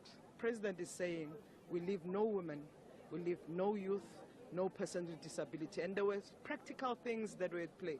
The Public Procurement Act, that is very clear, the regulation that will be set that all the businesses led by women, youth and persons with disability will be participating and will be included financially. Secondly, Transformation Fund. That is quite important for us, particularly for black-owned businesses, and that we make sure that they actively participate, but at the same time, NEFSA's allocation for persons with disability. Gone are the days where vulnerable groups and marginalized groups will be left, particularly persons with disability, where opportunities of education are denied because of the differently abled. And we are there to monitor it. We are there to actively make sure that it's fully integrated with clear targets, and our midterm development plan stipulates it very much. So President has spoken lengthily around it. One thing I want to also mention, gender-based violence was also at the heart of this. You know, we know exactly the challenges of the pandemic, the challenge generally of violence in our country. We want a peaceful South Africa, and our administration is ready to contribute to the peaceful South Africa. Women, youth, children, and also persons with disability and LGBTI, which was also mentioned by President, that they will live freely. We will make sure that the prevention efforts as stipulated in our National Strategic Plan are implemented adequately. He has set aside a contribution towards the establishment of the Gender-Based Violence Council, and our role as a department is to amplify and make sure it happens, including making sure that the rapid response team is adequately implemented. And we know that it's this time of the year where many students flood the institutions of higher learning, some trying to get admission, some facing financial and academic exclusions. We are aware, we've seen the reports on the newspapers of students that are sleeping in corridors, that are sleeping in libraries, that are sleeping in SRC offices. What do you think can be done to assist those students?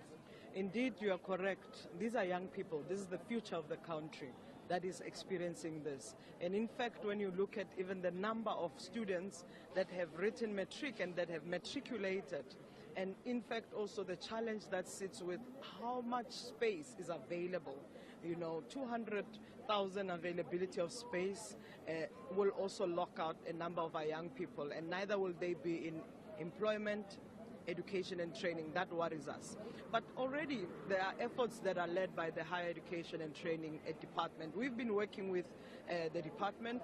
We started already at the beginning of the year working hand in hand with the department to say, where are the young people? How do we make sure that they also are actively participating? We work with the associations of students, the Congress of Students that are organizing to make sure the accommodation, which is also quite important, reasonable accommodation, but also making sure that NAFSAS can actually distribute the funds to make sure the students can adequately get assistance. We do know the challenges that are there, but we want society, we want parents, we want students to work hand in hand with government to make sure we respond adequately to the issues. I'm glad that you've also mentioned the issue of NSFAS, because I believe that NSFAS have a capped amount of 45,000 for student accommodation, but we do know how expensive this student accommodation can be, which sometimes even leave those NSFAS beneficiaries with student debt from the universities, which arise from the cost of accommodation. What do you think can be done to try and mitigate this allocation of funds to the students? Precisely, you are spot on. And I think if we listened carefully to what President Ramaphosa has stipulated, he also spoke about the issue and the situation of housing, not only just for the students, but even by virtue of where the economic hubs are. Many of the people who works in these cities don't live in the cities. And he touched on making use of public infrastructure. The buildings that belongs to government must actually transform into accommodation, affordable accommodation. We know student accommodation is not enough. These young people cannot be left to fend for themselves. We have to do it fast. So the Minister of Human Settlement has got the task to deliver, together with the municipalities, metros, and provinces, to make sure that affordable accommodation is accessible even by students in the cities. People don't have to travel far to get to the place of work, also to get to a place of study. Ms. Letsika, thank you very much for talking to us at Parliament TV. I appreciate it. Well, that was Ms. Stephen Letsika, Deputy Minister in the Presidency responsible for women, youth and persons living with disabilities. Sir, good afternoon. Thank you very much for talking to us at Parliament TV. Sir, can you get your reflection, please? Yeah, I thought that the speech was a very balanced speech. The President really came across very strongly in terms of of certain issues that he feels very strongly about, especially if you look at the issue of crime in our country, the issue of the infrastructure, where he spoke about a large sum of money that's going to go into the infrastructure development, and also he spoke about the issue of job creation, which is very, very important. If we can address job creation, then of course we'll bring down the crime levels. We'll address the social ills in our country. But I think what is very crucial is now, after he has made all of these promises, we need to now have oversight, and that is where the National Council of Provinces come in, where we'll actually have a look at how he rolls them out. Yeah. And that was what you had just said. That was going to bring me to my next question, because I wanted to know that now that the President has outlined government's priorities for the year, what is the National Council of Provinces going to do in order to hold the executive to account, and also to ensure that the pronouncements made by the President are implemented in the provinces? Well, one of the things that was lacking in the past is effective oversight. And we have already started with the issue of oversight by ensuring that you have the three-sphere planning. Now, once you have the three-sphere planning, then all three levels of government will be working in synergy, not in silos anymore. And once that starts happening, then the oversight becomes so much easier.